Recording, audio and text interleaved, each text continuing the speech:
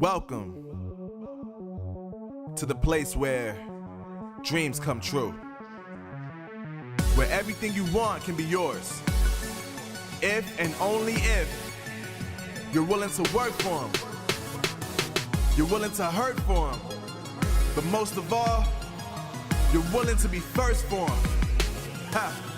Look, I'm going straight to the top. I don't know how I would stop, like it or not. I got some goals that I'm hitting. You hear what I'm spitting, it's hot. Look what I got, whole lot of passion and pain. The road to success is insane. Stay out my lane, cause I'm on a mission. I'm getting what stands in my way. Yeah, I'm a beast, I wouldn't play with me, baby. The way that I'm training is crazy, and I do it daily. You wanna talk about drive? I got more drive than Mercedes. I've never been lazy. I'm in the room, it's a red alert. You wanna compete? Well, get better first. I got 10 toes in the dirt, push through the hurt just to show them my worth. I'm the best. Yeah, I'm the best. I never stress. I know what's next. I'm who they test, like we playing chess. But I'm unimpressed, so now let me flex. Yeah, I'ma work through the struggle and hurt, cause I know my worth, and I gotta be first. Yeah, I gotta be first. Look, I don't want anyone's sympathy. I understand what it's meant for me. I give my focus and energy. If it's meant to be, then it's meant to be. But mentally, I'm undefeated. They hear that and say I'm conceited, like there's no reason. Like I don't beat them and come back again just to teach them that when you work under pressure, you reach higher measures. They'll try and bring you down, but you cannot let them, and only get better and focus on cheddar. Eye on the prize and you'll become a legend. Like, when I'm in the room, it's a red alert. You wanna compete? Well, get better first. I got 10 toes in the dirt, push through the hurt just to show them my worth. I'm the best. Yeah, I'm the best. I never stress. I know what's next. I'm who they test, like we playing chess. But I'm unimpressed, so now let me flex. Yeah, I'ma work through the struggle and hurt, cause I know my worth, and I gotta be first. Yeah, I gotta be first. They don't know what's gotten into me, how'd I turn pain into energy. Through all the struggle and hurt, remember my worth, and that's why I gotta be first.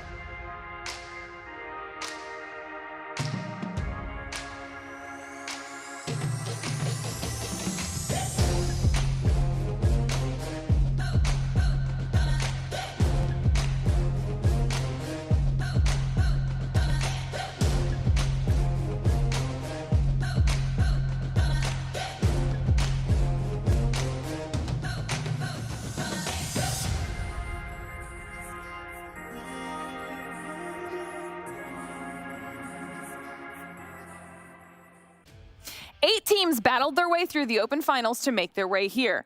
They now continue to fight for the title of Challenge Season 3 champion and, of course, that first place prize. Who will take home the cash and the title? Well, it's time to find out. Ladies and gentlemen, this is the Snapdragon Pro Series.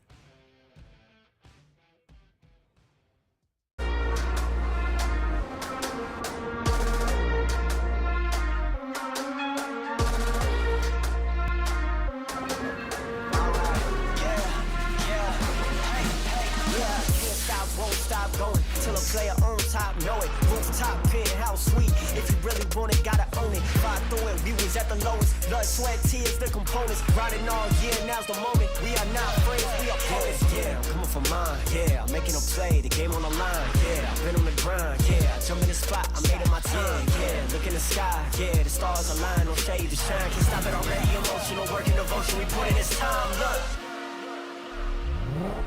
you won't stop.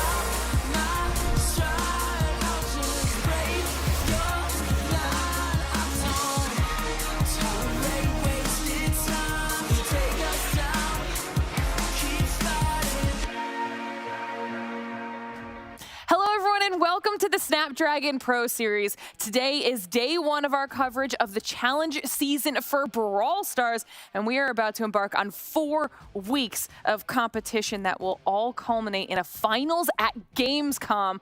I am so excited for all of it. I'm your host, Glitter Explosion, and I am, of course, joined by our lovely talent for the season. We have Sunny, Trav, and Ark joining us for the duration of the competition. Are you excited? I am, of course. 4 weeks, 7 match days. Who wouldn't be excited? I mean, to be honest, it's going to be absolutely thrilling. We've got so many good games, and there's no better way to kick it off than right now.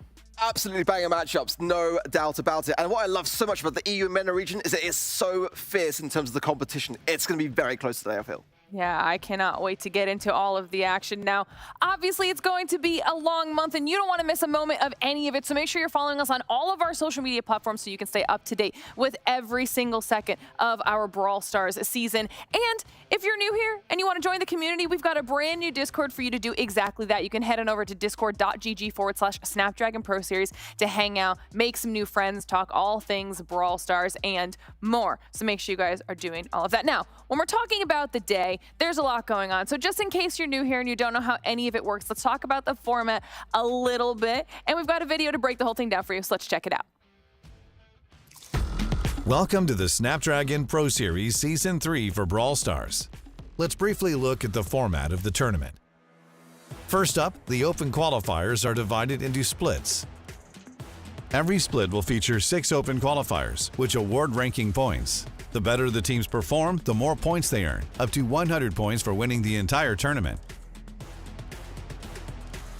At the end of the open qualifier, the 8 highest scoring teams will move on to the open finals. There they will go head-to-head to determine our top 4, who will then ultimately qualify for the challenge season. Next up, let's look at the dates for the EMEA splits. In May, we began our open qualifier with the final day on the 1st of June. Their open final is on the 7th of June and will be broadcasted live. Once the open finals have been completed, we move to our second split. These open qualifiers will start on the 13th and run until the 22nd of June. The final for this split is on the 28th and will also be shown on our broadcast. Once the open finals for EMEA are complete, we will have our teams for the challenge season. This season will begin with a round-robin format, which means they will all face one another, accumulating points as they win. The teams with the most points will then brawl it out in the challenge finals. We're eager to see the best Brawl Stars teams compete, so let's get this show on the road. All right, now that the video broke it down, we've got a little bit of a visual representation here as well. Trav, one final clarification on this format. Let's say we've already smashed straight through all the open cups and that open phase as well. 4 teams progressed from both Split 1 and Split 2, where we find ourselves today. Game day number 1 of the challenge phase, where we'll have a round robin, 7 game days, as it was just said, for this season. Then we'll move on to the challenge final. The top 4 teams will progress from the challenge to the challenge finals. And then we'll find out a winner, and they're going to take home a lot of cash. Then we'll do it all again with more cash on the line. It's going to be very exciting now that everybody knows how it works. Talking about the cash, well, obviously there's some prize money on the line for this event as well, Sunny, and it's pretty exciting. Definitely. With $50,000 at stake, nobody leaves this challenge season empty-handed. Only the first place already gets $20,000. That's not nothing. No, that is not too shabby just to make it through the challenge season here. It's going to be something all of our players are going to be fighting for, obviously, on top of those top 4 spots to get into the challenge finals to try and have a chance at that cash. So I think everyone is definitely going to be coming out of the gates very strong today. And speaking of coming out of the gates strong, let's talk about the schedule that we have today, because the first match is going to be fun. It's going to be fantastic for me, absolutely so, because ultimately in the cup stages, you know, Navi really did struggle to gain a win against A&R, which will be our first match up as the one to kick off the day. Second match will be Foot Esports versus SK Gaming. One absolute banger of a grudge match, no doubt about it. Humble versus Zeta Division for match number 3. And to finalize the day, Mr. Dosar take on Team Kesso. All right. Now that we've got the whole schedule down. Chat, hopefully you were taking notes on that as well, so that you know if you're following specific teams, now you know the times to expect them to pop on. And this is just day 1. We have a day 2 that will be tomorrow as well. So hopefully you're settled in for the week and ready to watch multiple days of Brawl Stars action, because that's how it's going to be functioning throughout the entire summer. I cannot wait to start talking about all of it. And actually, when we get the casters' predictions, I'm going to ask you guys for some help on that as well. But let's start looking towards that first match, okay? Match number 1 on the day, like you were just saying when you read the schedule arc, it's A&R versus Navi. What can we expect out of that match, Sunny? It's going to be a really tough matchup, simply because A&R had a great start into the season. Navi did a lot better in the ESL Open Cups, and they qualified through Split 1, A&R Split 2. Does that mean something? Well, we're going to find out. Not to mention that obviously week number 1 sometimes can kind of be all over the place, right, Trev? It's the one opportunity that these teams really have to get a lay of the land before things start to settle down. Yeah, you know, you've got to come out the gate swinging as well, you know, because every match matters in a phase like this. We're going to have 7 game days, but ultimately only 4 teams will be able to progress to the challenge finals, which is where the big money lies. So all of these teams have got to get as many wins on the board as they can, and this is a big, big influential match because A&R and Navi, I'd say they're right around those 4th and 5th teams, so they've got to get these wins on the boards, especially against each other in a game day number 1 like this, if they want to make it to a next stage. Yeah, if they're stuck on that bubble, it's going to be a potentially risky place to be. But we're talking about these teams, so we might as well continue to kind of break them down a little bit more specifically. Let's talk about their rosters here for just a second. We'll start with A&R.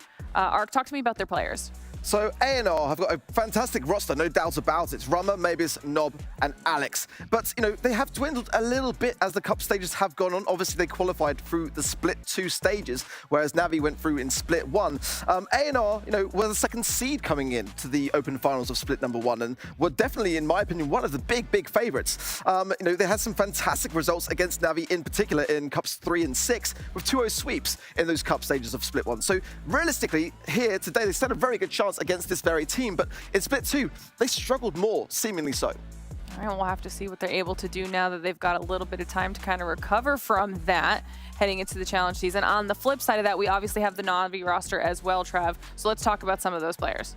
Well, they're a more notorious roster, put it that way. They are some of the most famous players in the scene, and we know how much of a backing this team has. You look in any Twitch chat when they're playing, the number of viewers rises dramatically, and the Twitch chat goes absolutely wild. So they've got a big, big following with Angel Boy, Cube, and MMA. They're going to be the roster of Navi, and they really have been playing, at least at the start of the year, they started a bit slow. Then they won that monthly final just before we took that mid-season break in the Brawl Stars Championship, and then we come back and they haven't really been the same. You know, they came through that Open Finals Cup in the top bracket, so they looked good through that, but other than that, we haven't seen too much of them other than that 1 month. All right, well, I mentioned it earlier, chat. It's time to start talking about it. And after everything we heard the boys saying, Sunny, it sounds like this is going to be a pretty close matchup. So I want to get your thoughts on how this could potentially play out. Well, close always means 3-2. I hope it's going to be played all the way to the very last set. And if I have to put my money on one of the teams, I have to go with Navi here, simply because they have been doing a lot better in the recent months, in the recent weeks at least. Okay, all right. Now, do you guys agree that it's going to be close, and do you agree on the outcome, or do you have some different thoughts here, Trev? I think it's going to be 3-2 Navi as well. I have to agree with Sunny. You know, they're both absolutely incredible teams, but A&R just seem like they're on a little bit more of a downswing recently, at least in my opinion. Yeah, for me, I'm going to break the trend and go with a 3-1 in favor of Navi. We can't forget, Navi are the team which placed Reply Totem into the lower bracket in that Split 1 Open Finals. We won't necessarily go into too many details about where Reply Totem finished, but nonetheless, back then, Reply Totem were looking the fiercest team in this region. So I feel like Navi have got a solid chance today, but like Chap rightly says, A&R have not been as successful recently, but can they bring in a bit of a shining moment today? It's going to be very close nonetheless. I kind of want to follow up on that though, Ark, because you said 3-1, whereas Sunny and Trav think it might go the full 3-2. Where are you thinking will be the weak spot for Navi then? That one set that they give up, what is that for you? More often than not, it comes down to Navi's drafts. They are very out there and very dangerously so sometimes, but other times more predictably so. And that's the thing, it's very easy to tell what Navi like to play and what they like to kind of play up against. And A&R do have, in my opinion, the better of the drafts. It's just whether or not A&R are prepared for Navi's playstyle today, because they are so aggressive. They come in with a lot of great healing comps as well, which really can back up a lot of those ideas. So for me, if Navi gave up a set here and there, it's because the draft was just not there, whereas A&R is just in a much better place for me right now. Is that the same for you, Sunny? Is that why you think that there might be some two sets that go the way of A&R? I definitely think so. A&R has been called the best drafting teams over and over again. They are looking so strong every single time. They show us something new, something fresh. When Navi tries those things, sometimes it works out amazingly well and they sweep the other team. Sometimes it was a bit too risky, too brave. We'll see. All right, chat, I said that I would ask you your opinion as well. Well, now is that time. You hear us talking about it. Our casters breaking everything down for you. Let us know your opinions on who you think is going to be coming out on top in this first match of the day. Do you think it's going to be Navi? Are you on the side of all of our casters? Do you think it's going to be A&R? And do you agree on the score lines as well? Because everyone's very close in this debate, so I'm interested to get some of your opinions on this as well. Now, we're just waiting a moment for all of our players to get themselves loaded into the game, so bear with us a little bit while we hang out and continue chatting all things Brawl Stars in this first match of the day. Don't forget, you also mentioned it. We can probably might have a little bit of time to touch on it right now, but we do have a little bit of that graduate match coming up after this between Foot and SK. Trev, that should be something that the viewers could be looking forward to as well. It really shouldn't. More times than less, Foot have come out on top, and they've been looking very, very good throughout a lot of the competitions. They kind of beat SK and then get beaten a little bit later on down the line, but through the Open Finals #1, we saw them deal with SK very, very simply and move on, and they qualified through that top bracket, beating Zeta Division as well. So, maybe Foot are coming into this one and this season in general as that top team. If they're able to beat SK and Zeta, who are their biggest rivals, and let's bear in mind, they face SK and Zeta in the first week, so that's a tough week for Foot. But if they can get that out of the way and get those wins on the board, they're in a phenomenal spot early on. Yeah, for me as well, I feel like Foot are in a fantastic place. And, the mind games will take their toll because we cannot forget that OPE used to be on the Foot roster. Foot then, changed things up, switched things up, got Lenan in, and that then left an opening for SK to be able to pick up OPE. And therefore, it's not just about, the results at the end of the day, it's about pride as well. Both of these two teams have a very firm understanding as to what it takes to beat each other. But as Trev says, rightly so, more often than not, Foot have come out on top. I think the only time that really SK have had a good look in was in the BSC monthly qualifying stages. Other than that, there's a lot of instances, especially in the BSC, where Foot have taken it all the way to the 5th and final set, and SK have not been able to seal the deal. Well, today cannot be that day for SK.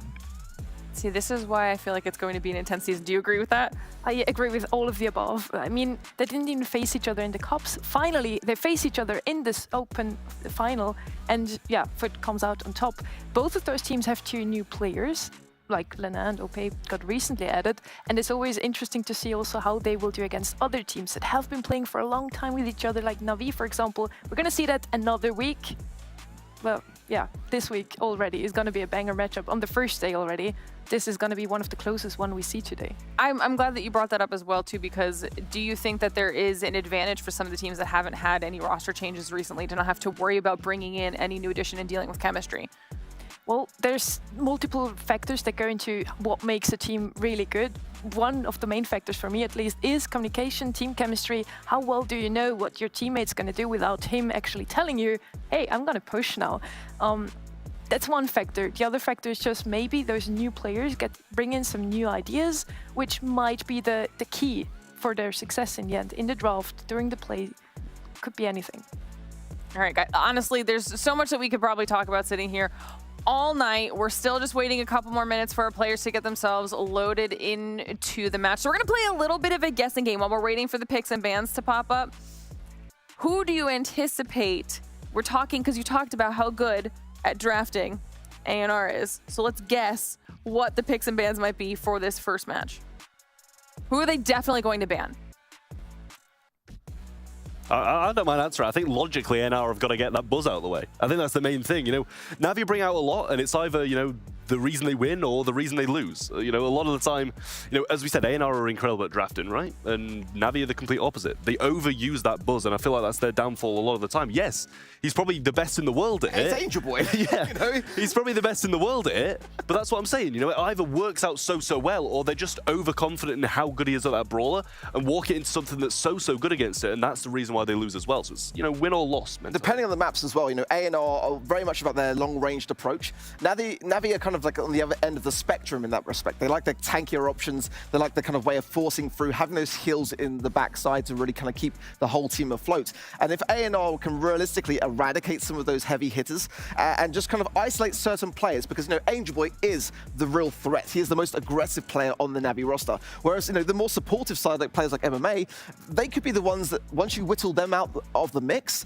really do leave a big hole, which A&R can then overthrow. But again, you know, about those ranged matchups, you know, Navi have got to be careful about how they choose to break up the map, or if they do choose to break open the map, because that could then actually give a bit more of an advantage over to A&R. They don't want to have that happen. You know, you were just ready for that. You were ready for that, Trav. I thought that one might throw you guys for a loop. You had an answer prepared to go. I'm impressed. I am always impressed with these guys. We're still just waiting here for a little bit longer so we can continue talking. Anything that you guys want to touch on that I haven't asked you yet, actually, because sometimes I do miss stuff. Is there anything you really wanted to at least bring up leading into this match arc? I'll hit it off the head, yeah, with a nail. Because for me, you know, the gadget reworks that we've seen, well, not necessarily reworks, but, you know, changes in terms of the meta, in terms of like the balancing of those new gadgets. We're seeing some knock-on effects. You know, brawlers like Squeak coming now in a much more powerful place with some, you know, tweaks to the star powers.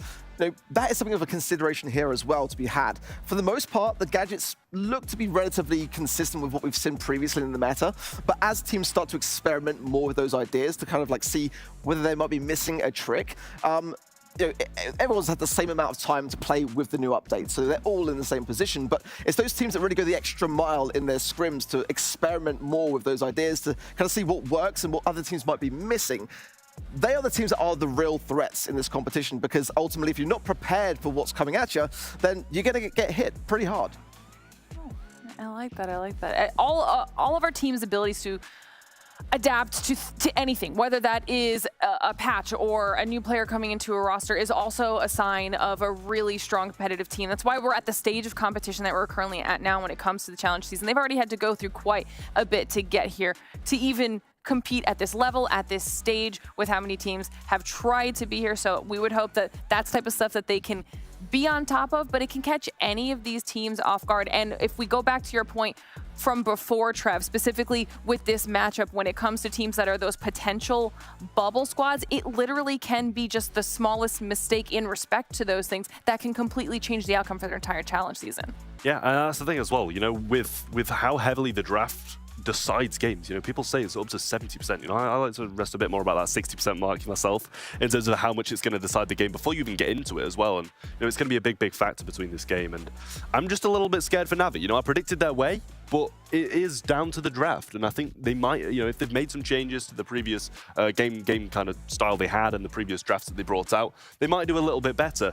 But yeah, I'm always very very scared for Navi's draft. If they don't manage to get it right, then they are, you know, on a heavy downfall, and they don't want to start the whole challenge season off weak. Otherwise, you know, going a bit later on down the line, they're going to be worrying. But we have the draft finally. Thank you very much, A&R and Navi, for getting into the game. All right, we'll take a look at this. Anything jumping out at you before we send the casters away, Sonny? I mean, we're gonna start with Pit Stop, and what I was hyped all day was seeing the new maps being played out. The new map pool got introduced last week. Finally, we see it. And talking about draft now, they didn't ban out Buzz. Now he still isn't picking it for now. They're gonna go with Sam. Also a great tank at the moment, and they like to play it a lot. going with Ems as their second pick there, together with the Sam, of course, is very clever. Going with the best tank counter with a tank, always a great draft start. All right, well, we are just a few more picks away from getting this whole thing started. We've already been chatting for a while, so I'm already sending you guys away. Just go over to the other half of our brand spanking new studio, and we'll see you in a little bit. Come on, son. Don't mind if I do. Have a little stroll over with my dad. Well, it's looking pretty good for me so far. I like to see that both teams have banned out the Shelly, because if you're not banning Shelly, prepare to face it, is kind of how I see this. And Nita, as we know, left on the safe unattended with Hyper Bear, can just shred through that HP. Bonnie is a bit of a weak spot for me actually in the A&R comp. Without a wall break, that might not necessarily be able to get as much value. Sure, it can go on the aggressive and get those assassination attempts onto the safe for damage, but Daryl as well to round this comp off from A&R is an interesting idea. I think that's probably the strongest of the brawlers for me. Yeah, I think it's probably the strongest out of the tanks that can play into a Sam as well. When you get the roll perfectly on it. A few shots with those dual barrel shotguns, and you're going to be getting the kill onto Sam if he doesn't manage to get those heals off from the super, if he's thrown it away somewhere, or if he just doesn't manage to get them off and pick it back up. But they're going to go with the Willow, and I'm not entirely convinced by that, especially because of the aggressive tendencies we're going to see coming out the Bonnie, the Daryl, and stuff like that. Yes, it's going to be pretty good against the Spike if you manage to stay behind these walls, but at the same time, I don't know if they've got kind of the defensiveness required. I mean, yes, they've got an Ems, but if the Willow's left alone, it's going to be worrying. Yeah, Willow in Heist is a strange one for me. More often than not, I've kind of seen it play out in Hot Potato, and it's okay. But is it like the best brawler to round off this comp? I don't know how convinced I'm of that. I think something for more control, but less Willow. It's kind of how I see it. I think Dynamite's a fantastic idea to have on this particular map, but nonetheless, Navi have got a plan, and they do play it very well to their defense. I've never seen it play out on pit stop on their behalf, but I'm excited to see how it will fare. Such an aggressive start on that left-hand side from Angel Boy. Gets the takedown. Mavis is forced to jump away, in fact, and now some first sign of damage onto the safe in a very early stage of the game. And who else to go aggressive? But Rama's going to get caught on that wall, and Cube tries to use that friend zone. And look at MMA's position already. He's already getting some damage on the safe, but Meb did as well. Angel Boy's going to use his second gadget of the game already, and MMA needs to pinch back here, reset Mebius's HP, but they're going to go 3 people aggressive, and with the body in that form, a Spike and a Daryl, this is a dangerous position already for Navi. They're going onto the safe, but there's the... Could not come at a better time for him either. He's going to get some big damage down, and Angel Boy, he's wailing away on the bottom safe. We're looking pretty even, but now there's a massive damage spurt coming in for A&R, but Navi cleaned up the defense, and now they're ahead. That was incredible. Absolutely incredible. What Willow value as they try to get the final percent, and they do. My goodness me, that push from A&R looked to me so convincing. I thought it was chalked, done and dusted right there, but that Willow pick getting so much value. I mean, MMA just single-handedly defended that situation by just having the mind control over Nob, and Angel Boy continuing that damage cycle in. What an impressive start from Navi. Yeah, but not only that, damage as well, when those people will respawn, and he's going to be able to get the heals off, and that's the power of the Sam pick. We'll see if MMA can do this defense yet again, because he's being left to defend alone, but Cube's going to get a brilliant super there as well. Rama's low, but he's not going to get the kill just yet. Now Cube and Angel Boy on the safe. They're going to have a body respawning, but that's not really going to be enough damage to deal with the Sam just yet, and if ever at that point as well, and we're still seeing 100% up top. Great defense from MMA, and Angel Boy survives a little bit longer. It was 50% in the first 30 seconds. It will now down to 23, and we've got to see more from A&R at this point. They've got to get themselves together here and start to defend the mid and push up and not be overly aggressive. So far, this is going to be over, and it's going to be a set going the way of Navi in literally seconds. I mean, it's done. Mebius and Nob have given up. They're going to stand still. They don't even care about this one. It's chalk. Navi are going to take the first set, and that was absolutely rapid. Pit stop coming in, and such a fast game. Nob got 0 kills there, and that's just not what we want to see for an assassination brawl, and Navi absolutely walking away with that one. Navi have got somewhere to be tonight. They've got some serious dinner reservations, and they're not hesitating to wrap this up as quickly as possible.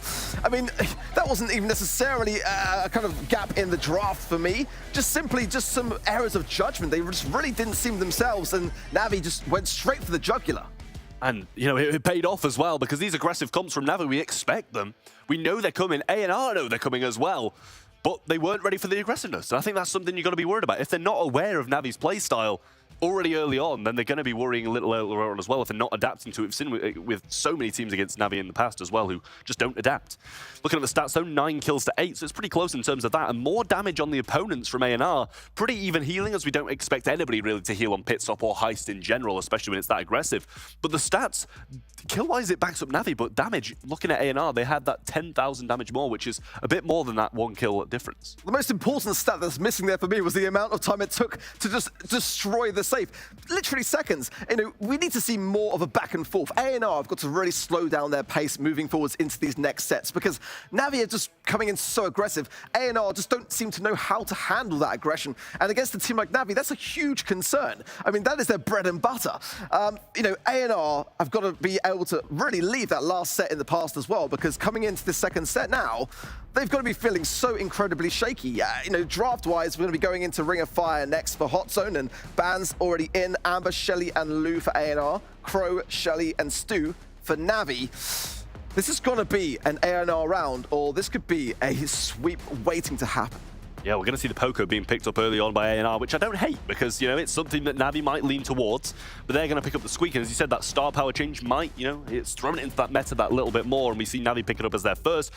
I'm not entirely convinced, though, as it does leave them vulnerable to quite a lot of those aggressive ideas that A&R might want to bring in and try and face Navi at their own game, and they've started the comp off with Poco, so that's kind of what you expect them to gravitate towards. Yeah, the change we're referring to is the star power of a Squeak chain reaction now got a buff from 10% to 20% in terms of the damage that it deals when your opposition is kind of clustered together. So I really do like Squeak, though. It's a fantastic thing to have with the sticky residue gadget, to be able to lock down a side. You're able to have so much more control and a Max coming in. You know, Navi are just continuing that aggressive cycle. Max is a fantastic addition to this comp to be able to really quickly get back into that mid to contest the zone, to get everyone in as quickly as possible. A&R going on the side of the healing kind of concept is great, but nonetheless, you know, if Navi continue down these lines, I do worry a bit for A&R. They've got to have some long-range control to back this up. Yeah, but at the same time, do they need that long-range control? You know, if they get control of the map, if they win the lanes, then they're going to be doing all right. You know, if they get control of this grass, then it's going to be a big, big thing. And they're going to take the Sam, which I actually kind of like. You know, if you're throwing that forward, getting some gadgets in, getting the control early on by winning your lane, which Sam should do with that gadget and super coming out straight off the start, then it's going to be good for pretty much the rest of the game if you're not getting pinched down so heavily. And with the Poco heals behind you as well, you should be sitting quite nicely. It's not a bad idea, for sure. But if there's any team that know how to play up against the Sam, it's Navi. I mean, look at that first set, you know? They're going to be able to really kind of see through this strategy better than most. So I am a bit concerned. Leon is a really underrated pick in this particular map, Ring of Fire. We've seen in the North American region, time and time again, it coming in, and it just has so much of ability to take back control. Tara wouldn't be the worst of ideas here for Navi, because it does that same kind of thing, and we are seeing a bit more of a rise up when it comes to her, but you've got to be careful when it comes to Leon. Ultimately, you can just go from a bad situation to an even worse situation if you're not prepared for that particular brawler. Yeah, and I mean, if it runs towards Squeak, the Squeak is dead. Like, that's just how it is, you know? If you manage to get that super, and even with the lollipop drop occasionally as well, but that should be taken down quite easily by those Squeak shots that can, you know, pierce through the walls where you want to get it. But they're going to go for a Colette. I kind of like the Tara idea you were going to say, you know, as well, with the max speed Tara super. Tara.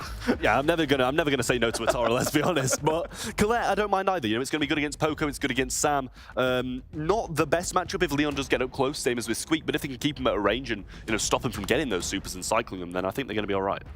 It can be quite tough, though, to make this kind of like side lane work, because Max and Colette effectively fill a similar kind of role when it comes to the mid. It will give them some options, you know, if they lose control, to kind of swap over and adapt to the situation that A&R may put upon them. But it is definitely something of a consideration there. Getting those angles in those corner pockets is not always the easiest of things when your opposition is using the corner to their advantage. But as we go in, let's see what kind of start this will be for Navi and for A&R. And obviously, of course, Navi with that first set have such an advantage in terms of momentum coming into this one.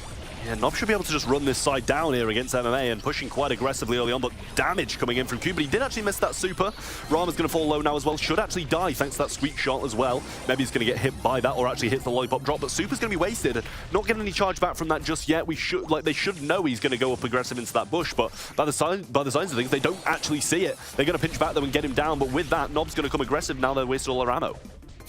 Cube just survives on there. Didn't pop the gadget actually, so he's still got some gotcha gadgets available. And there's not too much of a deficit, to be completely honest. Nice connection there. Beautiful stuff from MMA. But then the cancellation there, the protective tunes from Rama will keep them all afloat in the mid and just cancel that slow.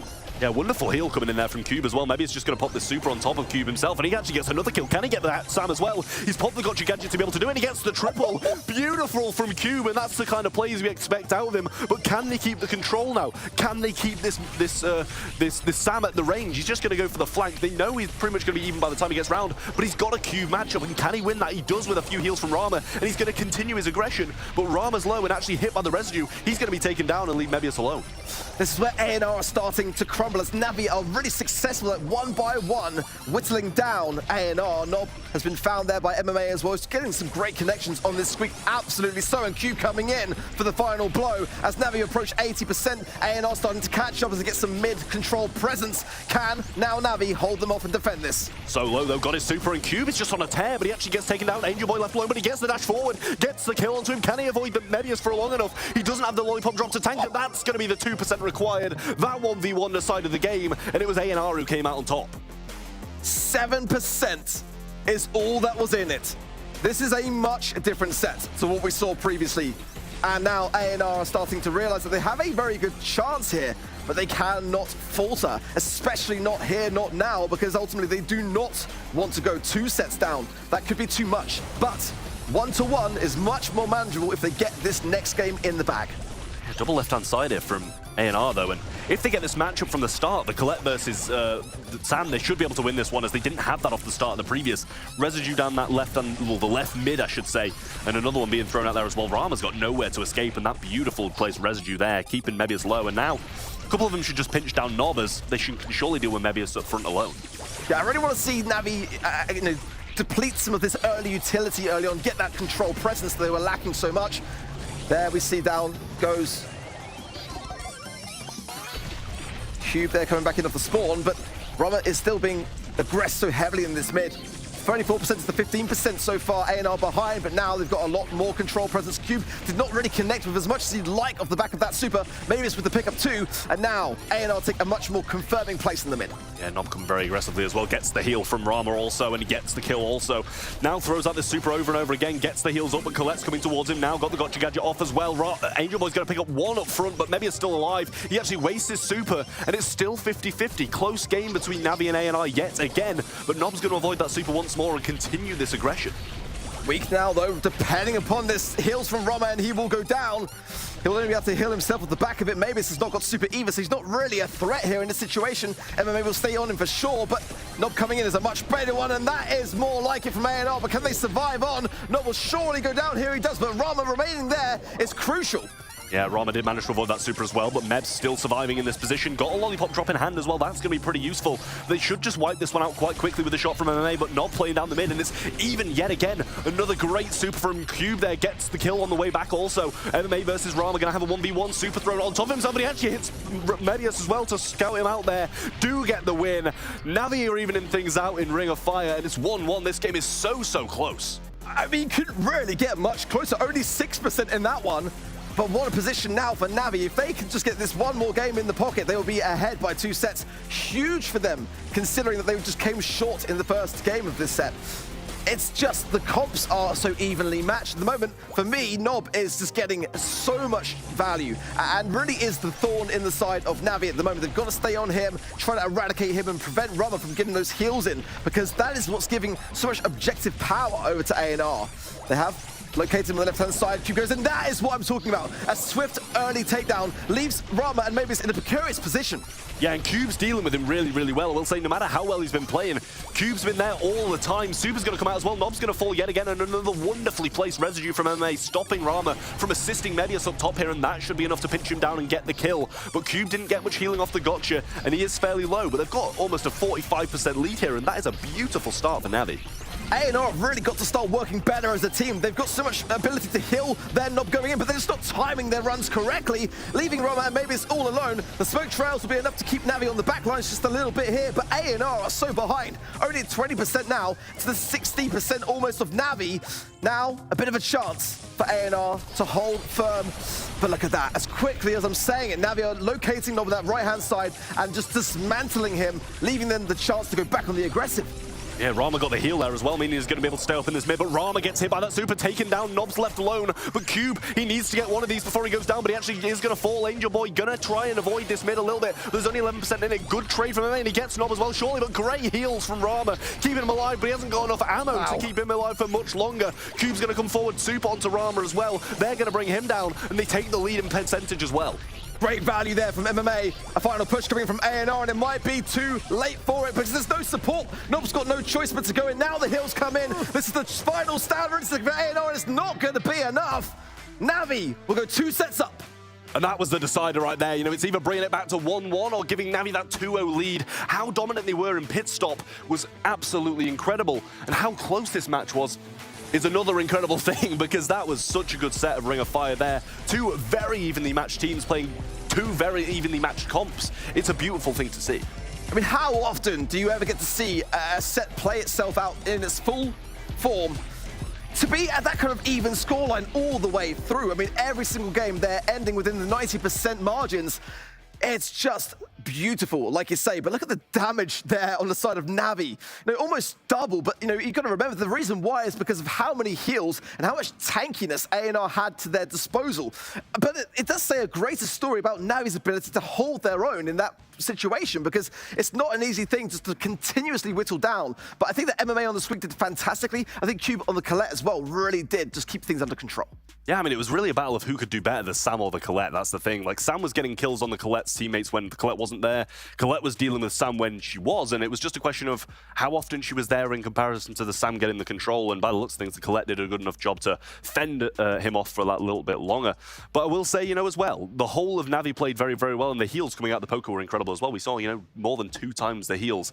And that's, you know, with the Gotcha gadget playing against the Sam as well, so she's going to get a good amount of heals off that. I think it was 65,000 heals coming out of Rama in that one, and we saw him in so many pivotal moments, getting those supers, getting those gadgets off, getting the capo heals as well. And it's just so evenly matched. It's a brilliant game regardless of the 2-0 scoreline. Yeah, it doesn't really reflect the reality that we're seeing play out, does it? I mean, you know, one thing I'll say there was A&R certainly could have had that. If they just timed a couple of more of those heals, the times that we saw Robert connect those heals, it was spot on. It was perfect. It was wonderful to see, and you know, quickly they were able to re-establish control. But in those moments where we saw Nob kind of going in alone, and more often than not, he kind of had to keep the rhythm going in the float, because he has to keep that aggressive nature to his abilities. Sometimes Robert just wasn't really there realistically to be able to support him in those moments. And that's where we saw the spawn cycle just get a bit out of sync.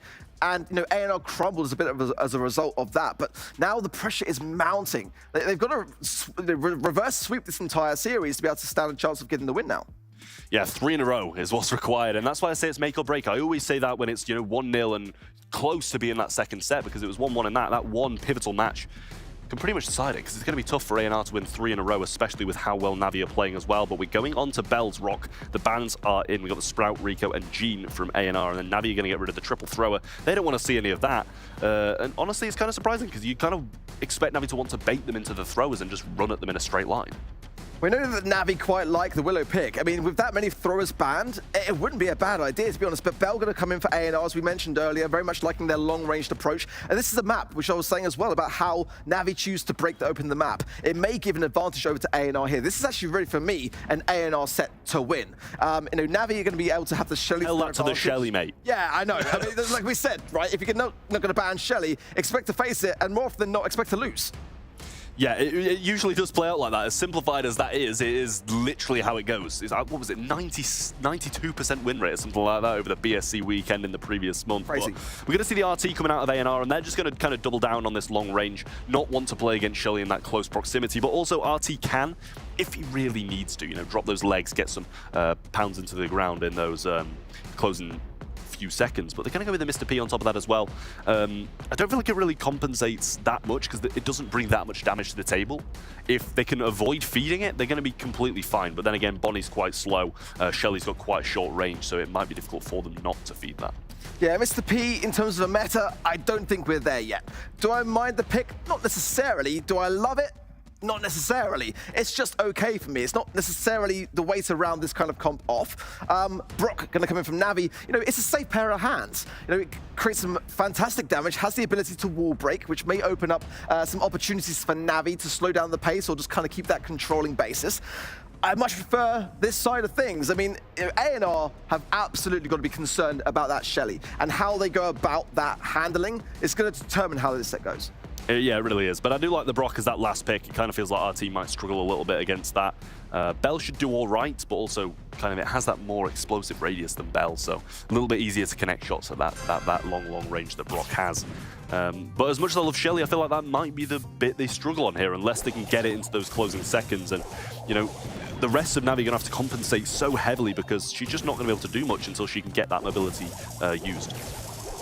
Well, MMA is going to have a tough matchup here against Mavis on this right-hand side because Bonnie is so slow and sluggish. Yes, you've got the gadget to be able to speed yourself up and give yourself that little bit of a damage boost, but you've only got so many of those to utilize. Just the 3 and 1 already, possibly even 2 there.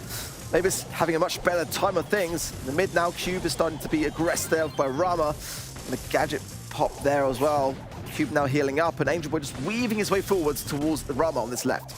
Yeah, no, I like the way Angel Boy's moving, getting some control back, but now he's been hit hard. Band-Aid does activate, and a good bit of compensation there by the Brock in the middle to stop Rama from keep on hunting him down. Nob now not able to hit too many shots, but Cube gonna get hit there. Super comes out, only gonna make one connection onto Mebius, not finish him off, but MMA is on a hunt, and he's going for Mebius, but he actually gets killed in return. The gas doesn't bring down Mebius, but Angel Boy's got his super, gets the slow down Clay Pigeon, comes out, the follow-up taps coming in from Brock. He gets 1, gets 2, Nob's not gonna fall just yet. Shelly does though, and A&R take the first round. A&R did so well there, honestly, because that looked like a Navi round to me if I ever saw one. I mean, the survivability there of Mebius was fantastic to see, and as well, towards the end, we saw similar levels of HP. I loved the positioning from Angel Boy. As soon as the gas closed in, he really made himself a home on that left-hand side. Oh, as the early takedown there onto Mebius would give Navi that 3 versus 2 advantage, but they've got to keep the pace kind of relatively slow. Angel Boy is going to thrive in the late game for sure. Yeah, and Rama, now he's got a super might be as well, but it's a 3v1 and I can't see him winning that. I don't think he can see himself winning that either. Waiting for the gas to come in though, and Angel Boy's just going to go on a bit of a hunt for his super himself, but Rama actually used a gadget there to prevent Shelly from getting super. I'm not sure how I feel about that rather than just possibly using it to get a takedown in this next round, but if preventing the Shelly super is that valuable to you, then, you know, do it. Yeah, I agree. I think that ultimately A&R would love to have as much utility now as possible to be able to secure this first game. Big taps from Mavis on his right-hand side. Cube was thinking about super, maybe just as like a deterrent there of the aggression that we're seeing. Now the portals will start to spawn in for Nob as Rama closes into the mid in a much more aggressive place, keeping then MMA back. He's not going to have a great time on this left-hand side either.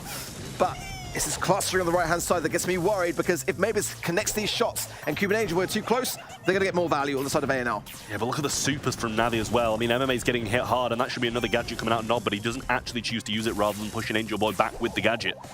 Still, Bonnie's in such a difficult position over the left, and another one of those portals goes down without a gadget coming out. Cube's going to get hit by that reverse polarity. There's the super and the jump in from MMA. That's a beautiful time play from them, and he gets the kill on the right as well. Damage gear activated, and he picked it up. That's beautiful from Navi, and they're surely going to be taking this game, but Rama is not going to have too much to say about that, as they can just take out his legs here. I mean, it was the right choice to make, but surely you've got to aggress rather than running away when your legs are on the floor.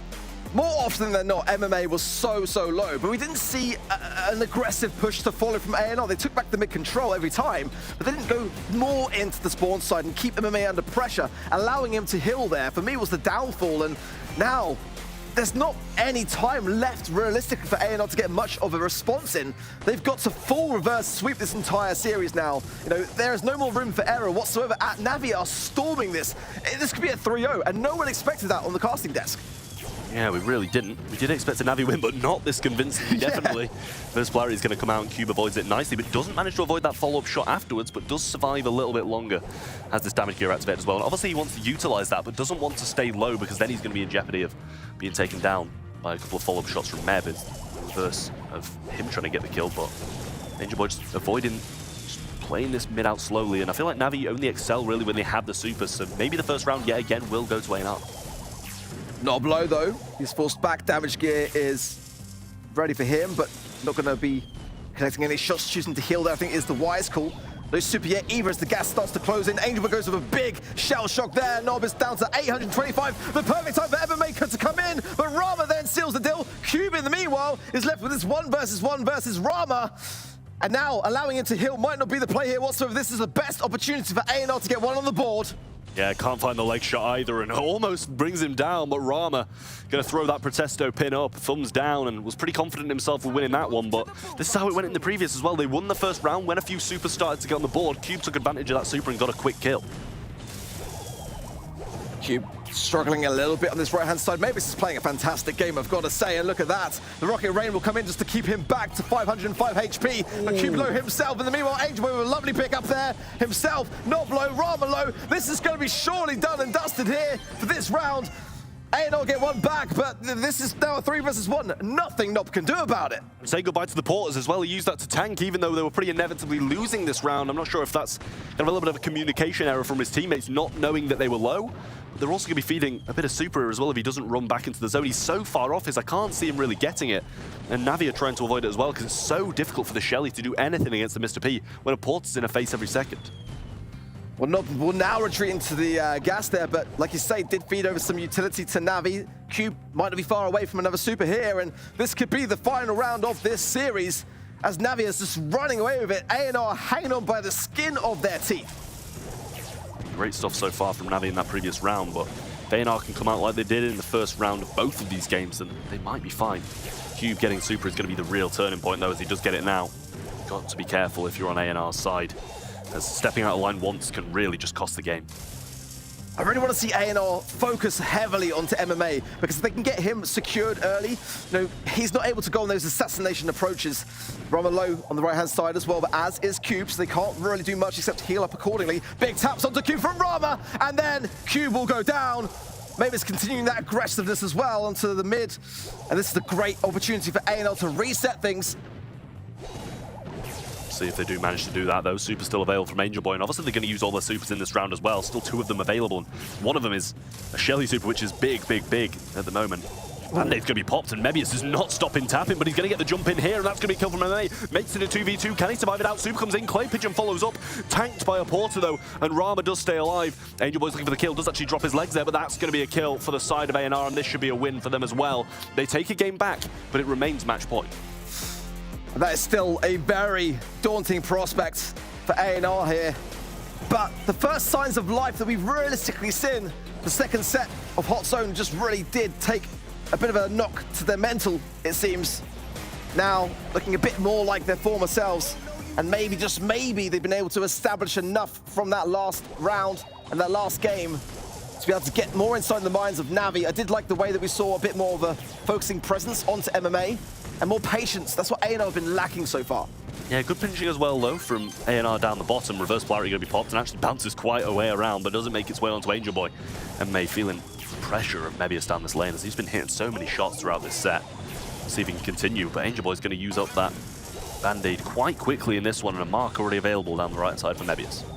Yeah, it's a great star power now, isn't it? Since the nerf to Shell Shock, Cube will miss, though, the Rocket Fuel. The Rocket Rain will connect, but nonetheless, Rama stays firm. The left-hand side will pick up the kill. Nob and Rama in a 2 versus 2. Good connection from Rama to Angel, who will go down, leaving just MMA. What a great start for A&R. Surely now, MMA will go into the gas, trying to feed anything over, but he might be able to get some utility himself here. He'll get the kill, but he surely can't do more than that. He will go down, and A&R pick up the round.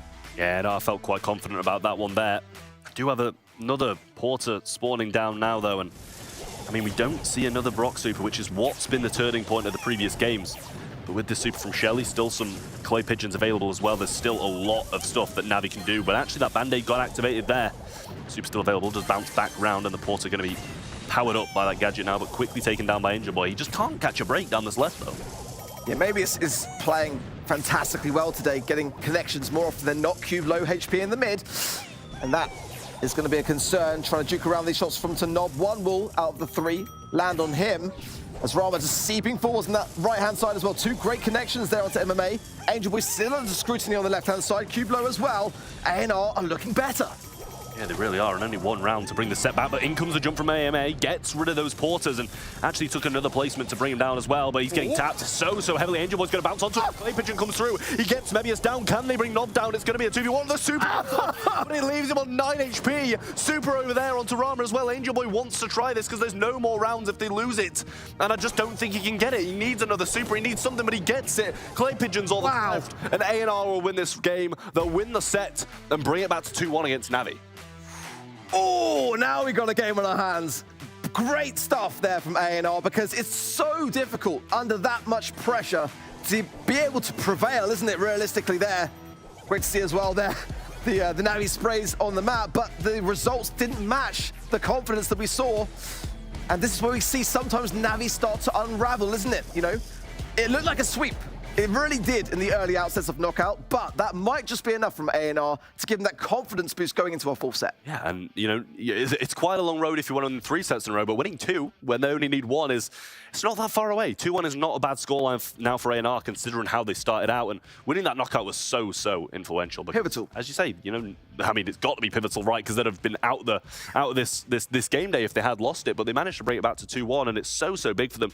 Confidence boost, and it just brings them back in the game because a 2-1 doesn't sound as daunting as a 2-0.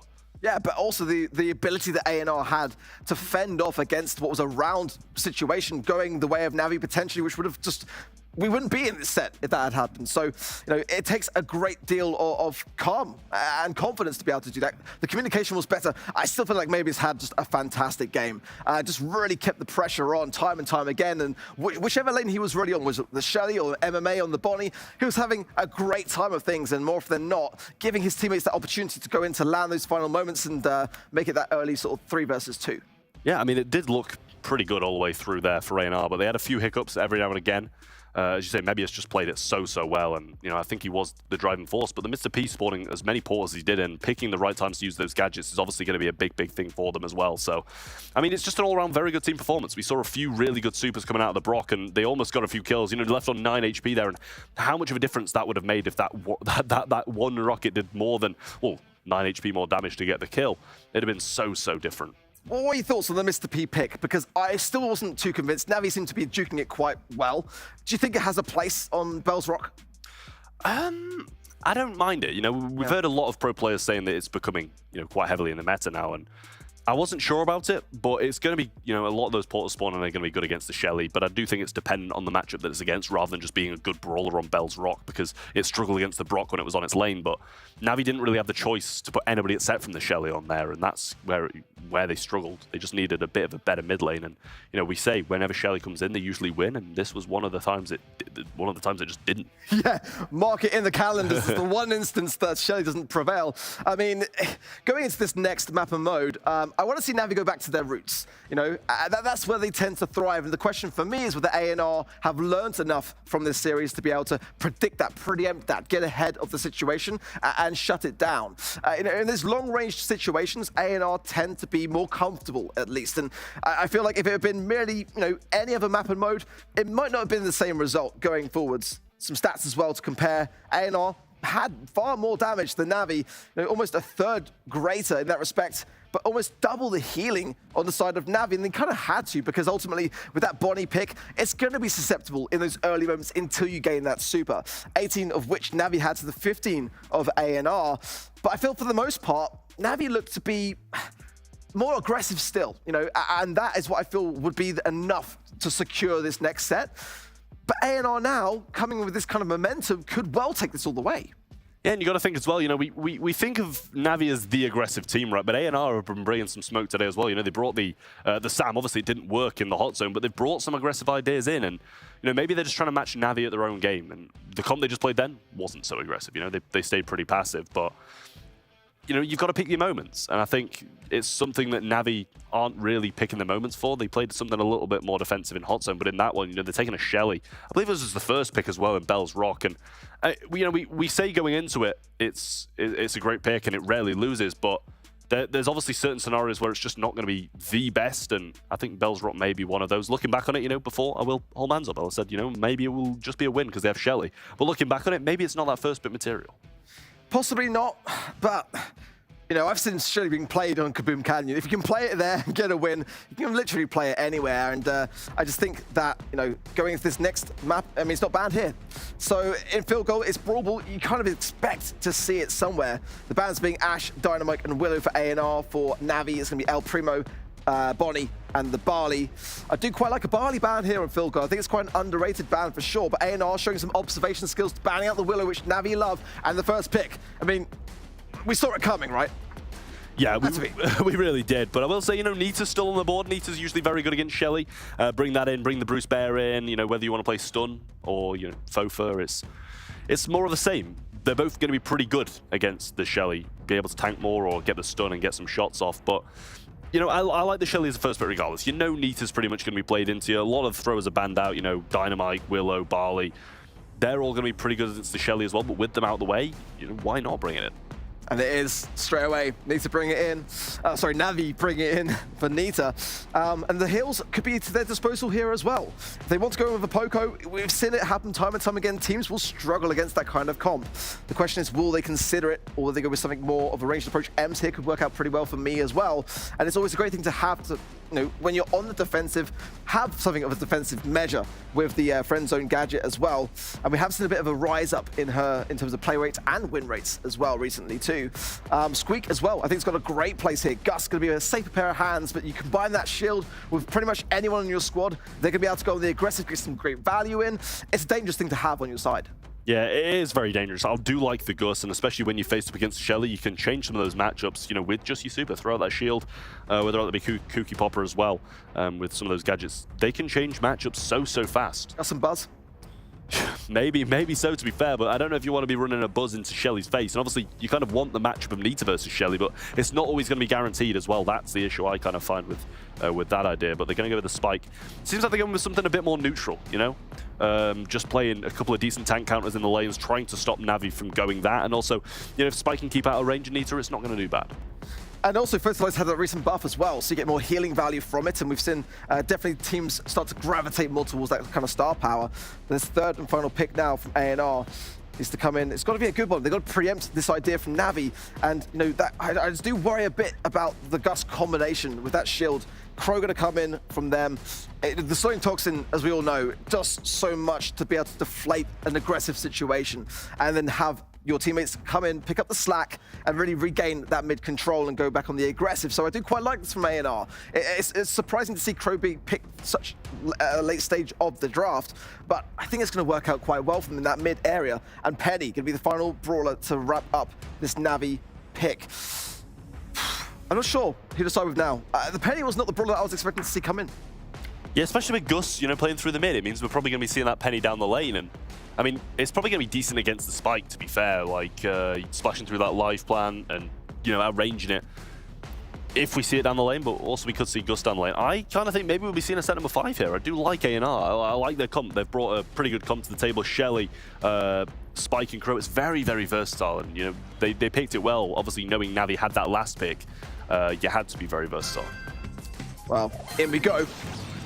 And an early gadget pop there from Nob. Really wants to lay down the clay pigeons as early as possible to try to create some space for his team, as then Mavis comes in with a Slowing Toxin as well. I like this from A&R, that is exacerbating a lot of this early utility. It keeps the aggressiveness from that early stage, and Navi are in a bit of a defensive position here. Nob's continuing that, so the lovely pickup of Cube follows up again with the help of Rama onto MMA, and now Angel Boy has got to be able to defend this, and I don't see how he can. Even popped a shield in there as well, but couldn't get his Kooky Popper in time to be able to knock it back. And even at that, we see Shelly with super also. And now the Bear's available from Q, but Nob might choose to just try running a straight line. Should be traded out if he does go aggressive like that. And the Bear still sits at a decent amount of HP. Now pushing the Crow back, this should put Navi in a good position. But a good pinch over there from Rama, and he has the super yet again. And with that mythic gear, it's going to slow them down so heavily. Well, Rama chooses to go the aggressive rather than heal, and Mavis will intercept that one. Getting the ball forwards, and they want to wrap this up still. I mean, they're not going to play the time game. They want to go the aggressive. Nice Kooky Popper there from Angel Boy to try to deflate this, but look at this. Great smash from Nob, and there's the opening. Maybe scores it and puts A&R in an early position in this set. They take the game, and this is looking very convincing so far. Looks like we're heading to set number 5 because, you know, we said it before this. I just think the A&R comes better at they've kind of doubled down on mids on the side of Navi, and they're struggling down those lanes. Ram is beating the Penny down the left with the good few pitches from Meb, and Nita's losing against Shelly, which is not what you expect. We see a little bit of a swap now when MMA playing down the side, but maybe they should just try something completely different and send Angel Boy down it. They've got to switch something up for sure, because that was not working, not even slightly. A&R didn't really give an open door whatsoever to Navi, and Navi didn't really have any positioning power to do much at all, as Angel Boy is struggling heavily in the mid. Slowing Toxin again, combined with the clay pigeons there of Nob, as he'll get the pickup as well, and another goal. I mean, do we wrap this up right now? Because it looks like this is over. It really does. We've got a Penny turret coming down. I believe that's the first time in the set we'll be seeing it, and that should provide them with some help, but enough help to be able to win the game? I'm not sure. Good slow coming in from Meb, but he actually does get hit pretty hard. Good shield provided there by Angel Boy, and I'd say that can flip the matchup. Nice QQ Popper coming in from Angel Boy, and this is the first sign of life we're seeing. Still got the shield, but Nob's going to clear up that side, and Angel Boy needs to follow up with some strong shots to be able to shut this down. Healing up his Nob on the right-hand side now, as MMA gets the takedown of Rama, but this is still a very advantageous position for me for A&R. Despite the ball being pocketed, it's Nob who's the threat, and he goes in and gets the smash onto Angel Boy now. MMA is bang out of position. Maybe we're trying to get the ball away, but it goes straight into the arms of MMA, but Nob is still there to defend it, and he does, gets the ball clear. Great defensive work there from A&R. Yeah, he just shot before he could get the pass off, and I'm not sure why he did that, because I think he'd have been able to grab the ball anyway, but actually choose to shoot at the Shelly instead of getting the ball over. Probably not the best idea, but they've got some control. They've got another Penny turret, which should start raining down in this goal mouth and get some control back for them. We do see a Nita Bear as well coming in, and that's going to do a lot against both Meb and Nob, but a good pinch coming in from him as well. Then Rama's very low, but they shoot at Mebius instead. Still should be able to get the kill. All of them go down, and now this could turn the things around, because they're going to be walking straight into an overtime in 35 seconds if they can hold on that long. And I think Navi should have the lead in that.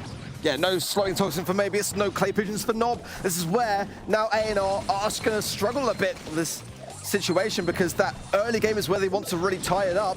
And Navi, of course, want to play the long game approach here. They've got the great opportunity now to do so. Maybe it's thinking about going for super.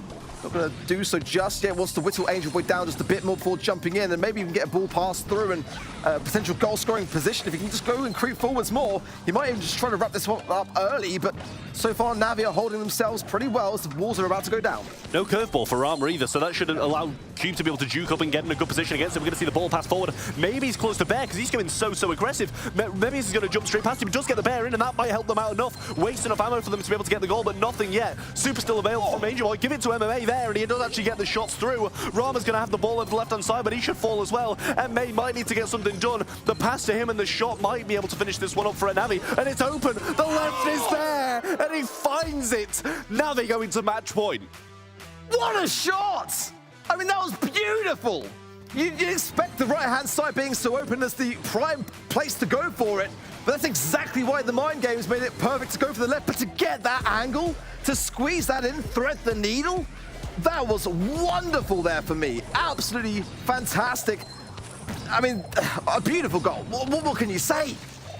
You can't say anything else. That was just gorgeous. Navi, and maybe they should have scored earlier when we saw a few of those replays. You know, they should have got the pass off when the Shelly was playing, but everything played out so wonderfully for them to score that last minute goal, I should say, over there in overtime. But now MMA trying to find this pocket down the right-hand side, and I'm not sure if that was a shot or the super actually missed there, coming across from Angel Boy. Didn't manage to see that. But Cube pushing up this left-hand side well and avoiding this fertilize now that he's adjusted to it a little bit more, I feel. Maybe it's going to jump away to live to fight another day. But this is a good place for Navi to be in, ultimately, especially if MMA can get that turret in play. But Nob knows that. Going to keep on that right-hand side lane and try to fend him off as best he can and not feed anything over, most importantly as well. Angel Boy just trying to find Rama, who's going to have to throw out super to defend off Cube, and that is going to give themselves a bit more space to breathe. Rama was doing well there as well to juke those shots, because one of them to connect, and he would have gone down. Yeah, MMA's there though as well. Needs to just keep control of this ball a little bit longer. And Cube's picked up that left-hand side, but now we see Shelly with the super. Should be one-on-one. Not sure if Cube can get back in time. He's going to find a shot, but that's still open. The shot goes there, but the super doesn't find its way through. Cube's going to pop a bear here as well, but maybe is still very much alive in this attack. Trying to get things done and actually jumps out, avoids that Nita bear, but did maybe waste a jump in the process. How often do you see a defense against a Shelly with ball and super in that position? It's so rare. I mean, unicorn rare there for Navi. And they dodge a huge bullet. As we are still with donuts on the board in terms of goals, but a great slow there from Mavis, and the aggression of Nob continues on. Shell shock after shell shock, and what realistically can Angel Boy do here? He's got the shield, he is still there, but Cube now goes down. It's a 3 versus 1. MMA coming in, and maybe a little bit of miscommunication. Great knockback, a defense for now, but Mavis coming in. It's not going to score it either. How are Navi doing this? How did he let go of the ball there? He kind of was going for a super shot and then jumped instead. I don't know how the ball got knocked out of his hand. I'm going to need to see a replay. Maybe it was a penny turret being thrown down, but something knocked him off it. Penny turret. Yeah. I mean, that was absolutely massive from MMA if he managed that in that just split second. And now they've got control, they've got a turret, and they've got everything needed for overtime and close this one out. Maybe it's slow. The connection is there as well. It's a 3 versus 2, now a 2 versus 2. If Angel Boy gets there and times it, out the line by Nob. What a great defense, but it is far from over. One pass to MMA, he gets the angle again, but he won't. A great shutdown from A&R as they start to find themselves a bit longer, but time is not on their side here. Cube closing in, but won't get it. Now a goal-scoring chance for A&R. Yeah, Navi's still got this penny turret and needs the knockback. He's going to pass it to the side, needs to throw it out, but Rama's going to find the opening. We're going to set number 5 as A&R take that one, and I just can't help but feel that Navi maybe should have won that. I mean, towards the end of that, I feel like they had it. I mean, it was all going their way, and I would love to watch this one back with some fresh eyes to see exactly how many opportunities there were. This defense was wonderful. Was it the Gus gadget that knocked him off? But it was like the split second that did it. Penny wasn't even there. But that was absolutely incredible because it was really confusing because all the walls were breaking down as well, and they still didn't manage to get it. But glad we saw that replay back there, and it was actually the Gus gadget that got him off that ball. A&R going to deal a little bit more damage. Well, 10,000 is not that little, but another 7,000 heals. And Navi, you know, they were 2 sets up, and now it's 2-2, and now it's A&R who are looking good. I mean, for Navi, they've got to be coming away from that set feeling deflated. Big time. I mean, A&R were able to draw that out so much, make them really work for it, massively so, and then still seal the deal. That's a set which requires so much stamina, and it's only going to favor the team which come out on top. You know, we've seen Navi struggle when it goes to these 5th and final sets. They are a team that have so much, energy in the beginning, early stages, and we saw it was looking just done and dusted in the 3rd and potentially final set for them, and it wasn't the case. A&R are gaining momentum big time. This 5th set, I feel, could go their way. I think that Navi could choke this. I think so too. They need a good draft. I feel like definitely in that one, A&R's draft was that little bit better. But I also do think that Navi's comp wasn't bad. They made things work, and, I did criticize the penny down the lane, kind of felt like they had 2 mids rather than a lane and 2 mids. But, the penny didn't play out too bad in the end. It made a few good plays. The mortar was really helpful down some of those lanes, but it was just establishing it that seemed to be the issue for Navi there. And in the end, they did manage to get a game and, a goal, but it just wasn't enough to be able to take this one. For me, that goal, though, I mean, the best goal that we've seen throughout split 1 and 2 stages, for sure. I mean, the best goal of this season, in my opinion. I mean, it was just threading that needle perfectly. But in that same idea, Navi still lost, and that's what matters. Winning is what matters most. And this 5th and final set now is where they're going to have to go back to their winning ways. A&R have been just growing from strength to strength and getting it right, most importantly. Navi had it in knockout, remember? 1 round away, and that was done and dusted. This is so important. This draft now is where it really all comes down to.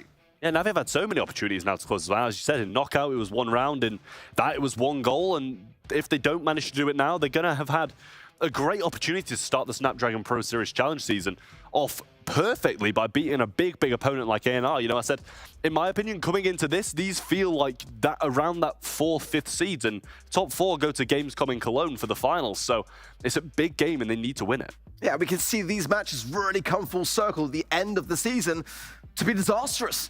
These are the sets that matter big time when it comes to those final stages points, and what an upset it will be if Navi don't pull themselves together now to be able to rectify this situation, because A&R are running away with it now, and they've just been able to demonstrate to themselves, because honestly, in those first 2 sets, they did not look like themselves. They looked completely, vacant from the situation, whereas Navi came in so sure of themselves, so aggressive in nature, and it just looked like it was going to be chalked very quickly.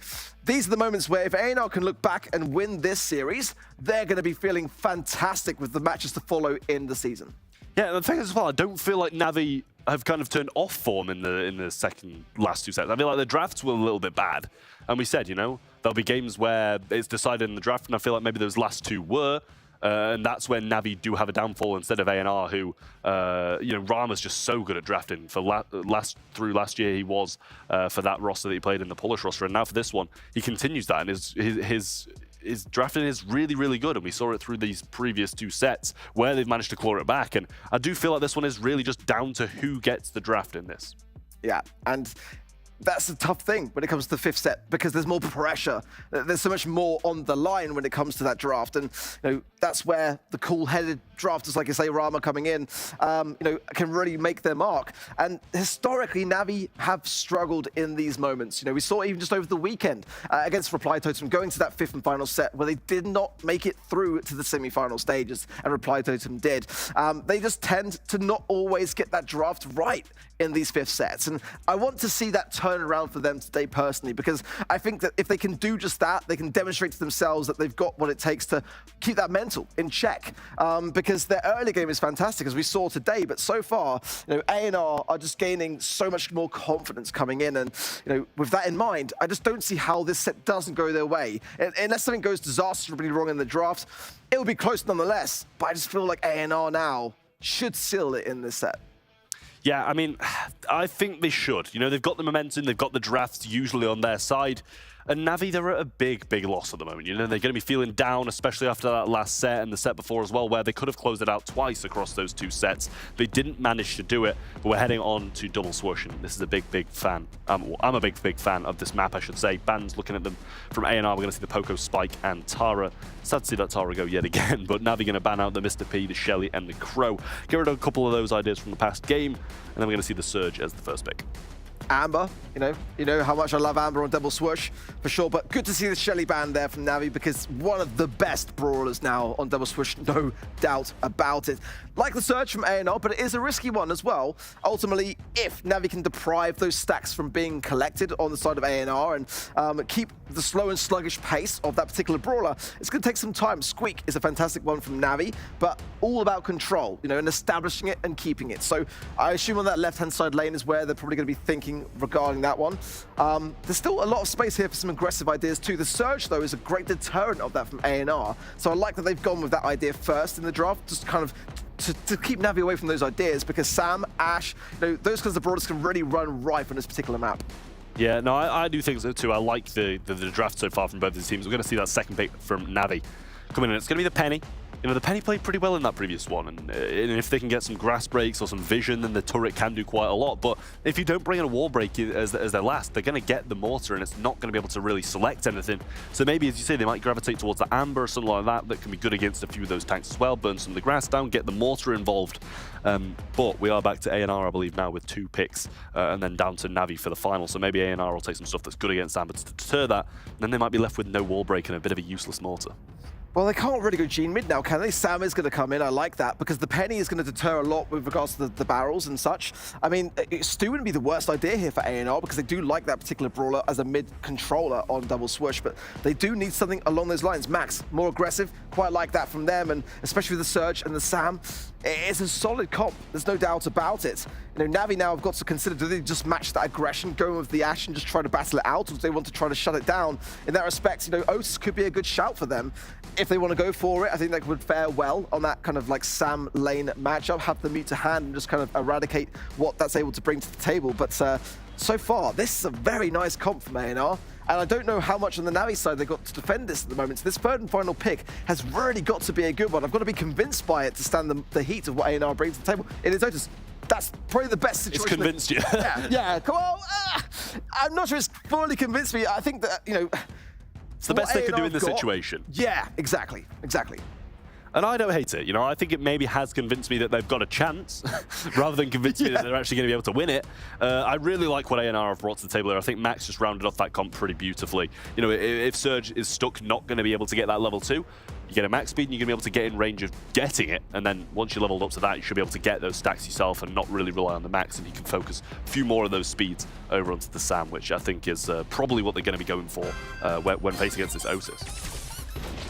Well, I feel like, well, nice gadget early there from Mabius, and look at this double stacking from Navi, staying well away from it. as Nob on the top left-hand side is going to be coming around to try to flank this. Look at this. It's just so all over the place early on, and I love it. Rama, though, goes down to Cube, who will be followed up by a takedown of Nob, and the gems, though, will be handed over to Mabius. Not the ideal person to have them. Yeah, well, Nob should go down here, not able to pick up his Knuckle Busters there, but yeah, maybe it's being level 1, not the person you want on these, and it seems like he's going aggressive, maybe even providing these gems back if he's not careful. Going to go down to one shot now, though, with that follow-up shot from Angel Boy, and he's going to be playing this right side, which isn't the best, but it gets the residue off on Nob, and that's a great gadget from him there. Did cover that right side in case anybody wanted to push and help out as well. Now we've got a Squeak Super, should be able to get a good amount done. Well, Rama there with the phase shift, taking no chances for that slow, but Nob is just on an absolute tear and taking up so much of Navi's time. It's left to Rama and Mabius to have pretty much a fighting chance in the mid more and more often than not, but a great mute finally, and that right-hand side lane taken care of as the fat spatter comes in there from MMA and keeps Rama back. Great opportunity now for Navi to regain control and get some gems in the pocket. Yeah, Nob just ate that shot in there in front of Rama, and that's not going to be the best thing as those gems were dropped on the floor, and now it's 7 picked up by Mabius, who's still only got 1 stack. Some aggression coming out now, and Rama does manage to pick up one of them, but Nob should fall down thanks to this pinch over this this left-hand side, sorry, but good trade coming out there, and they are still in the lead, and it's a heavy one at that. 9 gems to 5 now, only 1 more required. Gotta say that Navi have done a great job of keeping Mabius at bay, haven't they really? But now the countdown comes in, and that is good onto Nob from MMA. This left-hand side, they're just keeping Rama back, just going on the aggressive here. They've got to find Rama or Mabius. Mabius has not got super nice there with the super, but can Cube find the takedown? No, he can't. The gems dropped on the side of Navi as well, and A&R move on to match point. How have we got to this point? Possible reverse sweep coming in now, then A&R are going to be on match point, and Navi just left watching. They got some control back at certain points, but throughout the majority of the game, it was all A&R, and Nob was just cycling his lives over and over again, going aggressive, dying, and it worked. Just burn down those residues early on, and then they've got no answers. Surge Gem Carrier. Can we just let that set in for a little bit? For me, Nob was just the MVP. The entirety of that game, he was just all over Navi, going right up in their faces, keeping them distracted and keeping them suppressed, and more often than not taken care of, as we see the double kill from Nob, and he's still alive. Angel Boy's got to connect these shots, so he's going down as well. Cube comes in finally, but look at the amount of time that wasted, and the 5 gems into the pocket for A&R. Yeah, we'll see some shots come through. Maybe it's not going to get super still. And we do have a turret established for Cube now. That should be something. Super comes out. A couple of them connect on Rama, but he should phase shift through. That actually doesn't. He's going to go down. Actually, now he phase shifts and tanks that little bit of damage. But Nob's going to go through, get muted out, and this could be the control back now for Navi. And they're already 2 behind this time now they've established it. Fast Splatter won't connect there from MMA, but the takedown of Rama will. Mutes just in time onto Nob to allow the takedown. The gems are dropped. Cube will be able to pick one up maybe from the mid. He's got the time, the perfect spawn, and the countdown for Navi. A response inbound. Super comes out then. Rama's going to be able to dash through those shots from MMA. Super once more from Nob, gets the drag back and actually has the super back. But Navi's doing a great job of defending this. Cube's got the super, knocks Mebius back, and that should be enough to tank this one out as well. They know they've won it. Double match point inbound. It could not be closer. We're going to be finishing as we started the opening set of Hot Zone, went all the way, every step, into the 90% margins, and Gem Grab, it seems, is just as close. 1 game away for both teams to get that first early points on the board in this season of the SPS. Who is it going to be? Is it going to be A&R? Is it going to be Navi? We're about to find out. I mean, A&R still looked good. It was just a big turnaround. They can still definitely win this one. Phase shifter forced out early on from Rama there, and now Nob trying to aggress, but actually did get slowed down, continuously slowed down. But that's an early turret. Not placed in the best place, but not placed in the worst place either. Yeah, just had to defend off Nob there, and just anything that they've got early on to do so keeps Navi in a position of control. But MMA's got a heal here on this right-hand side. He's using shots. And that's not going to help when you've got Nob coming in full force. Great mute, though, just in the nick of time from MMA. And maybe it's now as the focus and the intention to get the takedown to Angel Boy, jumps in, but Cube does seal it. 5 gems to Rama to the 2 of Navi. But those takedowns could be enough to start to give some momentum back into the Navi squad. Yeah, it's close, but at the moment, it is A&R who are in the lead in terms of gems. Some aggression coming out now, and an aggressive turret placed once more by Cuba. Some great taps onto Rama there.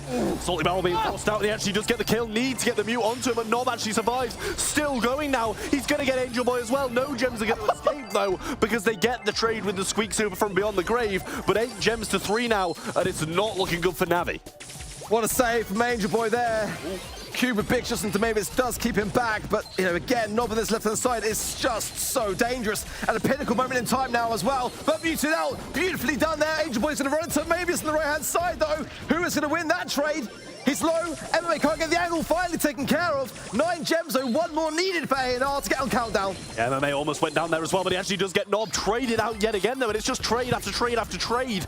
But it's 9-6, and now they've got to hold this mid for so long or get the takedown onto Rama. They're all coming forward now. Cube has to push back. Super comes in from Angel Boy, gets that down, and now they take him out as well. Great stuff from Navi, and one spawns right next to MMA. Couldn't have been a better spawn, but Navi is trying to get it. Can't get out, and now it's 9-8. My goodness me, Navi have done such an amazing job of buying time. We are now all tied up. Big speed there from Rama, allows Nob to go the aggressive. He gets 1. Will he get 2? No, it's countdown for A&R. And at the moment, Navi are out of position. And they didn't even trade him out either. Cube's in a bad position now. Nob's going to be super down. He's going to die, but they're going to pick up the gem before they can get the reset off. Mebius needs to fall. They need to take someone out. Mew going to come through, not going to connect. Mebius has got to jump. Is he going to fall? The super hits him. The shot lands, but they get the trade. I was just like left speechless on the casting desk as to how that ended. My word, A&R come out on top against all odds. What an exciting way to start the day, Trav. That really was an incredible, incredible game. Sonny over the other side. What do you make of this? An absolute crazy match. I mean, we did predict a 3-2, but for the other side, A&R sneaking it in the last second. What a game throughout. I mean, all of those sets have been so close. Field goal already, now double swoosh too. And looking at the stats here, it speaks the same story. I can't speak, don't look at me, Trav, you take this one. To be honest, I'm not sure if I can either. We've been through an ordeal. Both of them speechless. I mean, after those matches, I don't blame you. My question is, was that really the way you expected to kick off the challenge season with that type of a match? I mean, how could you ever expect it to have that many fireworks so early on? We knew it was going to be close. We said coming into it that it was going to be close. But that close? Nah. It had it all. Ups, downs, turns, upsets, galore. Great stuff to kick things off. I mean, even after the first 2 sets, you guys are both just kind of like, yeah, you know, this is the way we saw it going. A&R had a little bit of a response in set 3, and then they just couldn't be stopped after that. So, great job. Speechless as well. It was like a finals match. It was like a finals match, and that's just match 1 of day 1 of 4 weeks of competition. If this is how the whole region is going to be every single time, you won't have voices. I was going to say the same thing. We just like get so into it, don't we, on the casting desk? I'm okay with having no voice, so every match is going to be. Fair. All right. Match number 1 in the books. We've gotten to see some phenomenal gameplay to kick off the entire season. And there's still 3 more matches in the night. We've already gone the full 5 for the first one, so we'll have to see how everything else plays out. It's time for a short break for us on this side of things so we can get match number 2 set up and ready to go. That's going to be the one we were talking about earlier on in the show between Foot and SK. So I'm excited to see how that one plays out, but don't go anywhere. We're going to take a short break, and when we return, match number 2, you're watching the Snapdragon Pro Series. The Snapdragon Pro Series powered by Samsung Galaxy is brought to you by Snapdragon Elite Gaming, Samsung Galaxy S23 Ultra, Monster Energy, and DHL.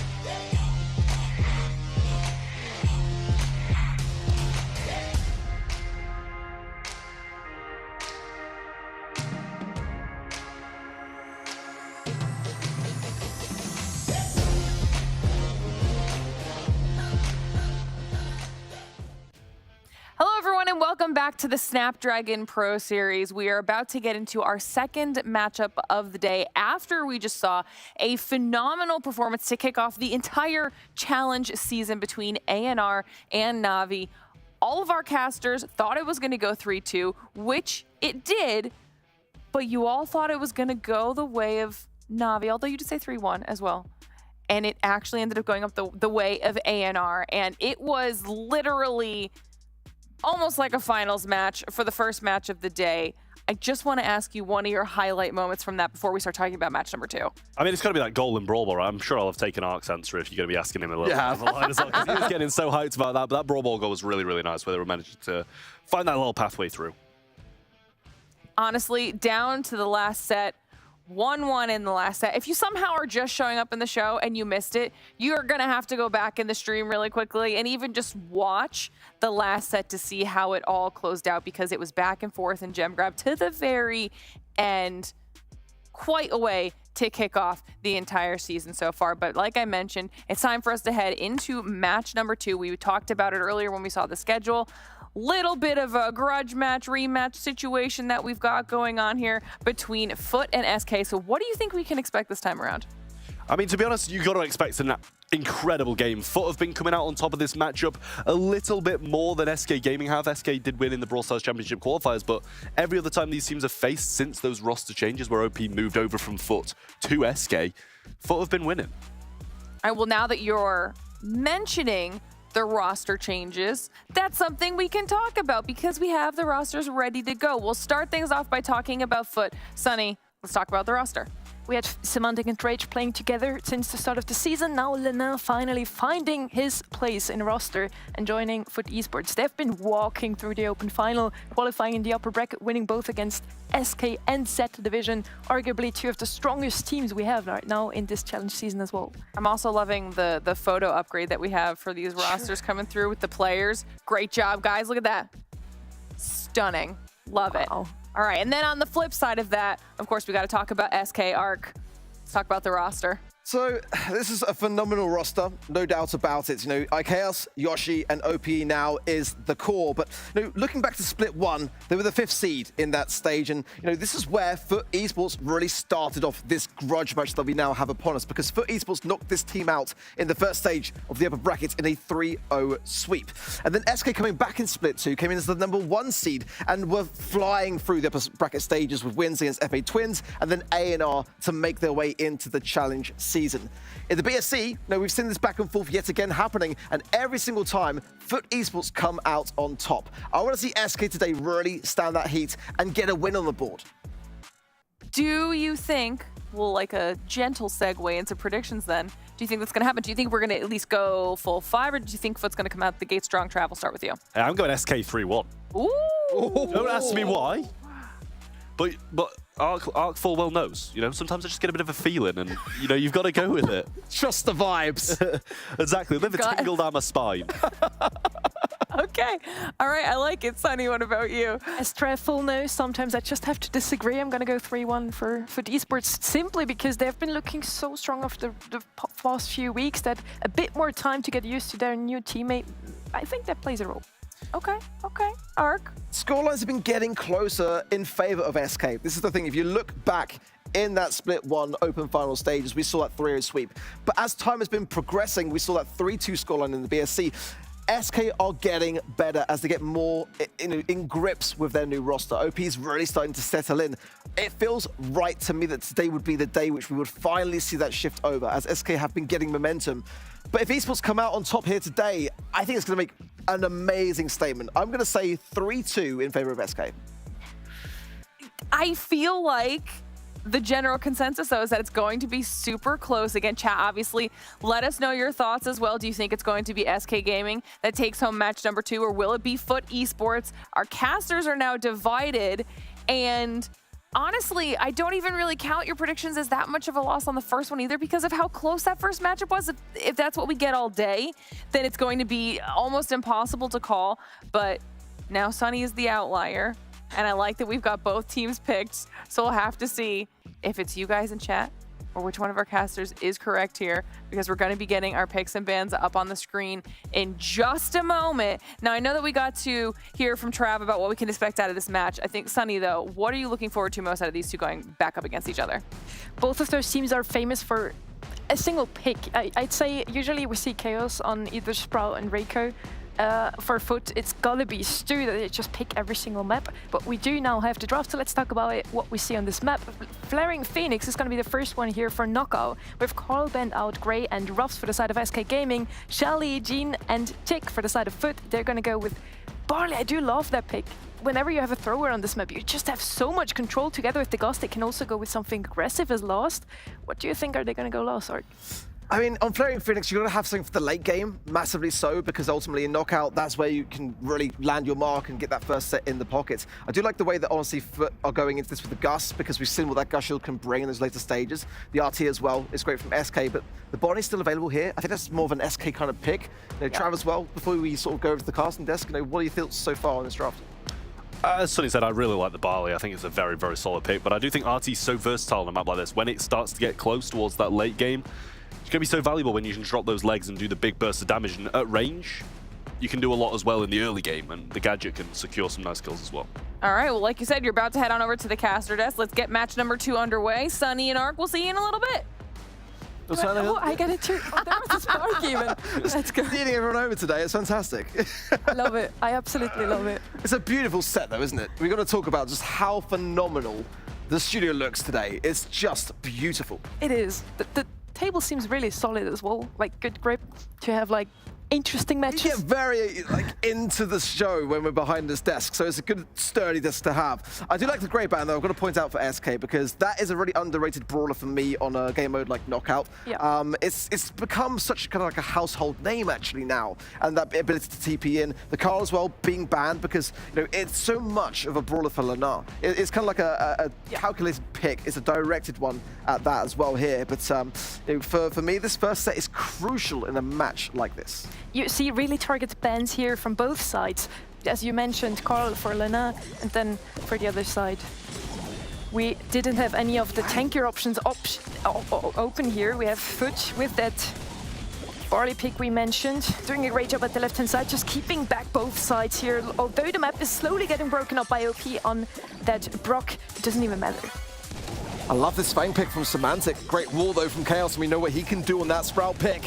Semantic go on the aggressive with that shield as he can afford to do, but they're waiting for their time to be able to aggress forwards here. Good jukes so far. Yoshi though is in a very good spot, getting great marks as well. The amplified spots there on the Lun and Rage. Semantic low, could go down here, surviving on Just, and the Herbal Tonic just in time. That was the perfect play there from the Rage with the Barley on the side of Foot Esports. The other thrower on the side of SK Gaming with that Sprout pick. Yoshi's falling, Semantic is as well. We only have Lena left here playing in a 1v1. They win the first round here. Foot Esports, is it in the end to comp, or did they just play it a bit cleaner in the end there? The survivability was fantastic to see, and realistically for me, SK should have sealed that one, actually.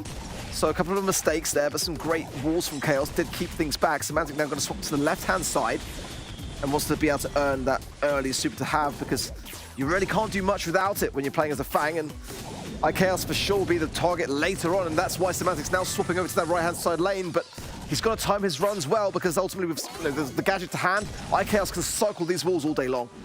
He can maybe, for Esports taking the first round, but now the map is broken up on their own side. That's where the Brock comes in, really. SK now has a lot of visibility, and they should take this one, possibly. Great wall coming in from Chaos. They're pushing back Lena. They swip lanes here. Semantic wants to be on that Sprout. He wants to go aggressive. As soon as this wall comes down, he will has his Fang super going in aggressively. Maybe Yoshi now switching over. Kind of denies that option. Semantic is quite low here, still tries to heal up, still goes in aggressively, does get the kill onto OP. Chaos falling.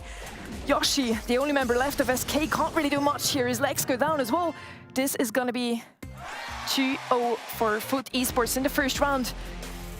Well played by them. It really was, They had a great ability to time their runs. I love that dash in though from Semantic towards the end, because, I mean, credit to Chaos and SK in general, because they were just keeping him guessing about the lanes, keep swapping and stay away from him, but that was a well-timed run that really paid off well for Foot. Can they secure this first set though, as SK have had a chance to warm up now? Good break, an early one at that, with the rocket fuel from OP into the mid. And good connections on Semantics to be searching to get that early super in again, because that realistically is what keeps SK back in this game. SK can break up the map all day long. It doesn't matter for FUT Esports. They have a great synergy here between Gus and Fang. Of course, Semantic didn't even need it. He dashes in at the right time, gets the kill for his team, and at last they get the first game here already in knockout. It's going to be also some great mental here if they can take this momentum into the next one. Again, EUR&MENA falling his first 2v3, but we did see FUT Esports win those before. Oh, Drage taking some big shots here. Will he survive? His healing does concede to another one, but surely how long can he continue this on with this pinch coming in? He's still in the mix here. Semantic's doing his best. He finally will go down. Nothing that really Semantic can do except try to get that super ready for the next round here, but he will do so. Nicely done from him. I mean, that's the best of a bad situation, right? Definitely, seeing that Yoshi and Chaos both already have their super, Semantic can play aggressively, and we see now he does have his as well for this next round. FUT Esports did take the first game. Let's see if they can repeat this. SK Gaming taking the first round here, but they didn't take the game yet. Map again broken up by OP, doing a great job there. Semantic falling low there. Herbal Tonic coming in too late now. This is another 2v3 against SK Gaming here. FUT Esports need to turn around things now, otherwise they're going to fall here 1-1. It's going to hand over so much power to SK. And EUR&MENA is already low, and if he goes down with one more shot, which he does, straight will be the last one to fall, and this will be a game for SK as quickly as that, all tied up in this first set. They looked so strong in the first game, now all of a sudden SK turning things around, not even giving them a single round. Who would have thought? All played by them, map breaking open, they worked this time around. Let's see, we didn't see any shields coming in from EUR&MENA so far, did we? We didn't see too much value for it. I'd like to see it more into the Gus shield more onto the Fang, sorry. Semantic will be able to do so much with it, but we saw as well that painful gadget, the healing tonic, just a bit too late to keep Semantic in the mix, and he really is that decision maker in those final stages to go in on the aggressive. A very early heal, but yet again, it doesn't get the value over to EUR&MENA, who goes down. We can get an early 3 versus 2. Again, like in the second round, we do see one again. Semantic is one shot here, goes down as well. Drage, the only one left standing. OP, the only one at the side of SK Gaming. This is super. Question is now for Drage, does he just play for time or does he try to get his super? He falls in the end to Chaos. I think Chaos is only one shot away from super now as well. This isn't great for FUT Esports. Certainly not from that start, which they had so much going for them. It looks very much at home here. Big Rocket Rain will connect with Semantic, taking him down to 1,420 HP. The heals from Drage were better this time around. The connection onto OPE was strong in the mid too. All that wall might be enough to push Drage into a perilous spot. He'll get off the last call though, which will buy him just a bit of time to heal. 3 supers on the side of SK Gaming. EUR&MENA finally with his shield, almost needs to use it on himself. Another Rocket Rain coming in from OPE there. Chaos with the great wall there pushes back the members of FUT Esports even more. Yoshi pushes back Semantic, he's falling. 2v3 once again. The self-shield there just led to EUR&MENA's downfall as it's just an overly aggressive play, and you kind of want to be handing that over to Semantic in my opinion. Drage gonna quickly follow, and as quickly as that, SK take it, and the learnings that we saw play out there just really displayed to me that SK were just much more together as a squad when it came to their communication. As soon as they saw through the strategy that FUT wanted to employ, they just took it down. To me, it just seemed like SK got the picks they really wanted. They felt so comfortable with that Sprout pick. It was very visible. Yoshi on that RT as well, popping off again and again after Semantic on the left-hand side. We did see targeted bans, but it wasn't targeted enough, maybe. Yeah, and in that first game, we saw a great deal of back and forth between Semantic and Chaos, because Semantic wants that lane matchup.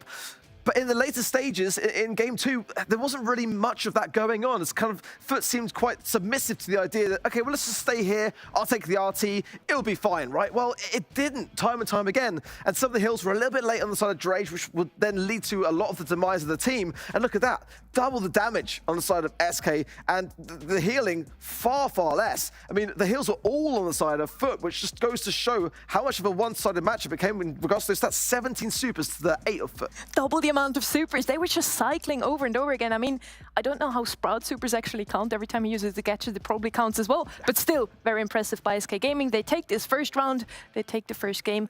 I said it's going to be 3-1 for FUT Esports. Technically, they need to turn things around now. Otherwise, maybe we're going to go all the way once again. 2 matches of the day already going all the way in a best of 5. Who would have expected that? Yeah, it's been a phenomenal start to the day, but I think looking back at the draft, the Fang pick possibly not the call here for Foot. It didn't really provide the most value possible, in my opinion. It got that great play, which got them the round, but other than that, it kind of just left that left side lane just a bit vacant. There wasn't really much that Semantic could really contribute into that late stage, which Foot didn't really prolong enough to get to that stage. So I think that Foot now will kind of like clear off the slate, come into this next set reformed, refreshed, and back to their roots, because normally it's Semantic who's such an aggressive contributor, and Fang is not a bad pick, not by a long shot in Knockout, but it's not necessarily the kind of go-tos that we tend to seek in the current meta, at least.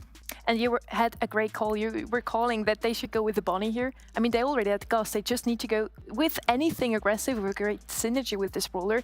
And Fang, I agree with you, just wasn't the pick. Bonnie could have held lane a bit better, maybe. But in the end, we had throwers on both sides. Throwers just work so well on this map. I'm eager to see if the next map is going to show us some throwers as well. Pit stop is it going to be? I really like that Willow pick from Navi before. I'm not sold on it. I was sold when Navi were able to defend with it, for sure, no doubt. I kind of prefer Dynamite there, just simply because you have a bit of a wall-breaking potential. I mean, it's going to take a while for me to come around to Willow. In game modes outside of Brawl, I'm starting to see her a bit more in Hot Zone, which I'm quite liking. The win rates are favoring her more often than not, so I'm not against it for that reason. But yeah, in Heist, I'm still not sure. It can have some great moments, but I don't know. I just kind of still side with the more aggressive nature over the control. I can't emphasize enough though, sometimes comfort picks go over meta picks. I agree with you, I would play Dynamite all day long. One of the best brawlers in the game, in my opinion. But depending on the team, maybe Willow just favors the playstyle that Navi brings. They always want to go with aggressive picks like that Sam and just go in front with it. And then in defense, Willow is looking a lot stronger than Dynamite. For SK and Foot on the other side, I would see them play a Dynamite, especially Foot. Let's see with what they're going to go. Shelly, Ems and Daryl on the side of Foot Esports banned here. A lot of aggression, a lot of tank counters banned out though as well. So I do think Foot Esports want to go with that last pick. And probably a Sam, because they really do like to stick Lina on that idea. So I think it's a safe pick from SK to go in with the Spike. Spike's in a very good spot at the moment. I would have said previous metas that it was the best first pick, but I feel like being in that position of SK, wanting to see what Foot are going to bring to the table here, it makes a lot of sense. And with the Fertilize now giving more healing abilities, we're seeing much more survivability from players that want to bring it into their matches. And we know that it's fantastic to throw super onto the safe to get damage and try and stay within that positioning. The Carl going to come in for Foot. That excites me a lot. I do love that. The needed to follow.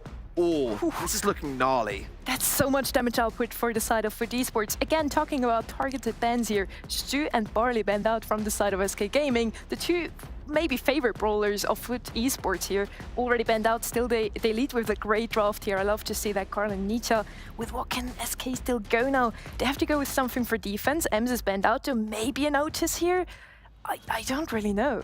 It's just really a good shout. Maybe Surge as well can get a lot of value on the safe. It's not necessarily an SK pick, but the Rico absolutely is. I mean, this is my favorite map for us. Teams don't tend to bring it in. I love the fact that SK do, because it's my favorite brawler, and on pit stop, yeah, I know, right? Everyone knows. And on pit stop as well, it just can get so much lane value for sure. But that might spell disaster, because Foot are known to bring in Edgar, and that is a very, very hard counter to Rico. They're bringing Edgar in more than any other team in any other region at the moment. So we'll see how they respond, but the third and final pick still to come for SK. If you ever want to make Ark really, really happy, you play Piper, Rico, and Crow. He's gonna be the happiest boy ever. We have the Edgar pick as lost. Take it away from Foot.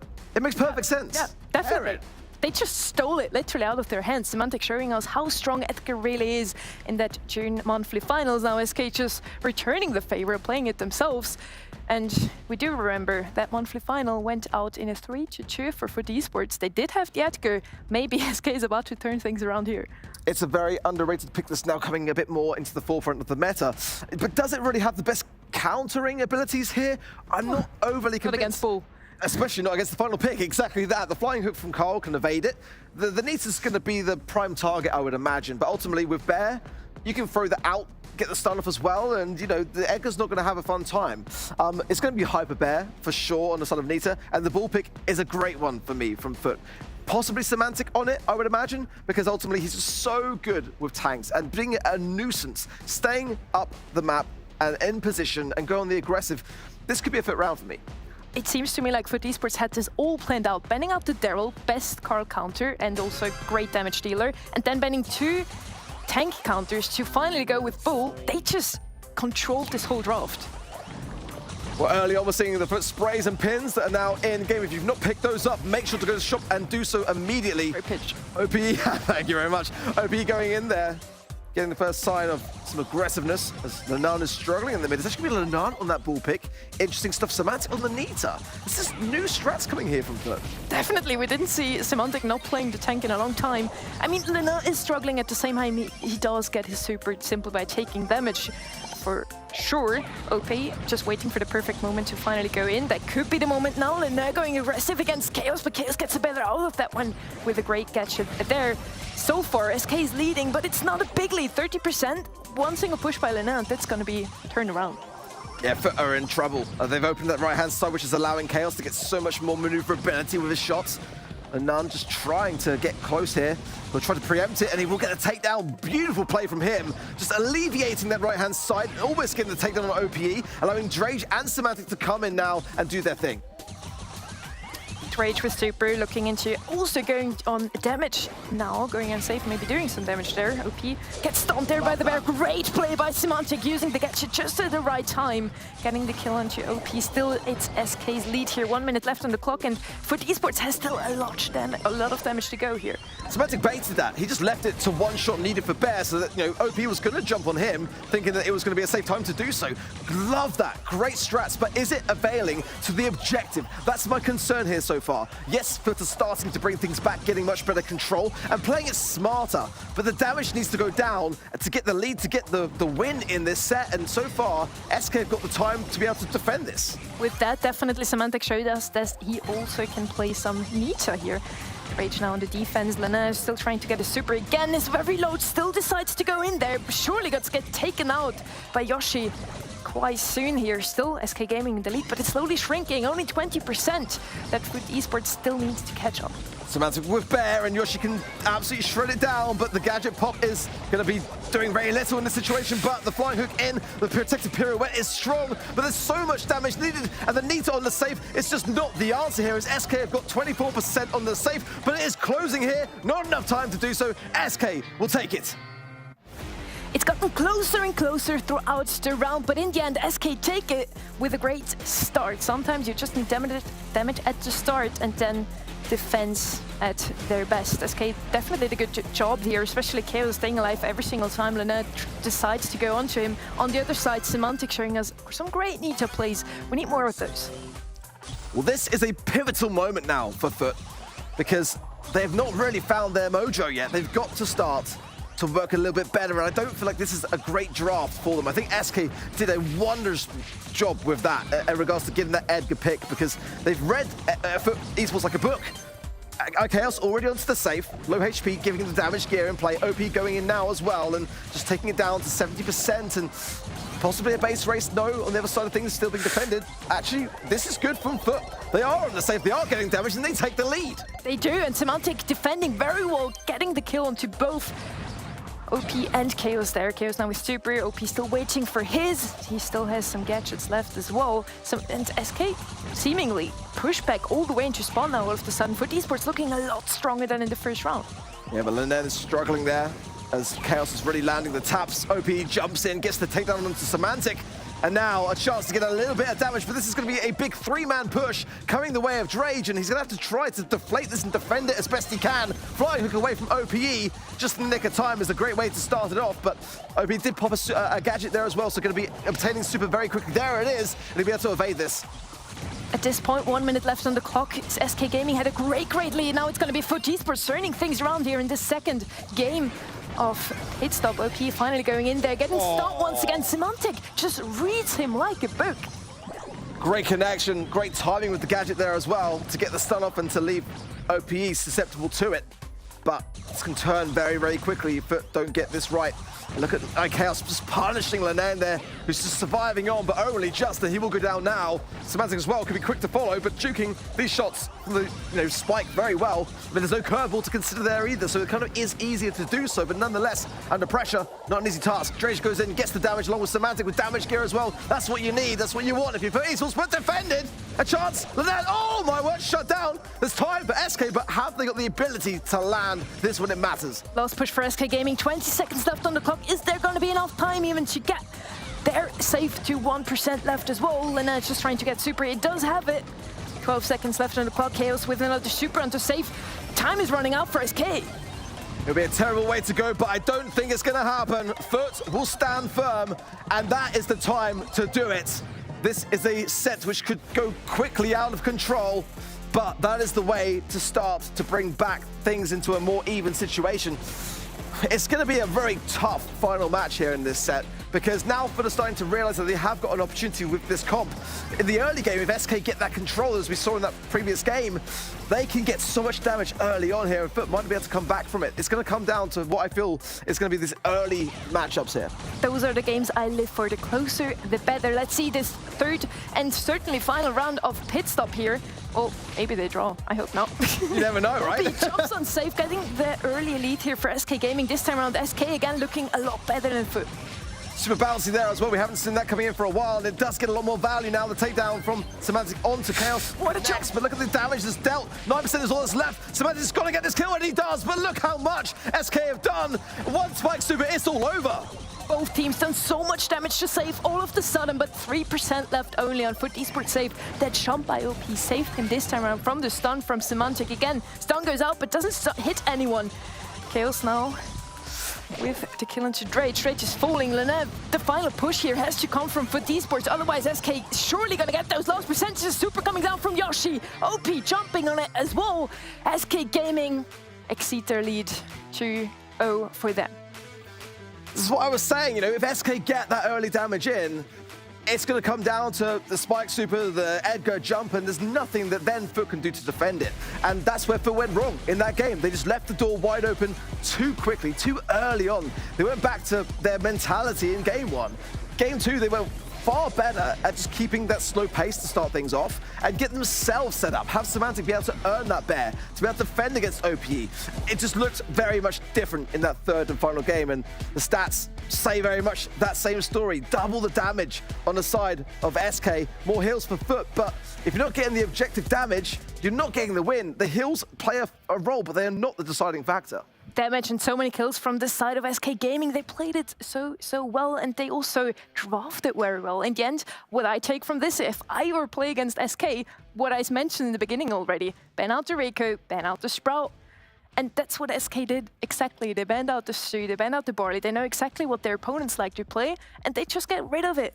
And they just feel like they're inside the minds of Foot more at the moment because they've conceded so many losses to this team. You know, it's starting to chip away at them, but because of those matchups and the frequency that we've seen them, they know what they're going to bring in. They know what they're being defeated by, and they'll be able to go back to their scrims and learn from those things. It does seem like that is the case today so far.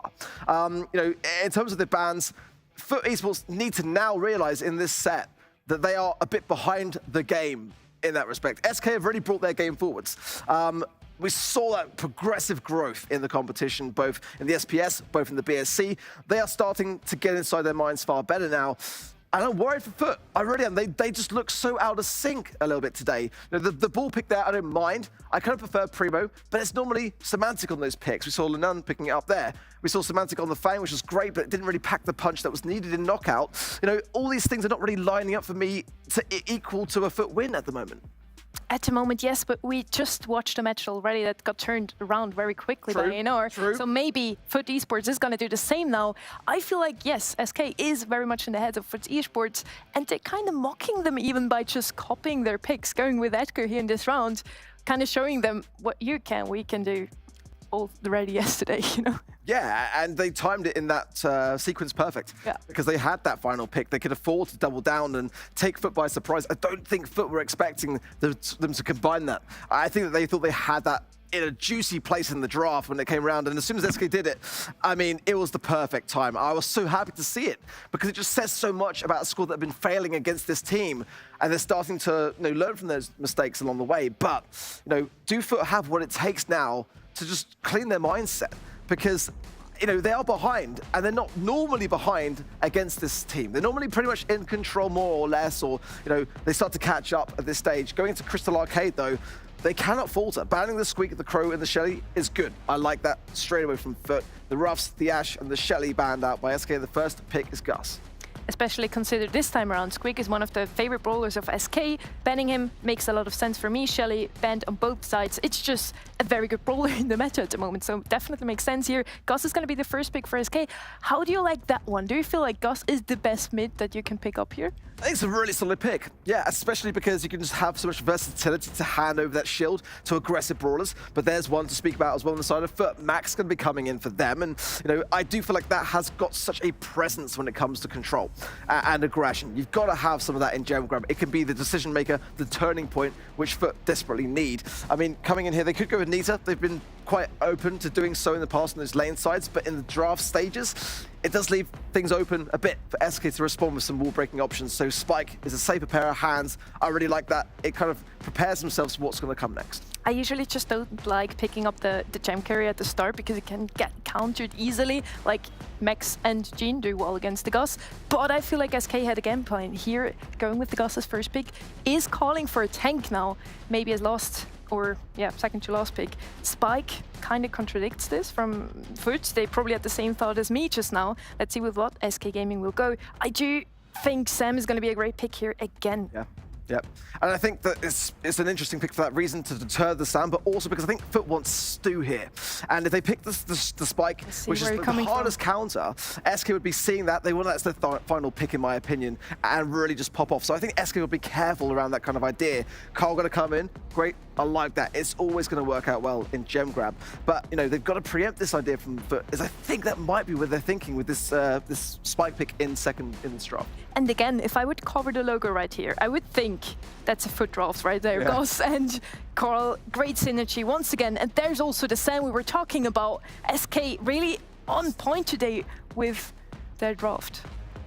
Buster's an interesting one for me. I mean, it serves the same purpose, but I mean, Daryl, okay, like they're responding with that because ultimately, they can't really great counter risk to Buster. Running. Yeah, it kind of matches the Buster idea, but I would prefer a Sam myself here. Buster works out well, in my opinion. We saw it over the weekend of the BSC, primarily on Brawl Ball, but it is coming back gradually. Sometimes it just goes all pear-shaped. Other times it can have some great results. So I'm still 50-50 on it. I'm kind of unsure as to how it's going to fare on the side of SK, but ultimately, this is the best opportunity that Foot have had so far, in my opinion, to be able to turn this around. I feel like they don't really have a good lane on the side of SK Gaming. The Daryl just counters both the Carl and the Buster. So let's see, with whatever lane Foot goes here with, they're going to have a great time here. Obviously, they do want Spike on that Buster, not on the Carl, but let's see how Semantic's going to do against OP. OP already low. Semantic is as well there. Who's going to fall first? It's going to be OP in the end, taking the better out of that 1v1. In the mid, we have Rage though, picking up 4 gems already as EUR&MENA just pushing up on the right-hand side. A little tippy tap there from Drajan, but OP stopped him healing as well to buy some time.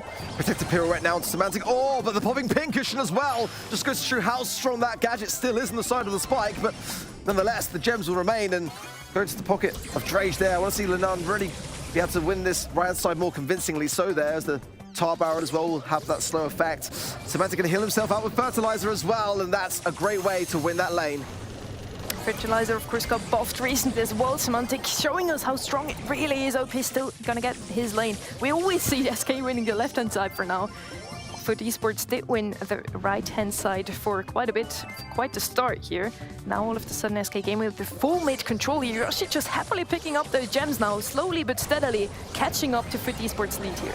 Yeah, swapping lanes now as well, putting Semantic over to the Chaos lane onto that Buster pick, and it's not working out well. The Gems have dropped the flying hook in. OPE is going to walk away with this and also get a kill along the way. The confidence being displayed here from SK is huge, and Foot now have got to reset this. OPE is quite low. It could be done, but not with the amount of team support there. It's looking more and more like a sweep is inevitable right now.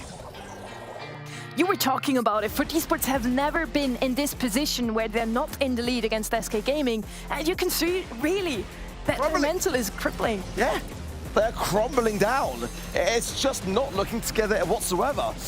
You know, it's been the time to see it, really, from SK. They've been progressively getting better and better. And today could be their day. And this is such a pivotal matchup as well, because ultimately if Foot were to get a win here, it would give them a lot more of a you know, pressure release going into the later matches. This is a very important match here, and Foot are way behind. They surely are. Lena now also with the gems. What you never want to have in gem grab is all the gems on the tank that is supposed to go aggressive here. He does get really low there. He does get taken out by kills. All the gems now on the side of SK Gaming. Foot Esports really needs to start thriving now.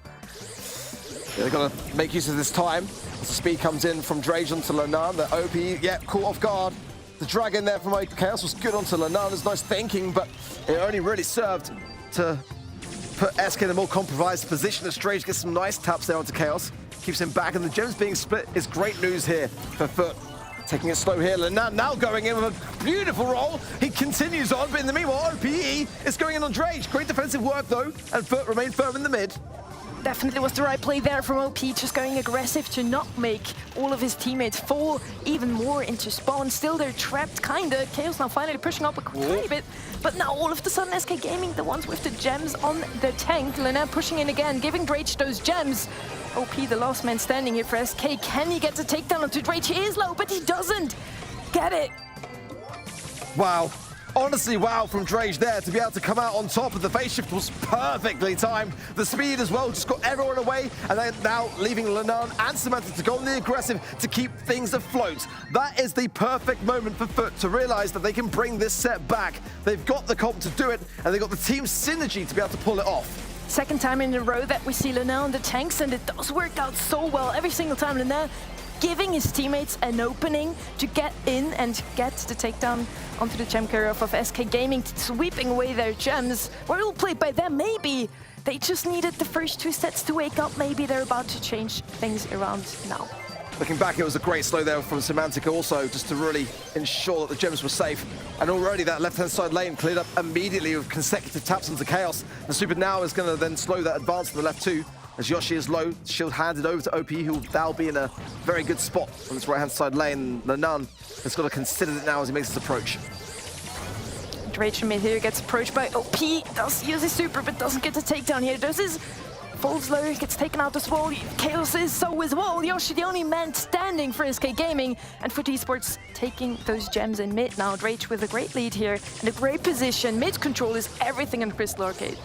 And I love that from Drage there again, not using the phase shift, keeping that utility for later on in the game because OP wants to whittle it down, just wants to go and get the shots to get the speed to get out, and there's a great escape mechanism for sure. Now Lenan just lurking on his right-hand side. Here's the stakes in the bush, now going in with the tar barrel. His target is actually going to be Yoshi, but Chaos sees it coming, gets the takedown, and then supers into Drage, forcing him into a position where he can't really fire back. Great play by Yoshi there with his gadget. OP going down on the left-hand side again. SK just can't win this side against Semantic at the moment. It's really troublesome for them. Drage already with 7 gems. Semantic has 1 as well. 2 more gems to go, and they already have countdown. This really is the turnaround point for Esports. SK taking those kills now, gaining the mid control. Can they hold it for long enough to equalize, though? They do. Yeah, this is now looking bleak, isn't it, for Foot Esports, who've got to retake this quickly because the gems are spawning and going into the pocket. This one will be favorable to Foot in terms of the spawn. That's what they're pushing forwards now. They've got to go in. They cannot afford to let SK get hold of it. If they can get a kill along the way as well, they might be able to get another one, but that's a great flying hook in from OPE. Protected pirouette as well. The value there, leaving just Drage in a 3 versus 1. Countdown for SK, who are on match point, and it's got to be a reset for Foot. Nothing short of it. 10 seconds on the clock, Sonny. They need to take down onto either Yoshi or Chaos. Both of them would go. They're now going in now, getting the takedown onto Chaos. The reset is there. Yoshi picking up the gem now, getting the takedown onto EUR&MENA. And all of a sudden, everybody's falling. Chaos with the gems for esports with the countdown, 10 seconds left. They've got 12 gems in the pocket as well. It's got to be a takedown to Drage or nothing at all for SK. The team has just come together in a wonderful way. But none going super aggressive. Then Semantic picking up the scraps as well. And what a way to start to turn things around for esports. They get a set on the board and they prevent a perilous position. As SK were on match point, it could have been all over right there and then. And I can tell you, nothing hurts more than a reverse sweep if you're the sweep team. And yeah, SK looked so strong in the first 2 sets. Now all of a sudden they started to crumble. They couldn't win lane against Semantic on that left-hand side now in the 3rd round. The first round looked so strong. They immediately got the match point. For esports just learned how to play against SK, sweeping them 2 rounds in a row. Is that the start to the reverse sweep, or am I calling it too quickly? I was going to say, it feels like a case of deja vu a little bit, doesn't it, from earlier today? I mean, but that was the FUT esports that I know and love. Everyone was doing their thing to help each other out far better in that matchup. You know, when Semantic couldn't quite get the angle, Drage was there to finish off the lane. And then going on the aggressive was Lenan to allow the space for Drage to pick up the gems, which to the 39 to only 42 of SK, very close in that regard. Gems dropped as well, pretty evenly matched on both sides. In fact, statistically, the closest matchup that we've seen so far in this series. Statistically, this doesn't even show that we just played 3 rounds of gem grab. The numbers weren't that high. It was very close. I do feel like SK still has what it got. Who predicted, by the way, a 3-1 for SK? I predicted 3-2, so possibly then Trav. Yeah, for sure. I mean, Was Trav with his gut feeling saying 3-1? Yeah, I think it was. Yeah, the tingle down his spine. Let's see. Could be. The predictions master. It's going to be back in town. Yeah, could be. But, you know, the decision-making of FUT for me was where things were looking much more at home. In the previous games, SK read FUT like a book. And FUT realized, you know, we can't keep drafting like this. We can't keep giving it over to SK to just come in and do what they want to do, because we're only going to lose in that scenario. And I think going back to those aggressive ideas which work out so well for them, they're kind of safe picks. Like, they're a team which can really thrive off the back of those. SK now might be thinking too deeply into this, and FUT is going to go back to their roots. We did talk a lot about draft today. Might count for 70%, maybe 60%. Trev and I disagree on that one. But in the end, I do feel like FUT now finally started to draft a bit better. They didn't just give SK all the brawlers they wanted to play, and all of a sudden it works out. It was a close game, but FUT esports has it. And SK, that drafted so well in the first 2 sets, I don't think they did themselves a favor with that Buster pick. Daryl just countered both of their lanes. It didn't work out. The next map, gonna be interesting now. With the draft already, we might be able to tell who take it. Yeah, I mean, like I said before going in, I'm still a bit on the fence with regards to Buster. I prefer other things, but it did help deflate some of the situations that occurred. Chaos went in on Drage, but what then FUT really did so well to achieve was to really pick up the slack for each other and find the angles to be able to get the takedowns on Chaos when he was pushing in too aggressively on those situations. You know, I think there's better options. I think that teams will continue to experiment with it until we reach a point where maybe the win rates don't match the pick rates for it. But going into Canal Grande now, this is going to be a very different affair. The Carl, the Tick, the Shelly banned out by FUT, as the Grey, the Nita, and the Carl banned out by SK. This is a map that screams Sprout, but you've got to be so cautious to pick it on this particular map because it's got a lot of big counters as well. It's definitely more of an SK pick, which is why FUT might be thinking it too. Nonetheless, you know, Eve going to be the first for SK, as you know, it's just going to have a speed run to the blue star. That's what we usually always see. It's either Carl or Eve, just both of them so good at picking up that first blue star. We have Boss still open, fulfills the same role here, and is a great tank to pick, maybe as last pick here for esports. Let's see if they're going to go again with the Gus pick. Was picked up today quite often. I do feel like he is one of the favorites now for all of the teams, really. Let's see what FUT esports is going to go. We were talking about Stu.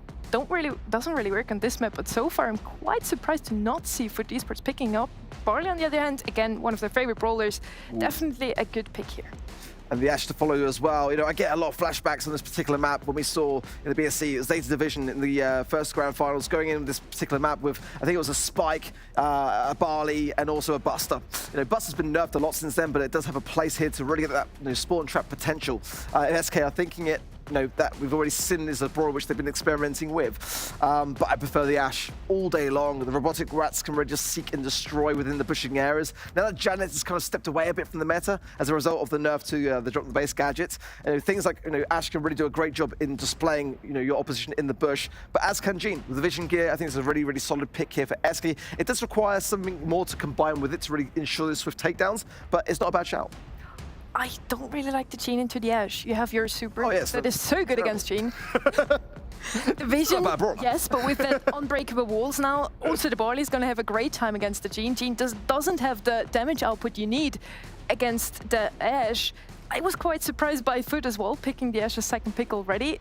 SK has so many tank counters open, going with Daryl once again. He's one of the best tanks that is also tank counter, especially against an Ashe. I just disagree with the Jean. That's all. I don't. This makes sense now to me because they need that swift takedown. Daryl is that swift takedown. If they combine this and really work and synergize it, that's going to be the key. And Foot have got to read that and really try to ensure that those two brawlers do not work in harmony. The Daryl can be dangerous, and it can also go on the aggressive on its own as well. But it is going to struggle a bit against the Lu. I mean, to be fair, it's one of those maps that has just recently been added to the map pool. So, excuse me for not knowing what they're going to pick. Lu, quite a surprise to me as well. It is a great counter to Daryl, of course, but Lu can get pulled so easily. He doesn't have any gadgets to place in front of himself, no supers, nothing. I think SK is going to get the Blue Star with Eve. Then for Esports, just need that one single push holding mid with the Barley. They have such a control-based comp. The Lu is going to shut down this Daryl tremendously well and have a great deal of area denial too. If SK get their strategy in full form, I think Foot could be in trouble. At the same time, this could really go either way for me because I like the drafts here actually for Foot and the order in which they did so. We know that they really do love to have a Barley pick on Canal Grandes. OP is now thinking about going in for the role, and Nana's got a shadow semantic for that same reason. They can't really find the range to get much chip damage so far on either side of the coin, but IKES will get tapped up a little bit into the mid here. OP is just got to be very, very patient here because if he goes in too prematurely and runs into two players, he might not come out. Greatest surprise from here is that Foot Esports are the ones picking up the Blue Star here. Although SK has the Eve, Foot just snatched it away in front of their noses. Chaos trying to get a super now along with the vision gear. He does a great job at just holding his lane there, holding control. He does have super now. Does Foot know is the question. Yeah, this is where things get sticky for Foot. And as pull does connect, Lenel will be swiftly down as a result of that team synergy of SK, and now potential roll in again from OPE. Goes on to Drage and just gets out himself, but doesn't get the kill.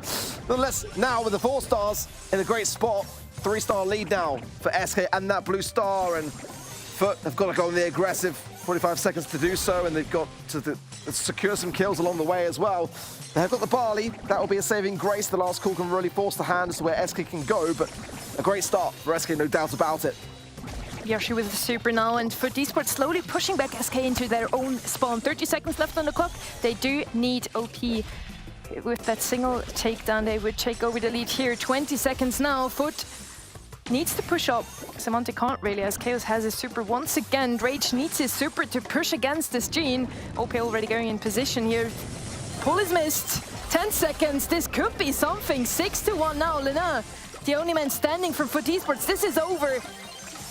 Well played by SK. Really well played. Fantastic stuff. OP went on an absolute tear with that Daryl pick, and we know that he's a threat on it. Time and time again in Layer Cake, flashbacks for that, and Foot really struggled there, but they are struggling here. It's such a great idea from SK. If they get that gene pool, they can just combine it. We saw that miss, though, on the side of Chaos towards the end. And if he does that again, that could be where Foot can turn things around, but Foot just were not in the position to really do much about it. And they can't leave a hand over those early leads. They've got to remain in control and take the pressure off their own back. Already OP is going in. The early heals have to come out there from Semantic. And that's the first side. Oh, bit of a miss roller from OPE. Those are the moments that are mistakes from SK, no doubt about it. This time around, they do get Blue Star though, and the play was just so picture perfect. Chaos pulling the Lu, so they get to take down onto him. OP then able to push in, because as you said, that Lu just shuts down a Daryl so quickly. Again, SK are going to be the ones now push back into spawn. They do have Blue Star, but a single kill and Foot Esports takes over the lead. Yeah, Foot can't over-regress here, really. And if Chaos gets pulled, coming far away from it. OP's just going to shadow him in the meanwhile. If he finds a chance to go in, he will do so. No hesitations about it, especially the fact that Foot is split now. Lenan going to be coming over to helping hand it. But Semantic's going to struggle against these pests coming on the left-hand side. Now taken care of, but it's allowed OP to push forwards a little bit more. And if he gets that roll on point on Semantic, this could be over very, very quickly as there's time ticking down and a pull for Chaos. Rage, though, the man is standing right in front of him, can't really pull him, he doesn't. Regardless, OP comes to help his teammates. They do get the takedown onto Rage. 3-0 now for SK Gaming, but they're pushed back all the way into the top right-hand side corner. Freeze onto Yoshi. Blue Star switches sides, as well as the lead now. Foot Esports. A very important pickup for no doubt about it, but I've got to marvel at the way that SK really came together so quickly to support that pull. I think I missed one there, though, from Chaos. Could prove costly, and SK are the ones that have got to go on the offensive, and time is ticking. They're leaving so much space here for Foot to be able to retreat. They're going to go now into the aggressiveness because they are behind here. It's like they don't even realize the Blue Star is with Foot Esports. If this tie continues, they will take this game. They just don't want to feed Chaos at all costs. Chaos desperately trying to get his super, but it's not going to be enough time. OP needs to push up now. They do get the pinch onto Drake here. Drake's getting the better off out of it. OP doesn't get the kill as well. This is 1-1. Still match point for SK Gaming, but Foot Esports again, just like in Gem Grab, turning things around now. Yeah, SK left that very late, and the way that it was situated meant that Foot could just really focus there on that top mid area, and it didn't really matter what OP did on that bottom left to Semantic because they were going to ensure it. They were going to take down Chaos, and then Yoshi was compromised as well, but they were able to get that deficit even bigger as a result of that, and it didn't really matter then what OPE did. Blue Star quickly over to Yoshi, and already early taps, but look at this from OPE. It's dead on Semantic, gets the takedown of him. The pinch is there between Chaos and him. Trade-off is there. 6 stars in the blue, but Lenan goes down as well, making it 8. What a flying star for SK. They do get the team wipe here. Foot Esports all falling, coming out of spawn now. Oh no. OP quickly gets the sweep onto Oh no. with a pull. Foot Esports getting rolled over right now. Again a kill. 14-3 arc. What are they doing? I mean, it's like Foot aren't really together whatsoever, and SK can't really go wrong. They got so much of a lead in the blink of an eye, and then now they can just buy their time down. I don't really see what Foot can do. There's a lot of stars, no doubt about it, on the heads of SK, but I mean, this is the worst star you can hope for.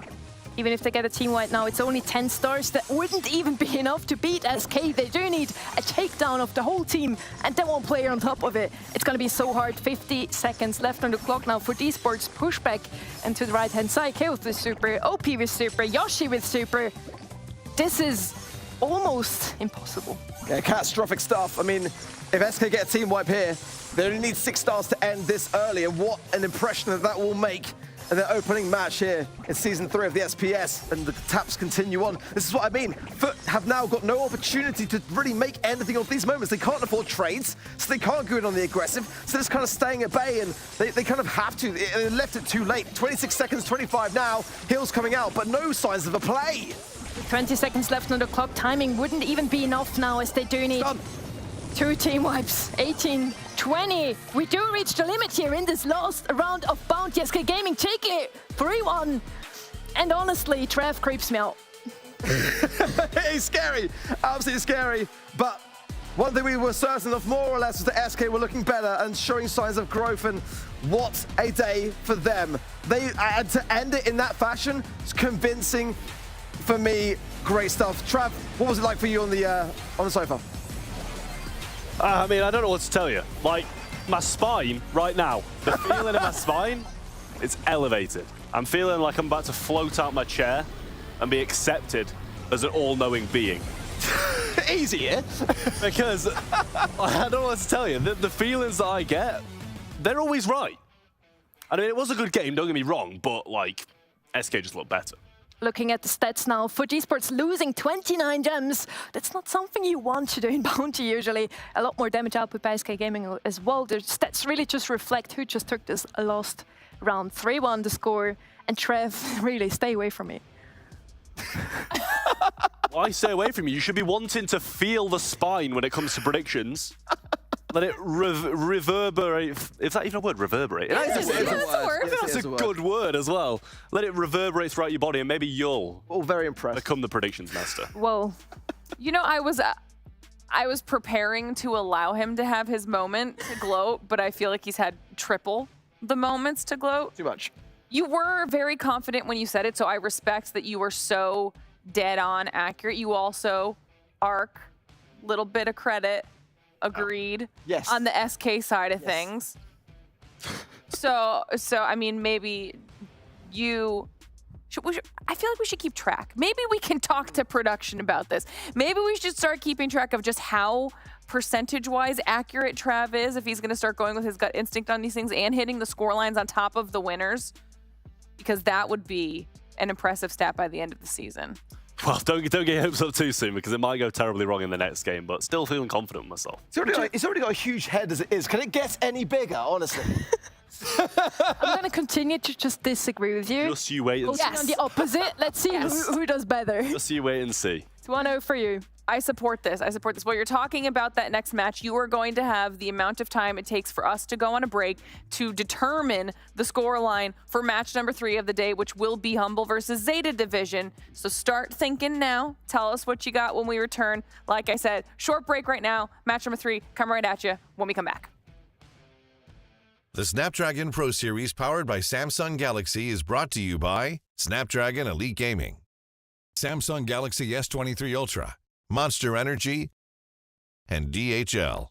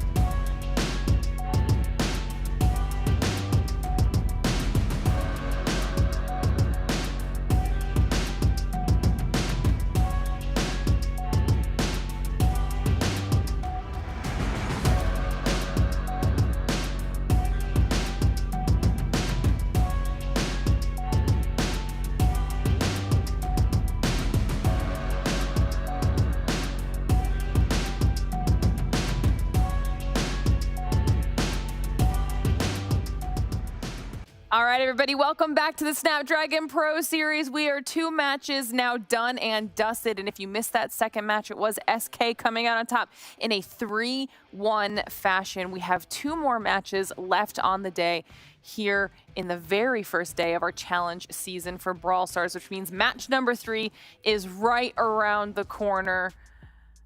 If today's any indication, it's going to be another fun one. We'll start talking about it. You can see those names up on the screen behind us. Humble versus Zeta Division. What can we expect out of this matchup, Arc? Oh, this is going to be a spicy one for me, honestly, because, you know, Humble did a flying performance in the Split 2's Open Finals. It didn't drop a single set, and they beat Reply Totem in the process. That is really commendable, but Zeta Division, in my opinion, are the team to beat in this region. They are on top of the world right now, and yet to be toppled. All right, so then when we start taking a look at those rosters, we'll start with Humble. Sunny, talk to me about some of their players. Luki, Thompson, Cyclone, the players. Kanan is the coach. They had some roster changes, I'd say, over the last few months, but they're doing so well, sweeping Totem 3-0, then Mr. Dosa as well, just walking through the upper bracket of Split 2. Zeta only played in Split 1. Those 2 teams never faced each other in the Open Finals or Open Cups. So a little bit of a new matchup here, Trav. When we're talking about Zeta Division, like Arc just said, arguably one of the top squads in the region. Tell me about their players. There's no arguably top squad in the region. They are the best player in the region. They're the best team in the region at the moment. There's no other way to put it. Jiro, Meow, Naui, and then Inso as their coach really are just an incredible roster, and they just aren't getting beaten much at all nowadays. They pretty much just fly through every event they play in, and they really are, you know, this year, just the European team. So I will start with you then. When we're talking about these predictions for this match, I mean, obviously you're feeling good after match number 2. What's your vibe here for match number 3? Listen, Sonny, get in there. Feel the tingle. feel the spine tingle.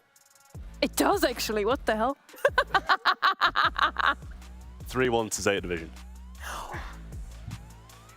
You're giving a set up. You're giving him a set, though. I'm giving him. All right. Sonny, we've got the picks and bans popping up on the screen as well. Give your prediction and talk to us about what we see. I'm going to say 3-2, simply because Zeta Division did lose to Foot Esports in the Open Finals. Well, let's see. Draft is already ready, Arc, but I want to know what you're voting as well. I'm going to go 3-0. I was going to say 3-1, but if I'm right, then I can be, you know, bragging about my spine to everyone as well. So 3-0 sweep in favor of Zeta Division. 3-1, 3-2, 3-0. Love it. Yep. Love it. We're going to have Colette as the first pick here from Zeta Division, banning out the Ruffs, Griff, and the Otis. I do like that draft. Safe Zone is the map. Colette, one of the best brawlers, in my opinion at least. Just a considerable amount of damage you can do with her. Yeah, it's a good start here from Humble, just taking the chances, but I do prefer the Colette here on Safe Zone. It's got such a great ability to have control over the mid whilst being able to get damage, come back. Eve, it's not a bad pick on Safe Zone. It's just not kind of what I feel the vibes for. The pets are going to be better to be on the side of Humble. They're trying to pair it with the BI field trap to sort of help themselves out and not run into a counter. Yeah, I don't mind the Humble comp so far at all. You know, it's going to be very good against the Colette, the Eve, with those spawnables that do come in. I mean, I guess the same would be just going to be purely outranging that Colette, using the Honey Molasses to tank a few shots if needed as well, and should be able to win that matchup. So I think, you know, the balls in Zeta Division's court, they've got to bring something good here, and I think Bell's one of the answers to that, you know, being able to bounce between not only the players, but the spawnables as well, the babies that are going to be coming in with Eve. They do still have their last pick as well, but with Humble having this last pick, I do still worry for Zeta Division, because these first 2 picks I do like from Humble. All right, well, as you can see, we're almost done with those picks. So while they get the last couple ones in, Sunny and Trav, let's go over to the other half of the studio to kick off match number 3. Awkward stroll over it. Well, Trav didn't No want to holding do hands anything. this time. No holding hands this time. So I'm going to squeak over the floor here. Good job, Trev. Just walking over. You're so boring. I'm going to say boring. So but boring. Yeah, you are. And I'm just lacking some damage from the side of Humble so far. They do have a lot of control here with the event to be, but how are they ever going to do damage onto Safe? Yeah, I mean, they're going to need this last pick to be something special. But Amber, you know, I don't know if I like the Amber pick or not. I don't feel like it really has the range to compete with anybody, well, anybody at all on this Humble roster now. They're going to go with the body as well. Going to have great capability of jumping in pretty much on anybody on this opposing side. You know, whether you choose Belle, Amber, or Colette, it's going to be almost a pretty much guaranteed kill if you do manage to land directly on them, get that contact damage and the shots afterwards as well. That's exactly what I was waiting for. They need some damage output, and with Bonnie they can just jump in.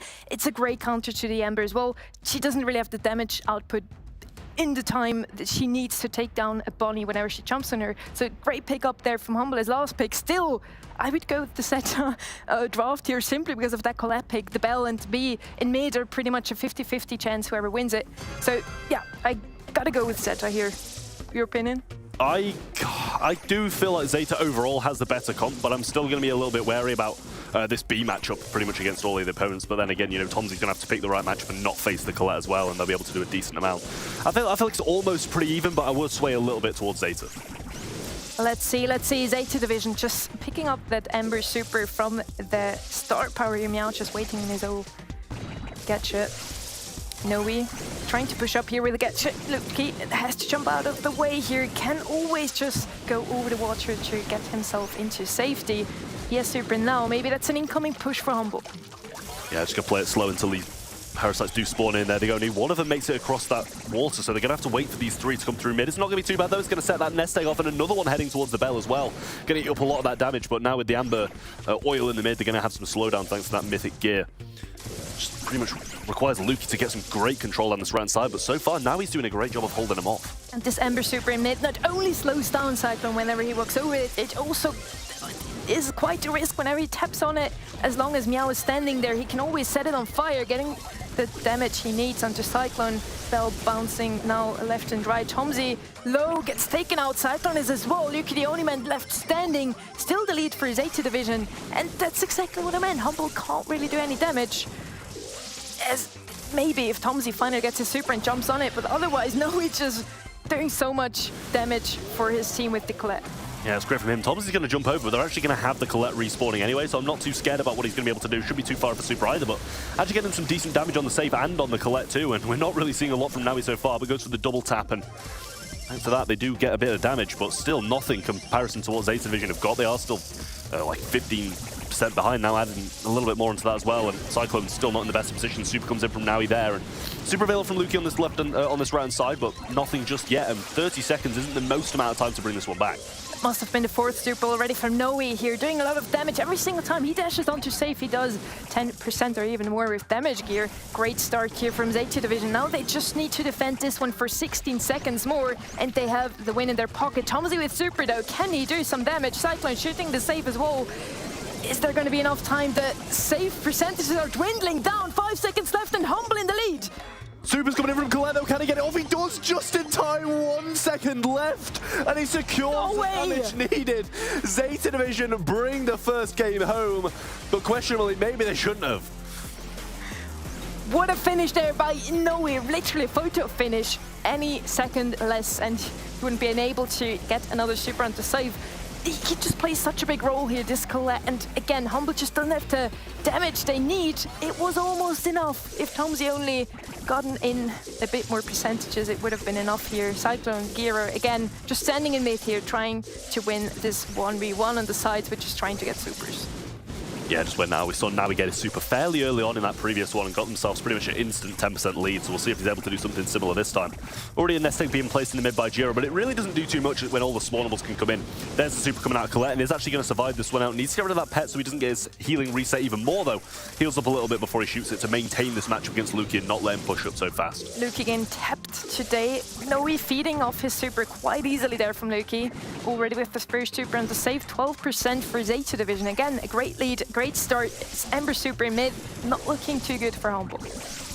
Yeah, Giro now trying to get that shot off, but the jump from Tomzi gets rid of the Amber Fire, but Giro needs to find this pickup quite quickly or he's going to heal past that damage. 400 damage left, well, health left for Giro, and he's actually going to make some great connections on Cyclone. And they didn't even get a single shred of damage from that push, Humble, and I'm sure they're going to be pretty disappointed about that, especially with Nawi coming up with this super. Going to heal up a little bit before he uses it, but Luki might use that chance to go forward with some aggression. Nest egg, Cyclone was stepping on, really, it was crucial there, Gary getting the kill into him. And again, Zeta Division pushing up, still not a single scratch on the save of Zeta Division. Tomzi desperately needs his super to maybe get some damage in.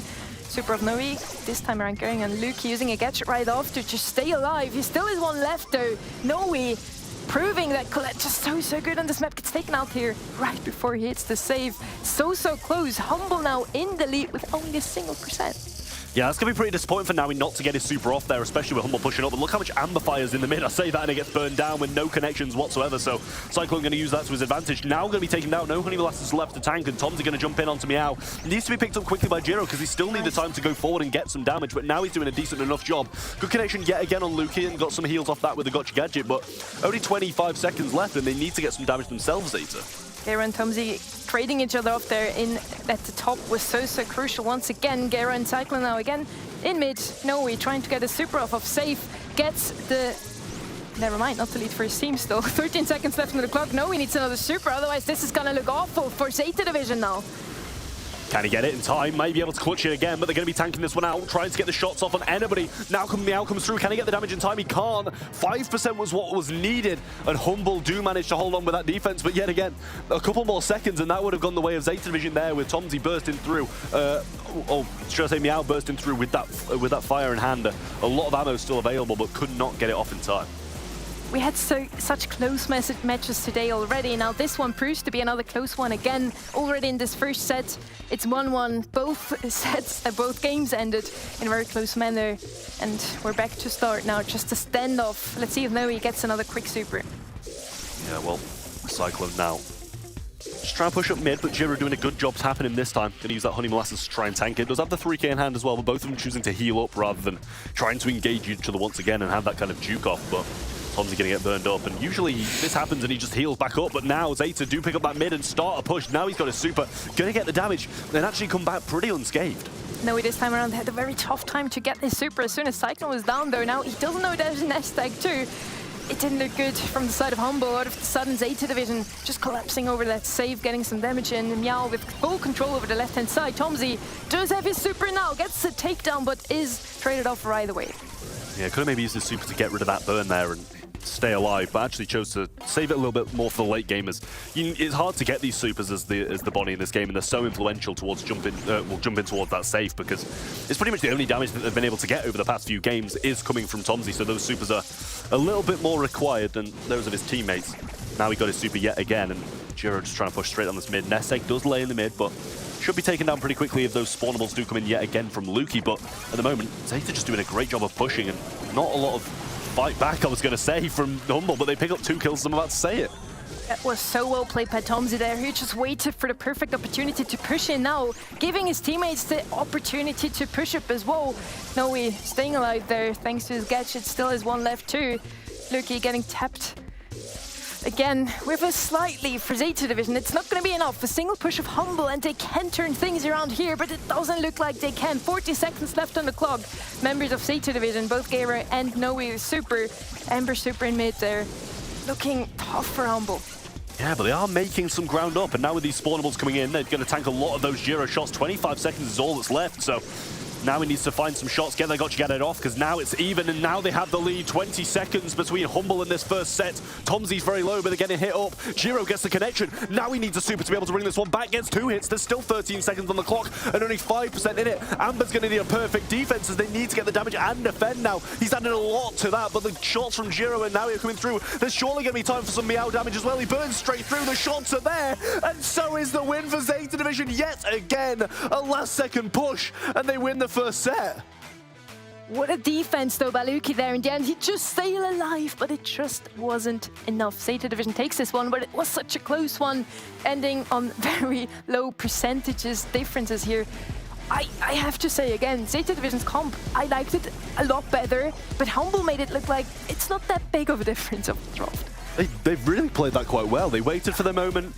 Tomzy wasn't really going too aggressive with the supers, waiting for it to be pretty much a 1v1 that he could win, but in the end, it's who comes out on top of that safe damage, regardless of all the control that it seemed Humble had throughout a lot of that game, or at least a 50-50 control. Zeta come out on top of 2 of the games, Humble only come out on top of 1. And the statistics do back up the team that won 24 kills in comparison to 16. Seems like maybe they didn't make use of those kills and just wanted to play for the control and the last-minute damage through quite a lot of those. But in terms of damage to Brawlers as well, 76,000 damage instead of 66,000, so another 10,000 on top of that as well. So a really nice performance there from Zeta Division, but we can't count out Humble just yet, you know. Maybe the predictions were a little bit two-sided towards Zeta Division. after this match, we definitely can't. It was so close. And Trev, your prediction said something different. So Hey, let's see. I mean, we're still on for it. We're still on for it. I can confirm your spine was tingling. So let's see if they're gonna turn things around now. Humble needs at least a set to confirm Trev's predictions. I said it's gonna be even closer. And after this first set, I have a good feeling with that. It's gonna be close. Seems like it might be a 3-2 at this point because that has gone so close, both of the games, and it was a 2-1 in the set as well. All of the games pretty much decided by only a couple % in the end. You know, the first one, I think it was by about 4, and the last one was by 5. So definitely let's not count Humble out of this one just yet, and they're looking a lot better. I won't say than they have been all season because they did make some great performances in that Open Finals that they did play in. So they did make it through to the first Open Finals, but the second one, they really put some great performances in. So we'll see if they're able to fight up against Zeta Division here, who did qualify through that first one, obviously. But I mean, we have a premiere now. Infinite Doom has never been in the competitive map pool ever before. Is it rightfully, or hate the map. does it have its... Yeah, same. But we love the map. Great map. Great that it's try in the playing it. competitive Try map. playing it in Power League. Try playing it in Power League. I'll tell you that right again, now. premiere, first time ever it's going to be in the competitive map pool. Is it rightfully there? We're going to find out now. Zeta versus Humble are the ones that are going to play on this map, and the bans are Shelly, Jean, and Jeanette. Interesting to see on the side of Humble. Jeanette, not really the best pick anymore. Fell out of the matchup pretty much after the last balance changes. Amber, Squeak, and another Jeanette ban from the side of Zeta Division. What did I not understand about this brawler? Maybe just the gap. I mean, drop the base, right? Yeah. Drop the base to scout the bush. I think that's probably the main reason. It's got some decent scouting abilities itself as well. You know, it's got quite a big fan, close range, and then a bit of a range. But Crow, I think it's a good pick, the Crow. You know, being able to scout out the bushes, jump away from certain situations if you're in the lead. And you know, it lingers as well, the poison, so you're able to see inside those bushes. But Bonnie, as a pick from Humble, I can't say I like that. I don't think it's got the best scouting ability, and you're going to be pretty done for at close range unless you've got your jump. And they're going over the Brock as well, so it looks like maybe they're just breaking up that grass and going for that more, I won't say less conventional route, because I feel like it is more, you know, Shelly and those kind of brawlers who play on it, but with a lot of them banned out, I can't blame Humble for going this tactic. And I mean, Bonnie does have this turnaround characteristic. I can't say the word, sorry. If they are in the lead, Zeta Division, they can just quickly come in with the Bonnie and sweep the thing and turn the thing around. But again, if I ever had the options to between Janet and Crow on this map, I would always go for the Crow. So that's very dangerous to leave this one open. And now Zeta Division already sees Humble wants to break up the map, so let's go with something rangy ourselves. Going with the Ghost there, quite a good option. They could go with a tank now that goes well with Ghost. They could go with Carl or with another long range option, simply because Humble obviously wants to open up the map, right? Yeah, I imagine they maybe will go for a long-range option, but at the same time, I'm not sure if they want to double down that much in case, you know, Humble do choose to pivot on one of their last brawlers. But I'm not really sure what they could pivot with, because if they go something aggressive, Crow should be able to deal with it himself anyway with the slows and the shots following up. So they're going with the Pam. I don't hate it. I don't know if I like it that much either, though. I think it's going to struggle quite heavily against the Brock, who's going to be able to, you know, outdo her at long range. I'll put it that way. Can't really think of a way of putting it. But you know, it's not bad, but I like the Humble comp more. I mean, to be fair, two of the greatest counters to Bonnie are Otis and Pam. Pam has more vision, so Zeta Division goes with it. In case Humble decides to not break up the map, they have Crow and Pam gonna work out well. But with that Bell as last pick, Humble's plan is quite obvious to me at least. I wouldn't know with what comp I would go with, simply because of the breakup possibility from Humble. I have to side with their comp this time around. Yeah, and especially with these healing turrets as well, the bell bounces are going to be going straight through them, and Brock shots are going to pretty much bring it down in 2 shots and a bit of that built-in incendiary damage now. So I do think Humble comp's a little bit better, but at the same time, let's not count Zeta Division out, because we know what kind of magic that it can bring to the table. Let's see if they do choose to break up, and what they choose to break up. Tomsy's going to go for that right-hand side lane first, choosing not to break down the walls instantly, and they're going to try and get Meow down quite fast. Cyclone can't find the connecting shot. Well, he does find the connection, but not the kill because of that burn that Crow did place onto him. Going to go for the jump now, and a good super from Giro.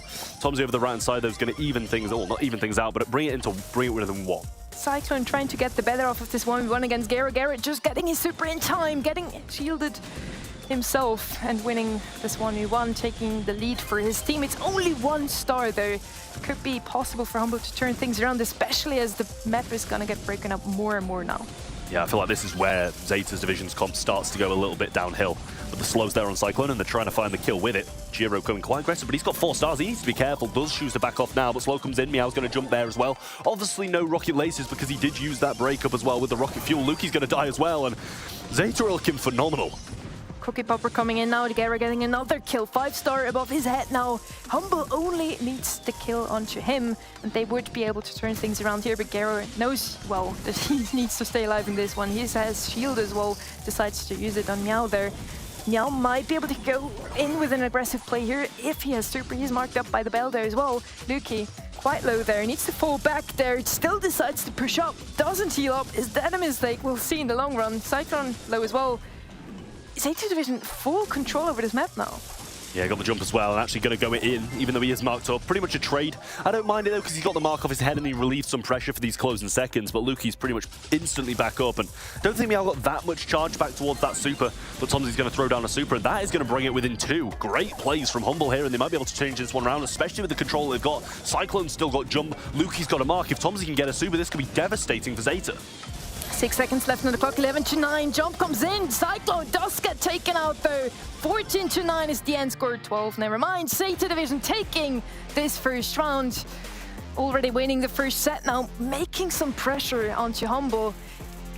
I don't know if that comp is gonna work out. They can break up the whole map, but Zeta Division doesn't even care. See, I do think they can make it work if they don't take those losses early on. You know, when they're behind off the start and they don't have the map fully broken up, that's where it can be a bit of an issue. We saw towards the end when the map was fully broken up by supers, by gadgets, by everything, that they started to come back quite heavily and brought it within 2 towards the end. Now he's going to get hit by quite a lot, but also tank a lot as well. The gadget, the super coming out of Giro, sorry, and now he's going to get traded out, but another trade comes through and it's 5-3. Zeta in control. Such a valid point there by you. They just need to hold off in this first few seconds. Zeta Division obviously is going to have the better matchup here in the not broken up map there. But again, 2 of them are falling, 5 stars on the side of Zeta Division as well as the blue star. Meow now finally low, but he does fall back here. He's able to heal up. Another kill onto Tomsy. You were right, Trev. They need to play it a bit slower at the start, but they just don't. Yeah, well, Cyclone got this jump available now, and Luki, if he can get a mark, and he does just that. Giro's got 4 over his head as well. We'll bring it within 1 if they manage to get that kill, and Cyclone with his jump should be able to do that.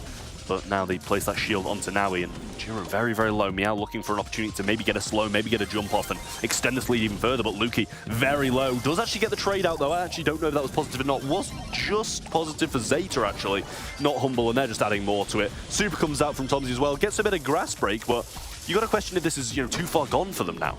Those trades really matters. Who gets the last kill, and it wasn't Luki there. 13-5 now. Slowly but steadily, the map is getting broken up more and more. Humble looking fiercer now than at the start, but they do need a lot of kills to turn things around here. Only have 30 seconds left on the clock there. Gera hit by the bell mark, as well as getting tapped quite heavily. Needs to fall back there. Meow pushing up now slowly as Tomsy is low. Humble can turn this around, but they need to do it now. They've got a lot of supers for it as well. The in goes Cyclone, but did land quite far away. Scrapsucker only brought a couple of those ammo slots back. The in goes Meow, gets 2 of them, and that's too far out of reach now. Cyclone can't do it alone, especially in this form. Zeta Division going to take the second set, and they actually cut that off before the time limit as well, getting those 20 stars. Great performance yet again out of those, and Humble are not looking as good as they were in that first. Safe zone was looking a lot better for Humble. They still didn't play that bad, I have to say, and I actually need to say as well, Infinite Doom proved me wrong. It's not that bad of a map. That's what it was quite an interesting match too. Speak for yourself. I Like, it was better than I thought, but still, playing it in comparison to casting it, you know, it's a lot worse, put it that way. Trying to keep the hype up, Trev. Support me a little bit. Okay. Well, I support the hype, I just don't support the map, all right? That's at least my opinion on it. Statistics are in. 34 stars to Zeta Division, 20 dropped for them, whereas the other side, 21 stars in the hands of Humble and 33 drops. So not the best statistics, but they did get more damage. It was just Zeta Division, I imagine, had quite a few more heals, just getting hit by the long range and then healing themselves up. Pam turret as well, obviously, in there too. So that's probably the reason why they did manage to come out on top, regardless of, you know, less damage. Pam turret and Ghost shield, of course, every single time they were low, they had a shield in their hands, using it at the brawler, whoever's low. In the end, it didn't look that good anymore for Humble. I still feel like they can turn things around here. It's not going to be a 3-0, otherwise Arx is going to be right, and I And we like don't that idea. want that. Exactly, we both don't want that. So at least we agree on something today. Penal Punt is going to be the next map. What are we thinking about that one? Well, honestly, I like Pinhole Punt. I know your view is probably going to be flipped now, and you're going to be like, I absolutely hate Pinhole Punt now that I actually like it. But I don't mind it. I do feel like it's one of the weaker Brawl Ball maps in the rotation at the moment. But I don't hate it. I think it's all right. That's my opinion on the map. In terms of who I think is going to win it, maybe Zeta Division. I feel like it's a bit unlucky that they get both Infinite Doom and Pinhole Punt back to back, because both of those maps pretty much are all about mid control, controlling the bushes in mid. Let's see if one of those two teams again are going to go for the breakup strategies. Zeta Division already picking up the M's, one of the best brawlers on this map, especially if you want to pick a tank later on. They do quite well in picking that tank counter at the start, banning out the Gale. Looks like they do want to get a tank later on. Squeak and Max are all for control though. I do like those bans. Yeah, I mean, it's been a while since I've seen a Gale ban, I'll tell you that, but I don't mind it, you know?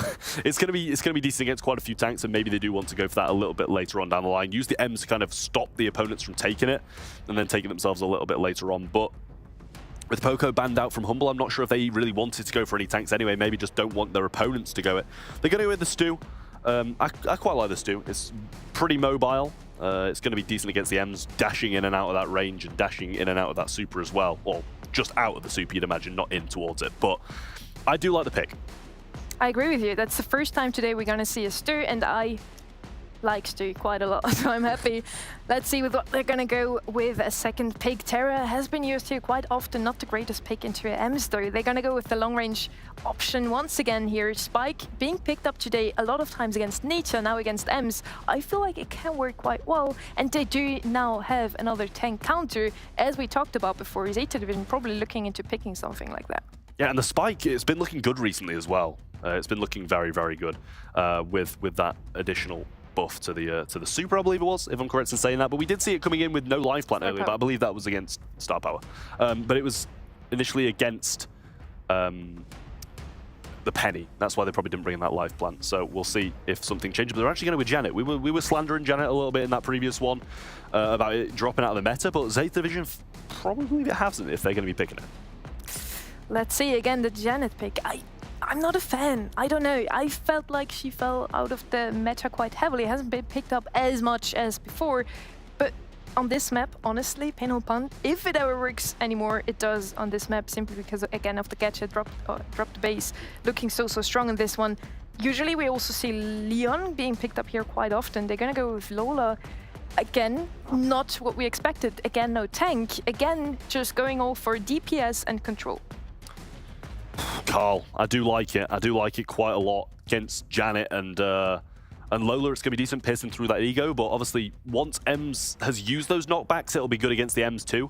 But until that point, if she can get a bit of a pinch in that knockback, then it will be a little bit more difficult. At the same time though, I think I maybe prefer the Humble comp. I don't know if I'm stupid to say this, whether you're just going to completely shut me down, but just looking at it, maybe it's because I've got a bias towards some of these brawlers, like I really like Carl, but at least from my point of view, I do like it. So Lola counters Stu. Ems counters Carl. I feel like that alone speaks for the Zeta Division to a certain point, though. If they get momentum with the Stu and to Carl, everything's going to look completely different from what I just said. So with that, it's supposed to be another close matchup here. Both drafts are quite good, and we're going to head into it with a great start from Humble here, taking over the mid-control. Gera quite low. They are pushing up now, though. Zeta Division all of a sudden taking over mid-control here. Tomsy with the spike super, though. Gera gets taken out. Yeah, pushing up this side now as well. That might be an opportunity. Might have a life plant here to be able to tank some shots, get a heal off and get the ball in, but they actually do choose to wait it out. And I mean, I don't know whether to tell you that these counters that you supposedly have now lost the lanes against the people they're supposed to counter, and I'm just looking incredibly smart, but it seems like it's going that way. Hate to disappoint you, Trev, but you never... What? No. I was going to say... Meow pushing up on the left-hand side now. Cyclone does have super, though. He just can't use it against the Ems Getcha, but if he manages to push onto Gera instead, it's going to look great for him. Ball in position now for Humble. Mid-control for them as well. Meow is one-shot. Using a super there regardless, kind of a waste. Yeah, great pitch. There's the pass through, but he was actually spinning. He couldn't grab the ball in time. I still think there's an opportunity for a goal here. Might have a knockback in the pass through, but Luki's actually going to dash it. And the knockback was too late from Meow. To be fair to him, there was the possibility of a pass, the possibility of that dash through, and it was hard to time that gadget. But you expected him to at least use it before the ball went in the goal. That was just psychology at its best there. Luki looking like he wants to pass into Cyclone, Meow waiting for using his gadget, and Luki just passes onto himself there. Tomzy goes down there. That's the push for Zeta Division. Can they go up against the Stu? Stu, of course, doesn't have the DPS really to defend this one. Cyclone just waiting and lurking with his super though. And they do get some time for Tomzy to respawn here. 50 seconds left on the clock. They could just corner the ball now and defend this one out. Yeah, well, it's going to be pretty much it's Meow dominating Cyclone over here. Doesn't really want to use his spin on him, as you said. You know, it is a good counter, but shots coming through now. Slows there, and Luki's just found an opening. How does that even happen? How do you let that through? Humble are going to get the first game of Brawl Ball, and Zeta Division just left watching. Now we got a great goal today, but that one looked great as well. I didn't even see it because I didn't expect there to be an opportunity. I mean, I was looking at Luki. He was looking for an opportunity to get a super there. Look at him. That was nice. It was nice. If Zeta Division just simply glimpsed over for a second, they would have seen Luki was waiting there with the ball, just picking up his super with a single shot. Of course, it's Stu. Great play by him, but Zeta Division usually sees those stuff. I mean, this might be a goal early on again. Cyclones found the opening, and they take an early lead. Humble looking very, very good throughout this set, and just seems like they're dominating pretty much all three lanes. Great shots coming in from Cyclone early on. Lovely pitch from Luki. Also, in comes the flying hook, gets the kill with the protective pirouette through there, and Giro, he's not the healthiest, but he's not the lowest either. Great shot yet again from Cyclone. He's very low, but he's finding the shots. To be fair, Trev, after last week's Open Finals, we got to know this map quite well. I wouldn't mind a duo. Before we see 6 draws in a row again. But we'll see how this one plays out. Good knockback from Meow there to keep him alive, but actually the returning pickaxe gets Naui from beyond the grave. Great play by Cyclone there. And now Luki's trying to follow up with some shots onto Meow. They do have the lead, so it's not like they're in a rush to do anything. And yet again, Luki's on an absolute tear. What is Luki doing to them right now? 1v2, he gets the better out of that. Cyclone looking into scoring that one. Just hitting a wall happens to all of us, it's all good. Zeta Division needs to push up now. They can turn around this one. They had a lot of opportunities taking mid control, taking the lead over the ball. But at the moment, Luki looking so strong on this stage, just never going down. As I say this, he probably will go down. Exactly. Zeta Division with the push now. Yeah, but he went down, but he delayed a lot of the time before it. They've got a minute left to score now, and Cyclone's still in a decent position, getting hit pretty hard, but actually got the kill, not even gone down yet either. Janet's got the flight, but Tomzy getting some curveballs through. Not really making any connections, but Luki's just dashing everywhere. Great slow coming in. He might have died, but Cyclone doesn't have an opening there. I thought he might have done that side, but actually no flying hooks left. Just realized that as I say it. And 40 seconds, the ball is back in Zeta Division's corner. They need it up top. They would. Maybe they're getting it out of the corner now. Noe's bringing it. They do have the mid control here. Garrow's falling though. 2v3 now all of the sudden. Luki can't really go up against Noe with his free frame. But they're all low again. 20 seconds left on the clock. Zeta Division needs to push up. 1-0 for Humble in this set and also in this game. 14 seconds left on the clock. They just need to defend a few seconds more. Humble probably will take this one. Yeah, they're going to take the set, and did look good whilst doing it as well. You know, we kind of questioned the draft a little bit in terms of some of the matchups, but I think they played it very well. They pinched perfectly. Luki was just playing some of the best Brawl Stars I've ever seen him play on that Stu. It really was absolutely incredible. And the rest of his team just assisted him. You know, they know he's the big player. They know he's the one who makes the plays. So they just did what they had to do to be able to let him do his thing.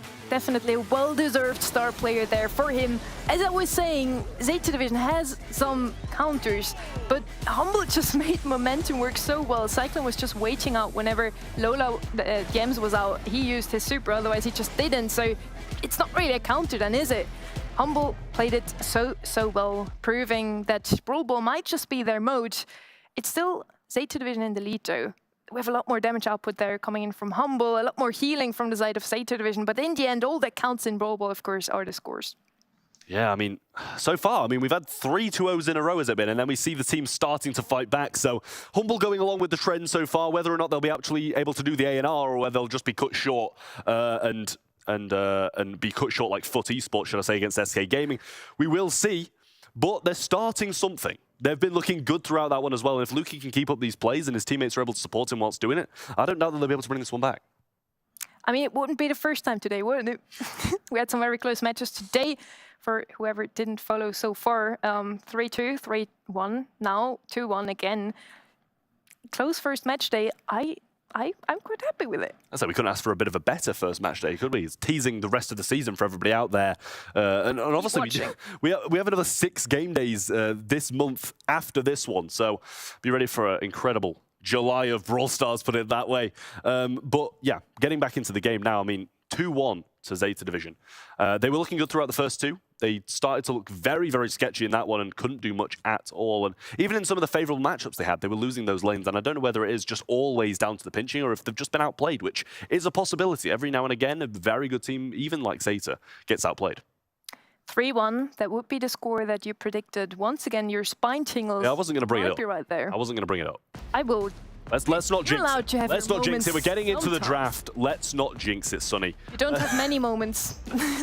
I want to give you the ones you do. Let's go into this draft now. Dueling Beetles is going to be the potential last map here. Zeta Division still with the option of getting the match point here. Bens are going to be Penny, Stu, and Max on the side of Zeta Division. Crow, Bell, and Squeak on the side of Humble.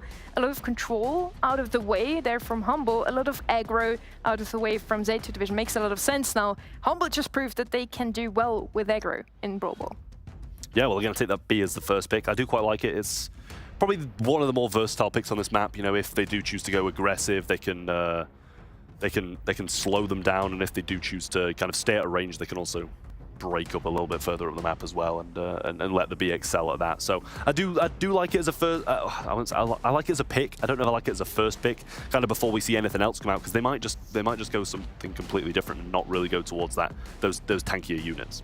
Let's see. Zeta Division going with the Gus once again. It's a meme at this point that they just don't own the Zeta Division skin. Let's see if they finally play it today. And Gus always, again, synergy with a lot of brawlers, a lot of aggro brawlers. Bonnie would be an option here. Carl, of course, both of those would work well into a B as well. Let's see what they will go with. We did see a Leon here before in this map. Let's see. Throwers, if they were ever played in hot zone, could be an option here as well with those walls. Pam is going to be the option here for Zeta Division. Just a lot of HP here. Pam, turret, Gus, shield. We did see that before in Infinite Doom. And it worked pretty well for them, so maybe they'll choose to go for some of this again. Sadly for them, the Crow is banned out this time, so they can't pair those brawlers up and go for the Crow as well and just go all out same comp, something they're familiar with. We're back to Humble for 2 picks now, and they do have to be careful because they don't have the last pick. They're going to have the 2 follow-ups now to go along with this B, so we'll see what they go for, and then obviously Zeta Division are going to have the possibility of countering out their whole comp. They're going to go for the Poco. I guess I've seen maybe a slight lack of long-range DPS coming in from Zeta Division, so they're going to go with that Poco and play a bit more up front through this mid here. I don't hate it, but if they do go for a tank now, then Zeta Division still have that opportunity of bringing in a very good last brawler. I was about to say with that B, they either need to break up the map or they play her on lane. Playing Poco there in mid makes a lot of sense, especially into those 2 brawlers. They still need some DPS though.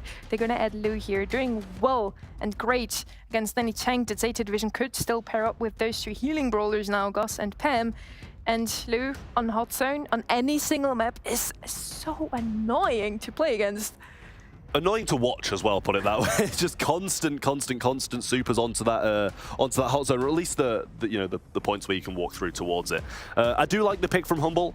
I just kind of question that overall synergy, where the Poco slots into that one, where they're just going to be playing it a bit far behind, but they're actually going to go with the Mr. P, and I don't mind that at all, really. It's going to lack quite a lot of DPS for when the Poco's going to be healing, but I imagine they're going to be relying on the Pam and Gus to be able to provide some good healing and good shields to be able to win those matchups overall. So we'll see if that does pay off, but if they can get that Mr. P on the B matchup, they're going to be pretty pleased.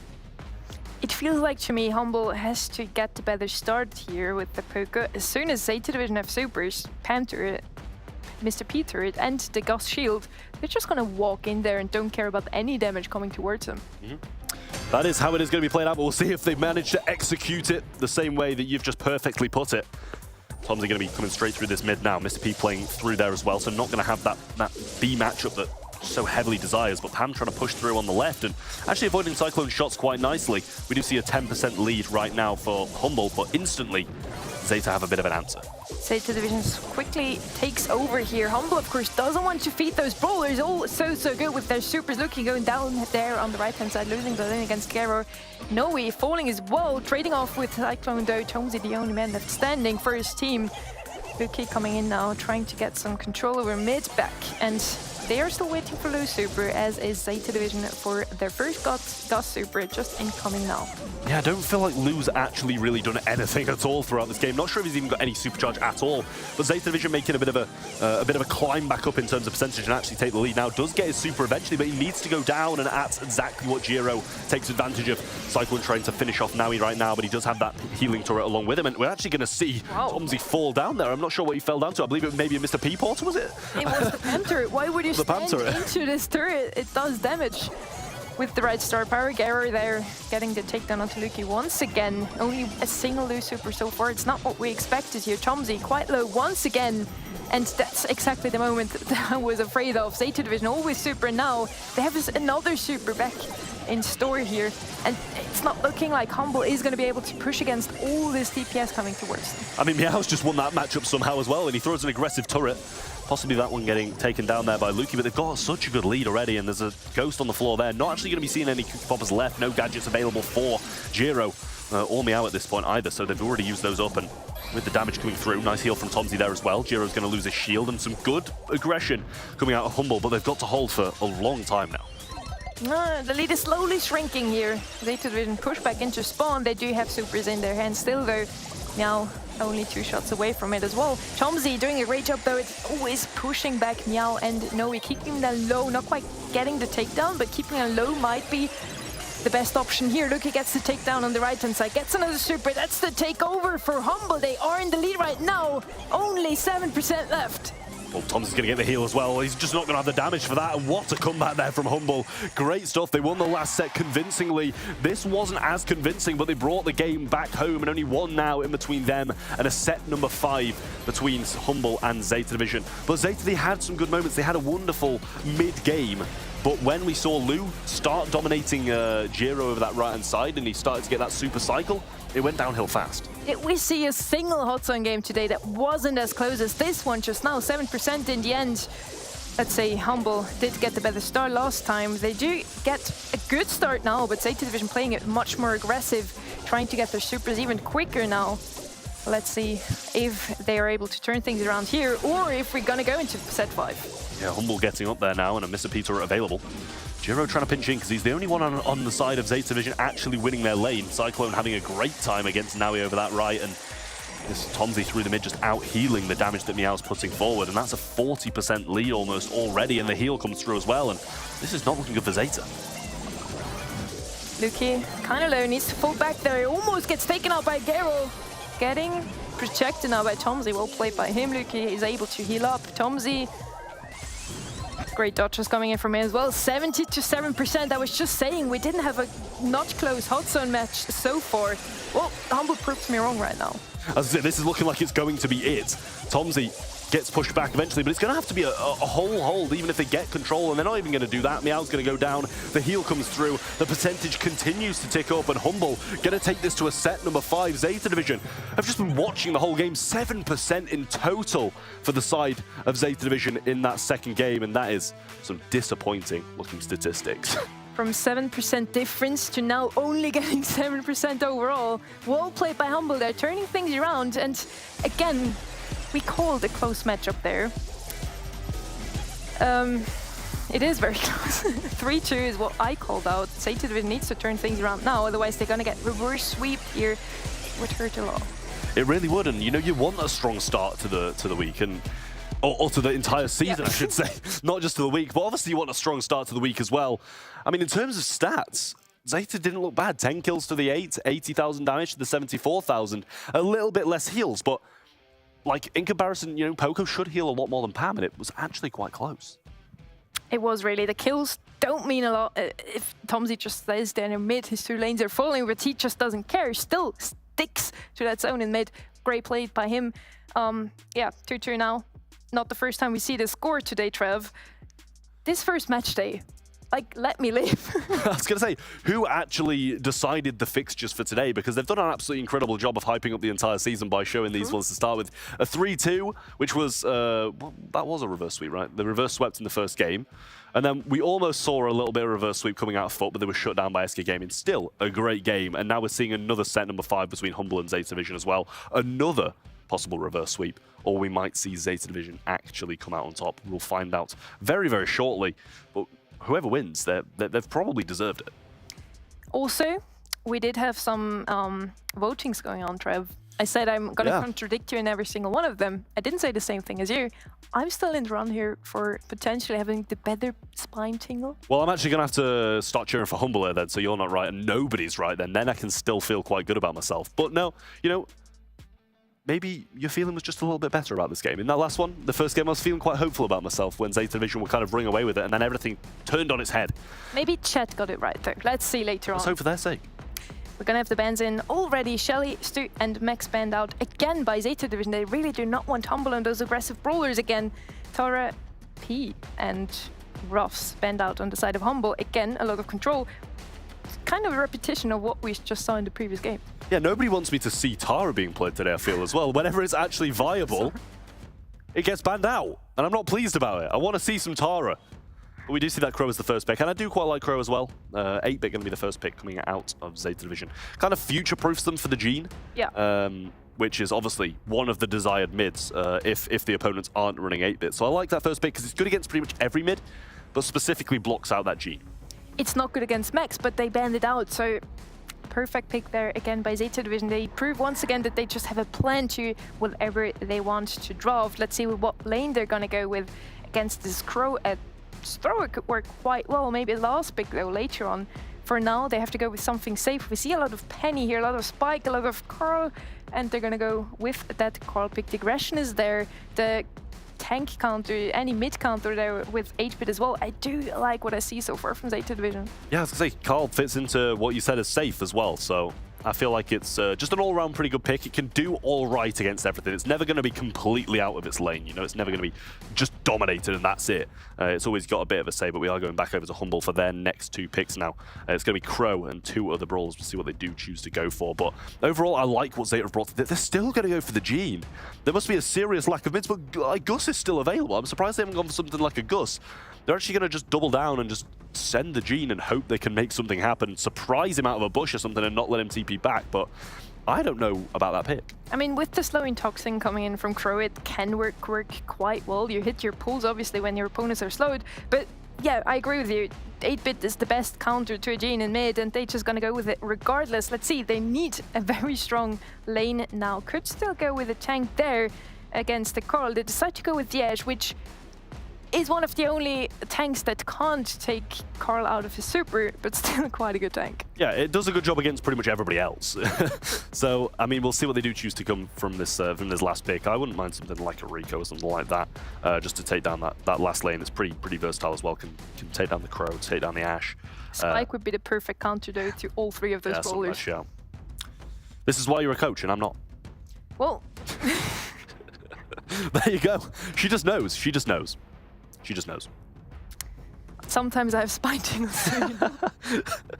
Maybe you get the double spine tingle in this game. Zeta Division will win at 3-2 and you predict the spike. That'd be a great way to top off this game for you. I see a great future for you too, Trev, as a coach. I can give you some lectures. I really don't see myself as a future as a coach, but... Let's see, I do have to side with Zeta Division's comms simply because of the 8-bit against the Gene, because of the spike countering all 3 of those brawlers. Yeah. What are your thoughts on that one? Yeah, no, I kind of have to agree with you here as well. Amazing coach. Just copy whatever you say and I'm a good coach, I guess. But yeah, I mean, I just can't really see why they bring the Gene in after that 8-bit. That's the only kind of thing I question. Like, I don't hate the Ashe, I don't hate the Crow, but the Gene was definitely something that I questioned. We're going to see me out playing curveball rather than that buffed up fertilize. Carl down that right-hand side lane against the Ashe, and so far, Tomsy not doing so bad. Just gets tapped on quite a bit now. Noe just trying to get his super as quickly as possible. Getting those hits is so crucial for him to maybe pick up some gems himself. Cyclone and Tomsy playing it really well though, playing it together. As soon as Cyclone is able to trigger his Tomzi's gonna hit those shots. They need to fall back now. Zeta Division finally with some gems on their side. They do have no super now. Jiro going in aggressively. Does get taken out though. That's gonna be a pushback from Humble now. Yeah, I mean, he's given Luki control of this bush now as well, so that's not the best thing, but I didn't mind his ambition to try and go in there, because, you know, there was a possibility that he would have been able to make something happen. Good reset on the heels there, and he actually gets the kill off the back of it as well, continuing his aggression. Now, this is the point where if he gets this down, the gene pull actually can make a difference in this matchup, but Jiro's going to come in, and that should be a kill on Luki. Might go for the knockback on the pull, does actually go for the knockback. Chill Pill came through as well, and Luki still almost went down. Jump comes in, and he actually hits the pull. That take everything I said back. Humble make Gene work, and this is surely going to be a match point. That was so well played by Humble there. Still side with Zeta Division's comp, but Humble made it look like they have no matchup at all. 7 seconds left. No, he already knows that's over. What a pull there from Tomzi. You need to know, an 8-bit always has the cheat cartridge, the gadget that can literally teleport him back to spawn. He didn't use it on time. He was so confused by his Cyclone jumping on him. That was the perfect distraction there. So well played by Humble. Yeah, maybe a little bit disoriented, but I'm not sure if he actually had his super towards the end there. I think it got taken down as it happened. I think he was just throwing it out, right? Yeah. So okay, never mind. I mean, still, I think he should have had it down before that regardless, right? But, like, we'll see if they are able to play this comp a little bit better, I feel, and they should be able to bring this to a double match point. But we'll see if Humble managed to bring back another incredible pull and some great plays again. They do have the same lanes here. Luki decides again to go against the spike. Maybe they just need to switch here, and it would be a bit better. Luki can't really put on pressure, but Cyclone is doing a fantastic job at doing just so. No, he does get a super now, but it's quite low there. Jero is his wall pull. He's gonna get wasted there. I don't know if that was a wise choice there, not using it against the gem carrier, baiting out those seed cartridges as well. And Humble push back all the way into spawn. They still have Lito. Yeah, it's 5-2, but I really can't see them breaking this with much ease, to be honest. Tomzi's going to need a pull, and he's going to need to pull Jiro and Meow through it, and the life plant's going to be able to take it on that side, and they're just getting taken down over and over again. But cheat cartridge, not cheat cartridge, sorry, the chill pill actually comes out, and Jiro's going to TP out of that position, survive it, but they have lost a lot of the control. Meow's going to come in now, life plant drops in Cyclone's face. Tomzi very low as well, I get beamed up, but now they need to pinch back on Luki. Shots come through from Meow, and all three of them still in this great position, 6-5. And do you see Humble breaking this? I do see it if Tomzi gets a great pull here so far. He doesn't even have his super. He does have it now. Gets a takedown onto Garo and Noe. Using the cheat cartridge preemptively now. Maybe 2 minutes left on the clock, and it's quite even. 7-6 gems. Noe this time around places super right away to have this sketches ready. Tomzi doesn't hit the pull. That's going to be crucial for his 8th division now.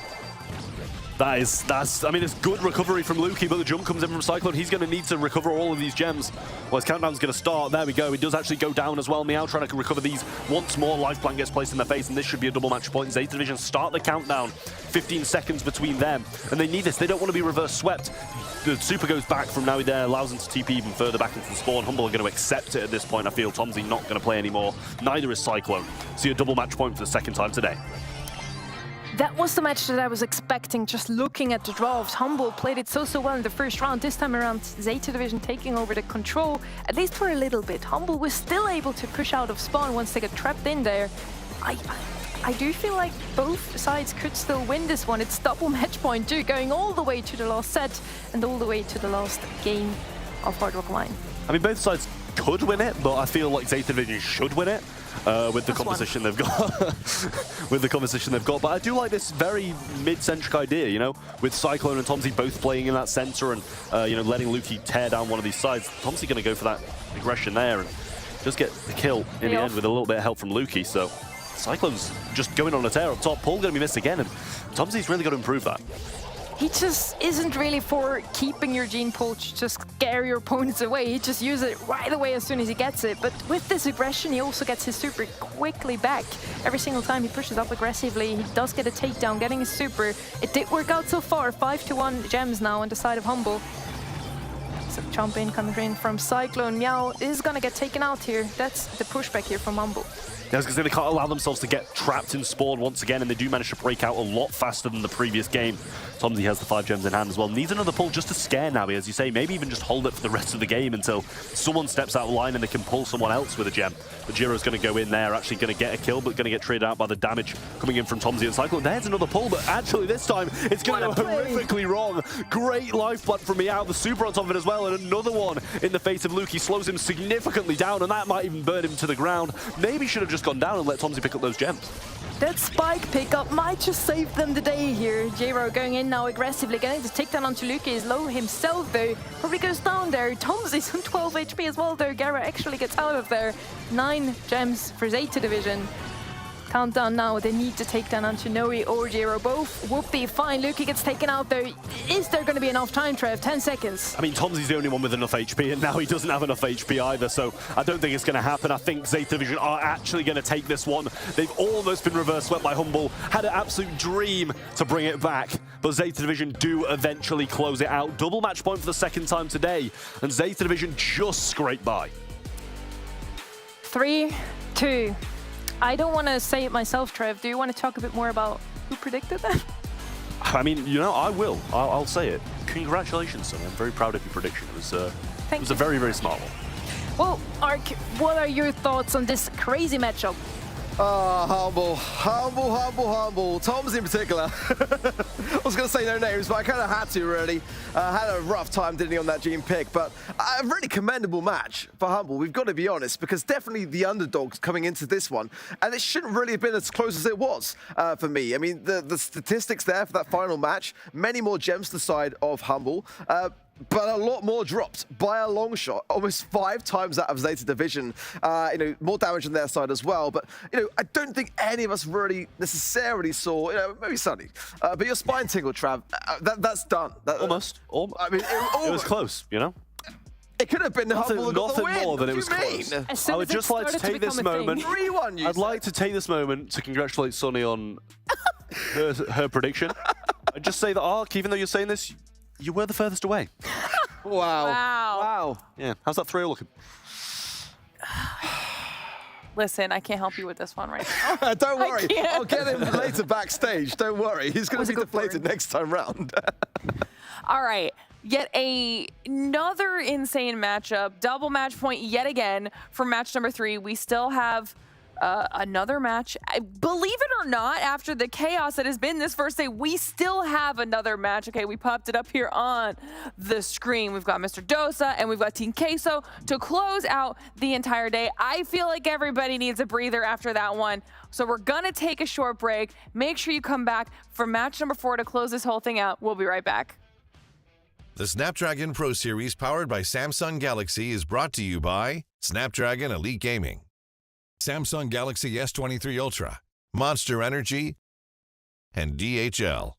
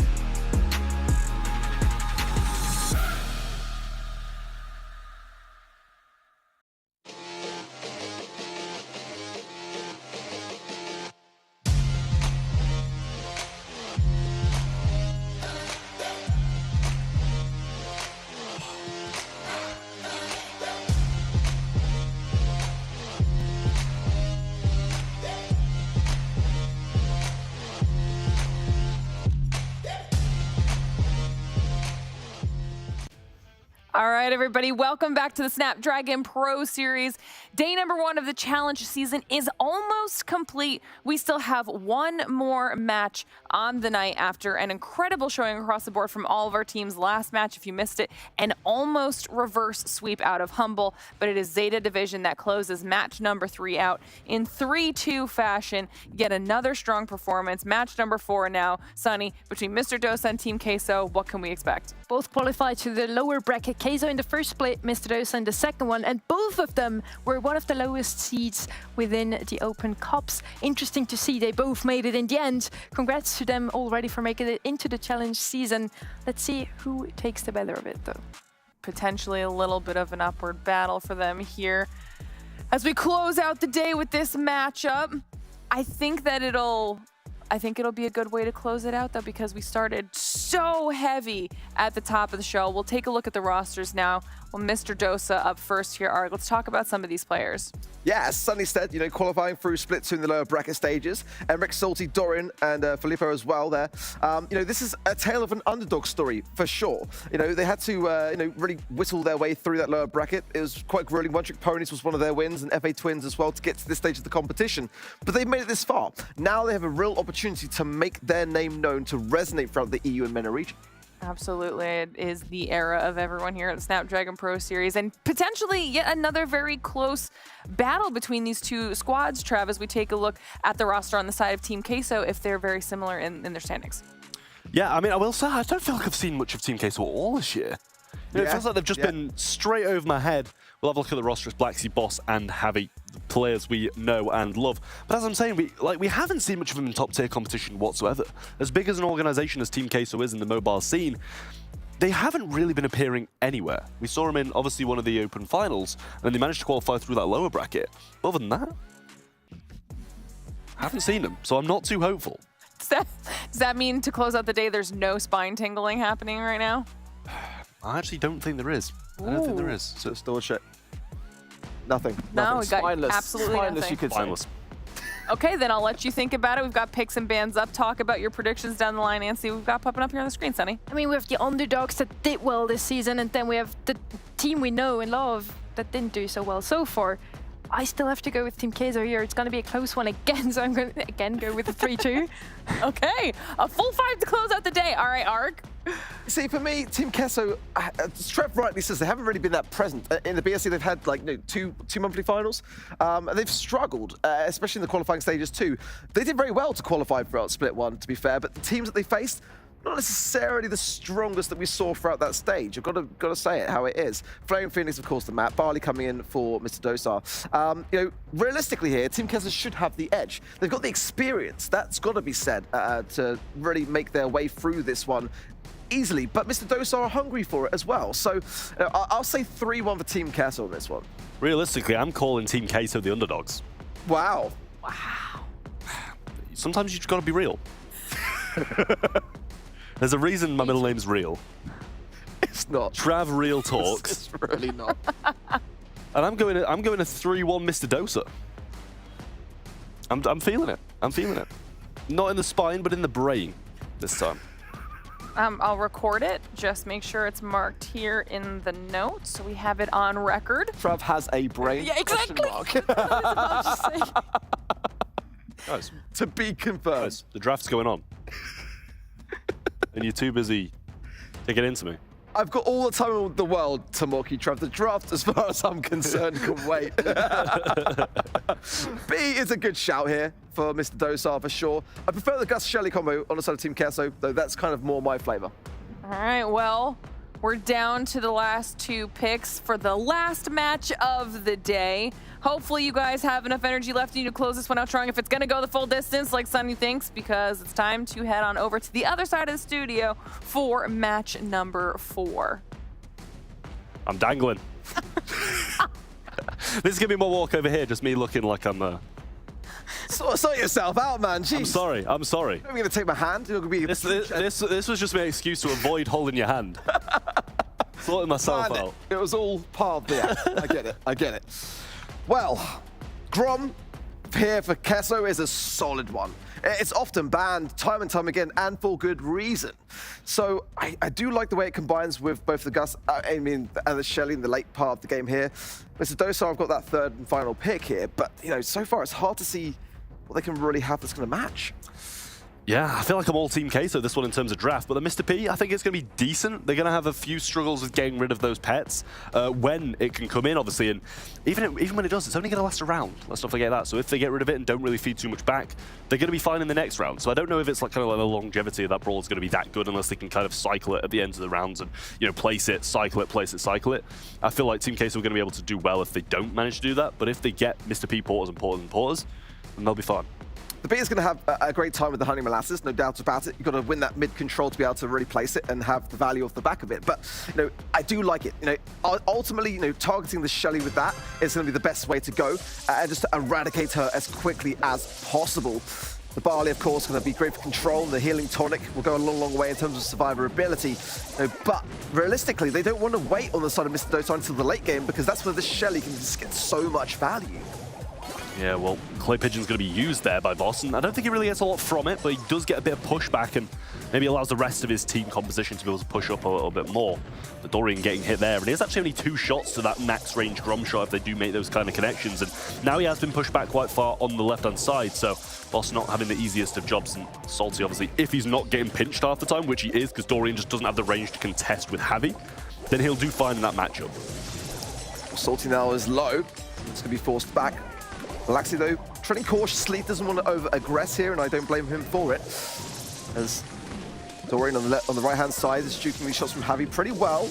One's taken there, and just going to be a bit cautious. The Grom Bomb now available. I'm not sure that he's seen. Now he certainly has. As the gas comes in, Boss aggressing this left-hand side. A big hit to the face there of Emmerich, who goes down. Salty surviving on, but for how long realistically here? One there, Honey Molasses to tank it, but that might have been a gadget he'd prefer to have kept for this next round. I mean, he was feeling himself. He had the 3K, and he almost went towards that last shot towards the Shell. How can I not remember the name of Shelly? It's been a long day, Trav. It's been a long day. It's been a long day.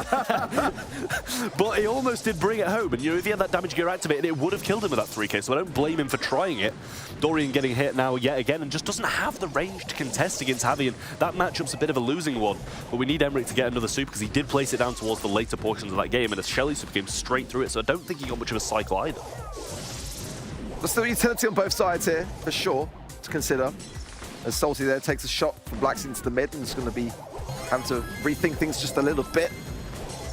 That gadget from Javi will be able to see into the bush and spots Dorian double connection there. Grombom comes in, does then land. Dorian's surviving on with 310, but in the meanwhile, there's a takedown. It's a 3 versus 2 now, and Emmerich's the next to go.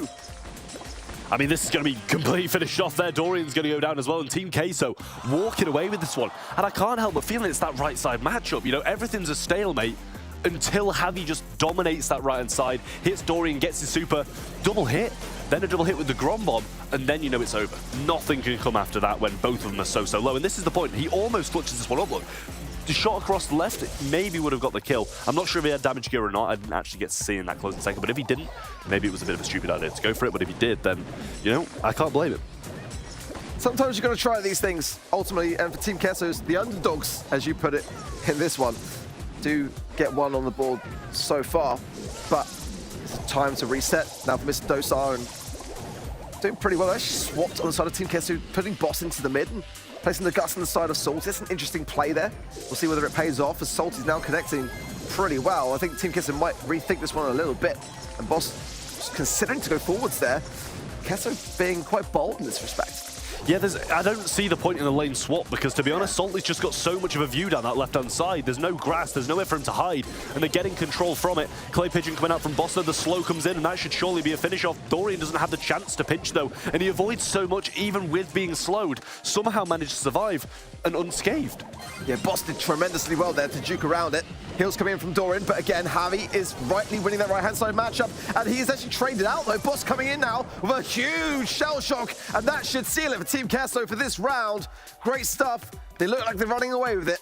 Yeah, and I thought maybe Mr. Dosa should have won that one, especially when Dorian took down the Grom. Maybe they should have won it, but that shell shock was so huge from Boss there, and only 1 round away from taking this first set. And I feel like Salty's just got to make something happen down this left-hand side. Hit three shots in a row on Blacksea and he'll bring him down, which is quite a tall order, but if he's able to do it, then it's going to be pretty good for Mr. Dosa. He's landing the connections, no doubt about it, but then the healing on the side of Blacksea is there, and he'll then start to come back into play.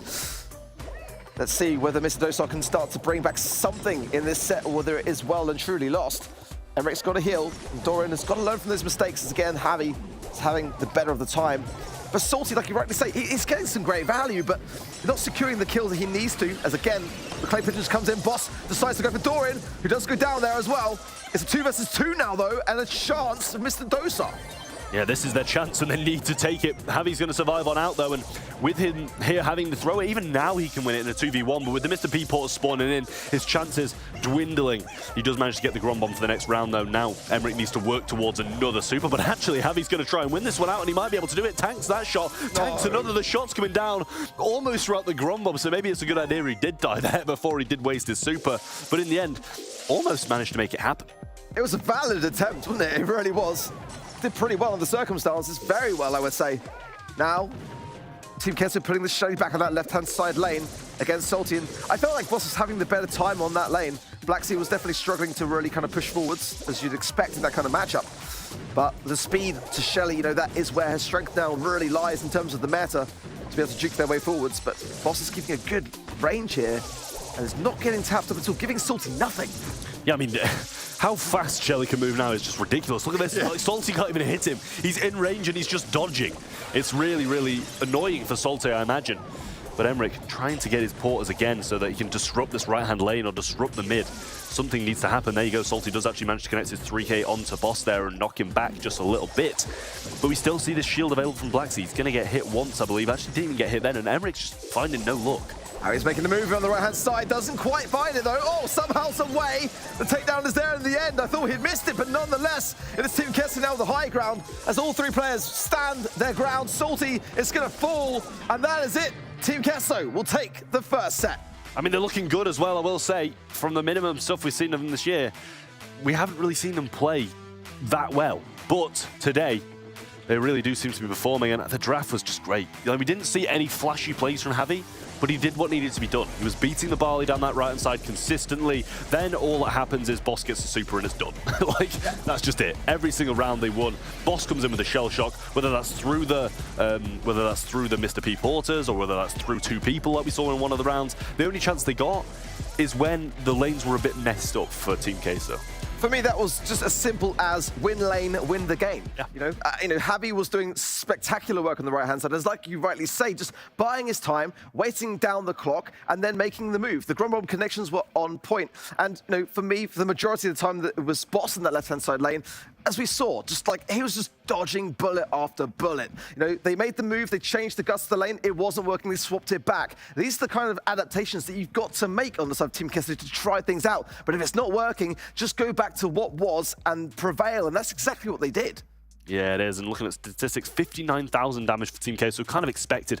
44,000 is all that was done by Mr. Dosa, but they got a little bit more healing, but they kind of had to. You know, if they didn't get that healing off, it would have been a much faster set than it was. Well, you said that Kesso were the underdogs, in your opinion, coming in. I stand by it. You still stand by it? Stand by it. Bad draft. You're blaming the draft. Blaming the draft. Sounds very familiar to me. Listen. Didn't expect it from a caster. That's all I'm saying. I don't know what to tell you, but Mr. Dosa's draft wasn't quite it in that one. We'll see if they're able to bring this back through here. Going to see that Ems as the first pick on pit stop. Going to have the bans of the Max, the Bonnie, and the Dynamite from Mr. Dosa. And then Team Queso, we're going to ban out the Shelly, the Max, and the Primo. So getting rid of one of those tanks from the side of Team Queso. And it seems like, you know, Mr. Dosa just don't want the speed anywhere near them, or the Bonnie, or that Dynamite, who can just deal so much damage. Yeah, the Nissa's available here, which is a concern for me a little bit. But I do like that kind of like aggressive lane. Stu's, Rico's ideally for me, as you know.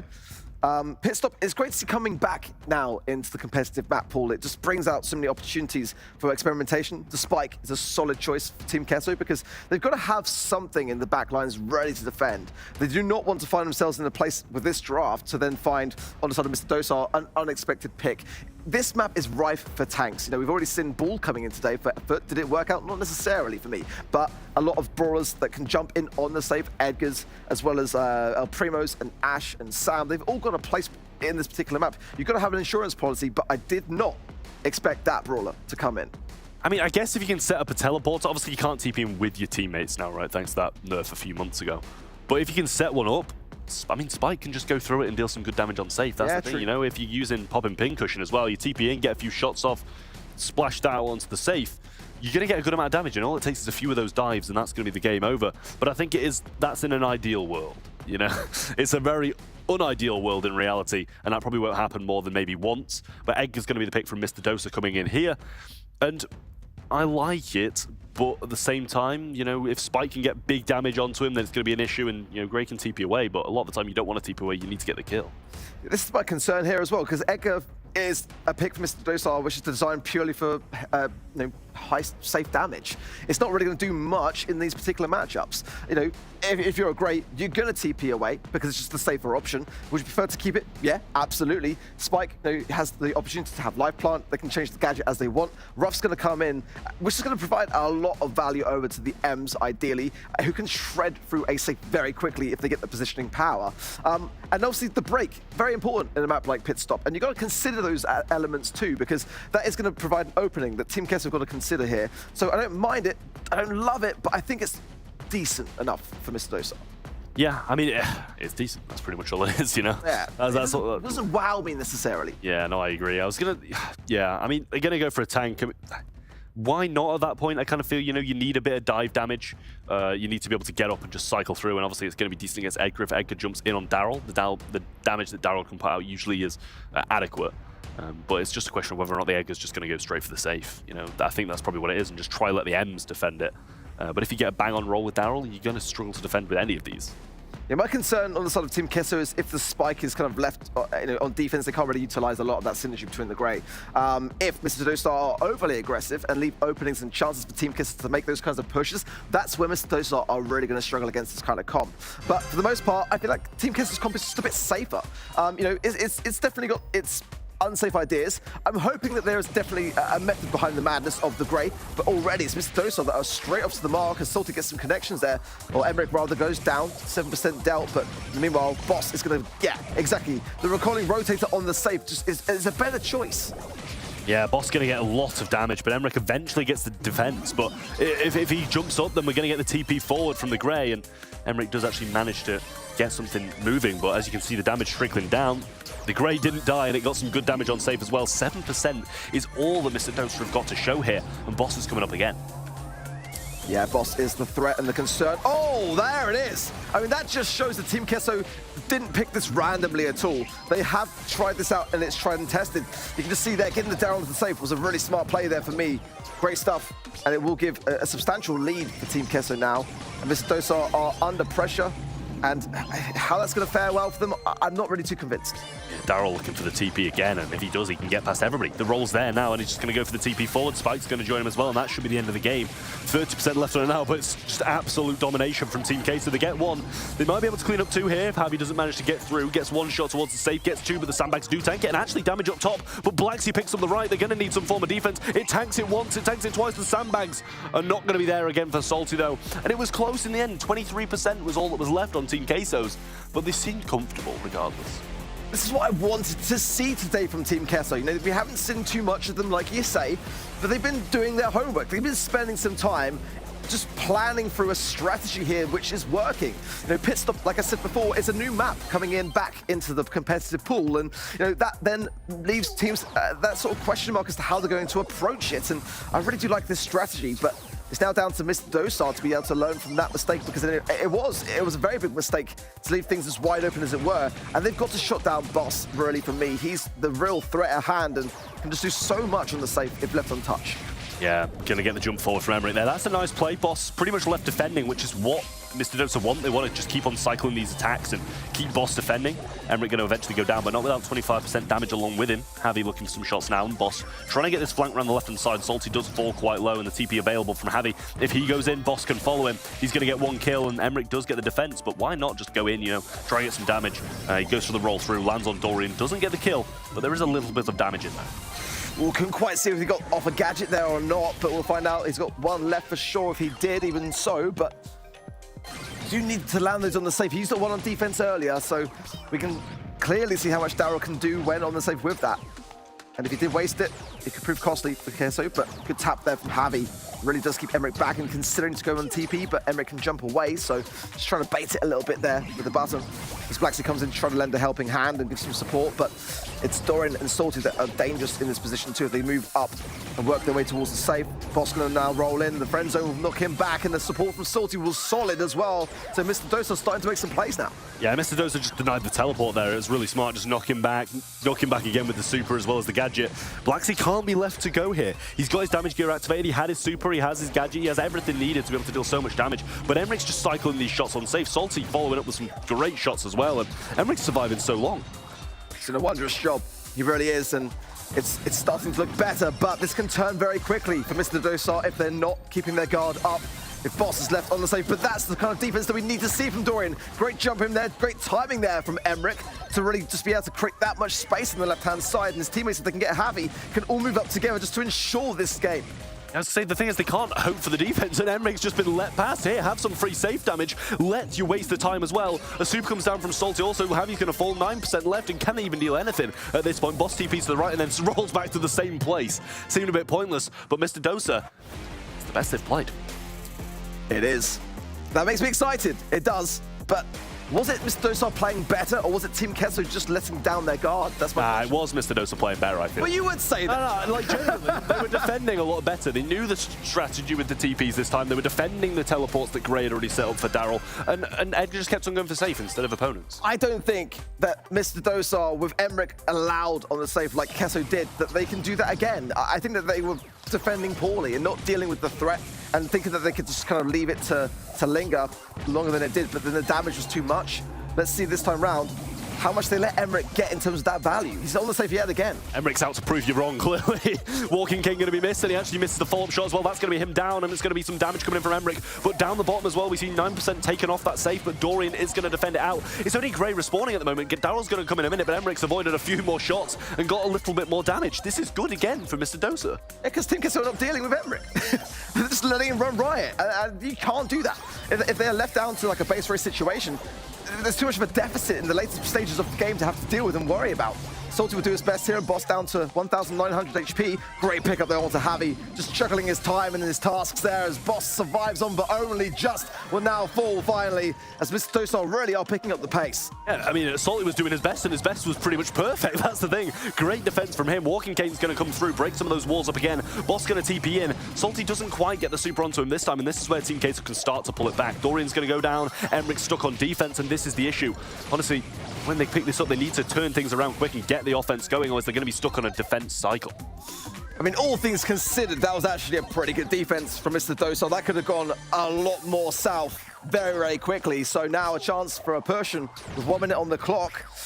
They've got plenty of time to still turn us around, but I like the way that Team Keso are moving into this very aggressively. So they're going to leave Emmerich, and that's been the mistake in the past. He's been getting a lot of damage, but in the meanwhile, it's on the other side of things where Keso have got the lead, but how long can that realistically last? They take care of Emmerich now. We are tied at 33% for both sides. Yeah, I believe Javi TP'd in and then managed to TP out as well and get the heals through that as well. 33% each is a very close game, but can you feel so hopeful? Boss can just TP towards the safe yet again in the closing seconds. They need to make a play. They need to make some kind of push. Emmerich's going to go for it. He's going to be able to bring down Javi. Can he get a super back in time? He can't. Boss is surely just going to go for it. And they've got no means of defense. There's no knockback. They need to get up and do something. Keso are playing this very, very cautiously and safe, and that could be a concern for me. Boss now on the safe. He'll get some damage, but meanwhile, Emmerich is going in on the left-hand side top, and that could be Mr. Dosa taking it, but the damage is raining down for Keso. They got the lead. Can they hold it? They will! Just about! That was wonderful from Queso. I will say they were playing it passively, but playing it passively was very, very smart. Emric got star player there as well on the losing team, so that shows how well he played. But Team Queso do come out on top of set number 2. Much, much closer this time, I will say, though. And, you know, I don't think Mr. Dosa are out. They might be down, but they're not out just yet. They played that one a lot better than the first set, and the draft seemed a bit better too. They looked more comfortable, didn't they? They looked like they had a comp which they were looking for sure. And it did pay off to be aggressive against a team like Team Queso. You know, that's how you have to play against them, because you know, Boss is that player, Black Sea is that player, Javi is such a great controller to add to the mix, and some stats here as well to marvel over. And it was a pretty close game, as we kind of saw reflected. Very back and forth, 31 kills on the side of Mr. Dosa to the 24 of Team Queso. More damage for Mr. Dosa, and a bit more heals on their side too. But like you said, you know, from the first set to the second, there was a very different movement in favor of Mr. Dosa. So it kind of feels right that they should be deserving of a set coming up soon. But this is the time for Queso to shut that idea down. They want to show their dominance in this competition. Going back to last year, as you well remember, Trav, Team Queso had a terrible time in Season 2. I mean, they didn't get a win. Well, if they win this match, they're going to do better than Season 2 in entirety. Exactly. I mean, They want to start today on a big note, and they're looking like they can, but in the past we have seen Team Queso falter. This is the time just to really be assertive and sure of themselves and just get this done in the sweep. Yeah, I mean, I feel like if any game that they will finish out in a sweep today, when it's been a 2-0, which pretty much every game has been, right? Every game's been a 2-0 so far to start things off, and we've had some teams claw it back, some teams almost claw it back and then get cut short. I think if there's any game that's going to finish of like how we've been seeing it play out in a 3-0, it's probably going to be this one. Team Queso have been looking pretty good, even when, you know, they have some, well, not some of the worst drafts, but that last one was not entirely sided to them like that first set was. So we'll have a look what we're going on to next. We're going on to Crystal Arcade. We're going to have the Ruffs, Nita and Carl Bands from the side of Mr. Dosa. Team Queso are going to get rid of the Shelly, the Ems and the Gus. Pretty self-explanatory because they didn't have that first pick. You don't want to be faced with the Shelly. And Spike is going to be the first pick from Mr. Dosa. We're seeing this big rise up, aren't we, of Spike first pick now in the meta. And I'm all for it, actually. It makes a lot of sense because it's so versatile. It's a great tank counter. It's also great with range and control as well. So it makes a lot of sense. Stu is what I didn't expect, actually, into Spike. I mean, but as long as they choose their lanes wisely, but I worry with that kind of Stu first pick. Just simply because if Mr. Dosa now have another lane side that's just equally as good to counter, then what can the Stu really bring to the table here? But a chance for a gem carrier for sure, no doubt about it. And Squeak going to come in as well, which I really like. I think Squeak now in a great place in the meta and very worthy to combine with this, but there are a couple of holes that Mr. Dosa could exploit here. Yeah, it does seem that way. Well, we'll see what they do choose to pick. They've got the next two, obviously, as well. So we will see Team Queso with the last, so they'll have the ability to pretty much counter everything that Mr. Dosa choose to go with now, and the Spike as well. Although you can't really counter Spike massively, there is some things, obviously, that are pretty good against it, in Mr. P and stuff like that, when the spawnables come in and you can bounce those shots through. But, I mean, a lot of the good lanes here are banned out. Like, Ruffs, Nita, and Carl are all pretty much three of the best lanes. We do see the Crow come through. I imagine we'll see that Crow in the mid, and we'll see another lane coming out of Mr. Dosa here. But, as I say, a lot of the good mids are banned out. Pretty much all of them, right? Yeah, it's all the lanes, I mean. Leaving little in terms of options. I mean, I still think Bo is okay here if the bans are like this. You know, we saw Reply Totem using that recently and quite continuously so on Crystal Arcade in specific, and I think it can work. As teams still make mistakes, they'll trigger the mines, but it's not necessarily my go-to here because the bans are kind of exactly that. It's quite smart from both sides, realistically, here. Daryl, coming in for Mr. Dosa, can play a very aggressive lane. You can just, if you win that side, you can just kind of wait your time to shine and then roll in, cause a problem, and then just completely change the flow of action for both the mid and the far left. So I do really like that idea from Mr. Dosa, but it could be very heavily countered now from Team Queso because they've got the advantage of having final pick. Yeah, there's going to be surely a tank counter come in now. But, I mean, like, what's left? Ems is banned out, Shelly's banned out. They've kind of done this to themselves. They're going to go with the Otis here. Probably a smart decision on their part. Fat Splatter's pretty good to scout out the lane early on as well. Fat Splatter one side, shoot the other, and you pretty much get some guaranteed hits, whether that's through the tick down damage or through the DPS that he's going to be throwing out anyway. I don't mind either. No B. Yeah. I don't mind either of the comps, though. They're decent. I mean, the bans really did eradicate so many options. And, you know, when we see this kind of draft play itself out, we get to see some of these brawlers really make a move in this particular map. You know, it's a wondrous thing when the Daryl can really pop off and if you can cycle that effectively. You know, the Ruff's ban was smart for that reason because that's a really, really good deterrent of it. That makes me feel more confident on the side of actually Mr. Dosar here. Well, we'll see if they do manage to come out on top, start to claw things back, or if Team Queso will close it out in 3. Aggressive place from the Daryl early on, but Residue shuts him down very early, and that should be one more follow-up shot from Boss. Emery goes for some damage before and tries to get his super back, but instantly Team Queso are off to a flying start. I mean, Boss connected every single shot onto Emmerich there.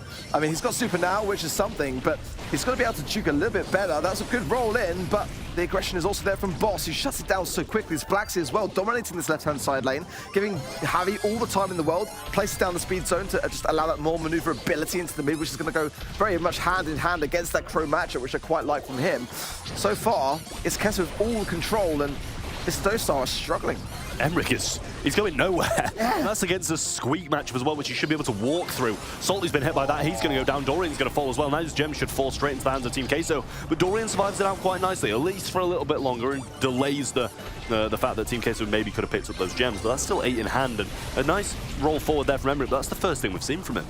Yeah, we need to see more, but now in that spot, like I said, just by winning that control, he can take his opposition more by surprise. But Blacksy is making moves on the left-hand side, now pushing Salty far to the right, and that will allow Team Queso to go far to the left. The roll from Emmerich wasn't quite time for Javi. He gets the speed zone, but not much more than that. Blacksy will go down, that will reset for now, and this is the best opportunity that Mr. Dosar have got to have, but they cannot lose control of this mid. Only one more gem, and Team Queso will be on countdown yet again. I was going to say, I'm glad you said for now in terms of the countdown, because it looks like they're probably going to be able to bring this one back anyway, considering how much of a gem lead they have. But Blacksy's been shut down. Boss can't be far behind with Emmerich having this control, but the thing is, Emmerich can't really scout out and keep him back, especially against Blacksy. He can't really roll in here either, because he'll just get muted out and taken down. Now, though, Mr. Dosar is starting to claw it back, but Dorian's got a gem, and he's going very aggressive there. He's going to... Oh, no, the Fertilize comes in and clutches up. Emmerich gets muted out on the right side and actually gets taken down, but Blacksy burns down thanks to the shots from the Crow as well. And now, it's even Steven. I was worried for Dorian because he wasn't healing prior to that either, and juked his way forwards and timed it perfect. It was very risky, but a play that paid off. They've got to hold control of this mid. The roll for Emmerich will create the space for Salty to go in, but he might over-aggress. He's forced down, and the mute missed from Blacksy. 10 still in the pocket. Now the 11. Dorian on the left-hand side clears house. 20 in the pocket, but Blacksy, can he make something of this? I don't see how he can, but nonetheless, he'll try for it. Mr. Dosar get one on the board at a crucial moment. I mean, this could be the turnaround that every other game's kind of been going through. We've had 4 2-0s today, and every single time it hasn't been finished out in the third. We've either had a reverse sweep, an attempted reverse sweep, or it gets turned down in the 3-1. But Mr. Dosar definitely put on a much better performance then. But Team Queso, if they're able to just keep up what they were doing at the start, and even had the countdown there as well, if it wasn't for the Daryl, they'd have shut that game out. They really just asserted themselves early on, and just it was that one moment where they lost control from the result of that Daryl clearing up the right-hand side, and they allow Emmerich to do that yet again, because prior to that, Emmerich had no place in this game. I mean, Boss was all over that right-hand side, and, ultimately, if Boss is able to keep that suppressed, that could be what gives Team Queso just a clean run of things. But 3 gems in the pocket for Salty as a result of that early game, and now a closer matchup is going to be set. Yeah, great shots there coming in from Boss as well. Brings down Emmerich again, and he does have his super, but he's not really done much other than just get it so far. Salty's going to get pinched in there as well. That's 3 gems laying on the floor. Javi's actually going to go for them this time, but in comes the roll. Speed zone's there as well. The dashes away might work, but actually Boss is going to go down as well. Super comes down, they actually both connect. He can't roll out of it either. The mute's there. Salty slowed down, perfectly placed Residue, but they can't get anything done. He jumps straight to the right, but now this might be a chance for Javi and Boss to reclaim, but they can't. Salty stays alive. Emmerich rolls forward, and there's 9 gems in hand.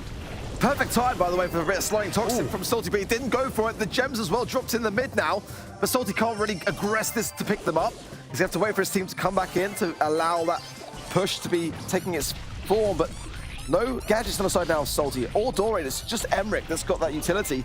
The gems are now tied, and Javi will be able to just heal off the back of this gassy hill should he be able to get a shot conceded, but this is now exactly where Team Queso want Mr. Dosar. They can just buy their time down now and hope to get onto countdown. Yeah, and Blacksy's holding the side so well, pinching in now, but Boss is going to be the one who's going to be getting dominated over the right. It's going to see a one-shot there for Emmerich as well, but Blacksea needs to hold this left. Javi doesn't even pick up that gem, which might be a bit of an issue as well. Blacksea getting pinched in, taken down now as well. Mr. Dosa just looking to hold on a little bit longer, but Emmerich going to go for the roll, and his aggression has been unparalleled this game. 10 gems, but Salty waiting for a 10th himself, and he just get hit hard. This might be a possible reset, but Boss is too low, Javi's too low, Blacksea's too low. I don't think they can make anything happen. I see how they can, especially now with Javi being so low. A great set taken. Mr. Dosa now show signs of life and give Kesso a run for their money. I mean, every game's gone like this, and we've had a different outcome every single time. So we'll see if Mr. Dosa are able to get this reverse sweep done. Still 2 needed for them, only 1 needed for Queso though, but they do get this set, and they've been looking good throughout some of the other sets as well. But let's not say that Team Queso didn't play this one well, because it was just pretty much 2 turnarounds, and that allowed Mr. Dosa to be able to win this one, and it was just nothing until the Daryl got super, and then as soon as Daryl starts aggressive, getting the squeak down over and over, things start to open up. Very little in it, but in terms of the stats, I mean, the amount of gems that Mr. Dosa had over Team Queso, it was almost double. About the same kind of dropped, more damage on the side of Team Queso for sure. One thing I will say, and maybe I'll jinx it in the process, but Team Queso do not have a good track record, or they have a great track record when it comes to being reverse swept, don't they? They're not necessarily always able to close these final moments, and this is the time where they've really got to do just that. They do not want to start this season on a low. Yeah, they really don't. And I mean, a team like Team Queso, who has been so successful in the past, outside of the Snapdragon Pro Series, I'm going back to my old ways. I'm going back to my old ways, guys. Don't tell anybody. Back to roasting Team Queso like Season 2. But, you know, they've had some great stuff. Like, they made it to Worlds last year. They did phenomenal in BSC 2022. Got reverse swept at Worlds, though. But, that was this guy this time. Guys, I hold my hands up. Made one comment. It's him. True. It's him. True. It is true, but they've got a good track record. You expect them to be beating Mr. Dosa, right? Like I said, they're the underdog. A bit of a wild statement, but current form, I kind of stand by it. But Team Queso are looking good now, and if they don't make the mistakes they had done in that previous one and dropped all the gems, then I think maybe they'll close it out in the 4th. Well, we gave them a hard time in Season 2 for Eve picks on Canal Grande. But Eve has had a lot of changes since then. Now with that new gear. He picks everywhere, I want to say. Quadruplets is very, very good. It is so good. And getting that blue star is going to be key, but the Carl then is going to be for the same means on the side of Mr. Dosa as well. The bans being Gene, Shelly, and Tick, Poco, Max, and Mr. P. They're all solid bans for me, but there's still a great deal of potential to have that kind of mid-aggressiveness. I want to see potentially even a Daryl come in for one of these 2 teams here, as it can prove to get some good results, especially with that Gene ban. Barley's a solid one for Mr. Dosa, by the way. We know Mr. Dosa can play the Daryl, as we've just seen in that previous set, so it wouldn't be a bad idea to bring it in yet again, but it depends on what the rest of this comp is from Team Queso as well, because they'll see their picks first, and then we'll get a last for Mr. Dosa, and if that Daryl is going to do well, I'm sure they'll opt to bring it in. But Team Queso first. We'll see what they do choose to bring in for their 2nd and 3rd. They've got the Eve, obviously, for the 1st. And as you said, we did used to roast them for this a little bit, but it was more, you know, picking Eve everywhere rather than just this. They're getting it for the buzz, and that's a prime Daryl, right? A prime Daryl for a last pick if they don't manage to pick something that's good against Daryl now. But it is risky. It really is. I mean, you know, sure, you can just kind of like get yourself straight into the mid, and it's very hard to push up against it. You know, I really do like this from Queso. It's very aggressive, very hard to manage. I think it will throw Mr. Dosa, you know, into a bit of a headspace where they're going to struggle if they lose that control in that matchup, and it can just get so much snowball potential, can't it? You know, you've got to have a very hard counter to it, and you know, Willow coming in as well. Oh, this is out there. This is very avant-garde from Team Queso, I've got to say. But I kind of like it at the same time. I prefer what Mr. Dosa have. It's much more traditional. But we saw Queso experimenting with some ideas which did work to their credit earlier in Heist. It did. Don't look at me like that. They still won the set. I don't like it. Okay. I don't like it. That's all I'll say. But I mean, it's a good prevention for Daryl. That's the thing. Like, you know, if you can turn the Daryl round and have it attack his teammates when it comes aggressive on the Willow or the Buzz, then it's probably going to do well. I'm going. I'm walking off. You're done. But actually, to be fair, if you get a good Sweet Dreams, then Buzz, you know, I believe it actually gets stuck mid-grapple, right? So if your Sweet Dreams as he's coming in, he's going to get stunned. Everybody can focus down on him, and it'll be good. But that's just like kind of one scenario. They're going to rely so heavily on these sandstorms to be able to do anything. They might not even get them. every single thing on the side of Kesso outranges. I mean, aside from the buzz. But hey, why are you so open to people trying stuff when it's Team Queso? Let Mr. Dosa have a bit of fun. I mean, it might just be that. It might just be fun, but is it going to get them the win? Do you want to think that Sandy has a place here? Yes. Okay, well. Yes, Emric. We'll see. Sweet Dreams comes in again. Oh, almost brings that one down. Javi might fall here. 106 does survive it. And so far, so good for Sandy. I think you're being kind here, Trey. Hey. Very kind at best. But can't be denied that Mr. Dosa have that mid-control, and that's kind of where the Sandy is going to do pretty well, just keeping, hidden within those bushes, having the opposition have to push up against you. So, realistically, Mr. Dosa can allow Team Kessler to make some mistakes here, and maybe capitalize on them. Sandstorm. Say hello to the Sandstorm already. Salty's going to go in. We're going to see that gadget coming out of Blacksea, but what's that going to do? He's just going to prolong his death instead of just getting back up and spawning. But the Sandstorm doing a decent job. Emric looking to try and get some more supercharge. I don't think he even got any back for that, maybe 1 or 2 shots, and does get a connection there on boss, and honestly, it's not looking bad.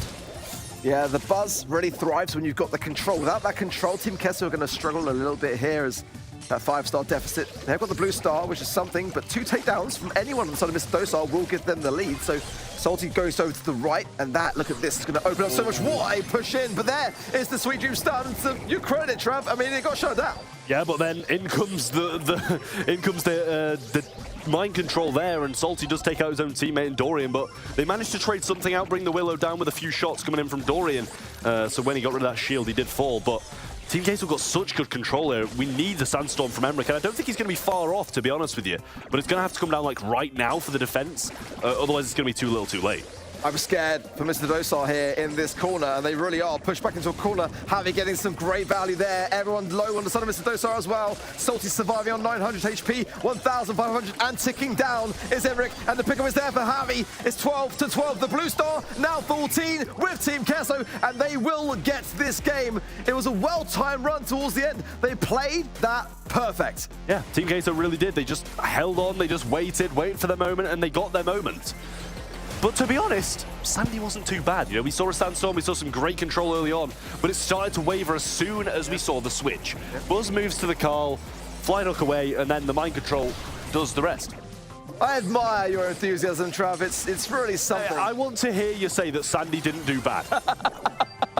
He just got taken out immediately. Yeah. Salty to follow, surely a hero as well if they can find him, but actually no. He'll be able to heal up now and keep things just a little bit closer in that respect.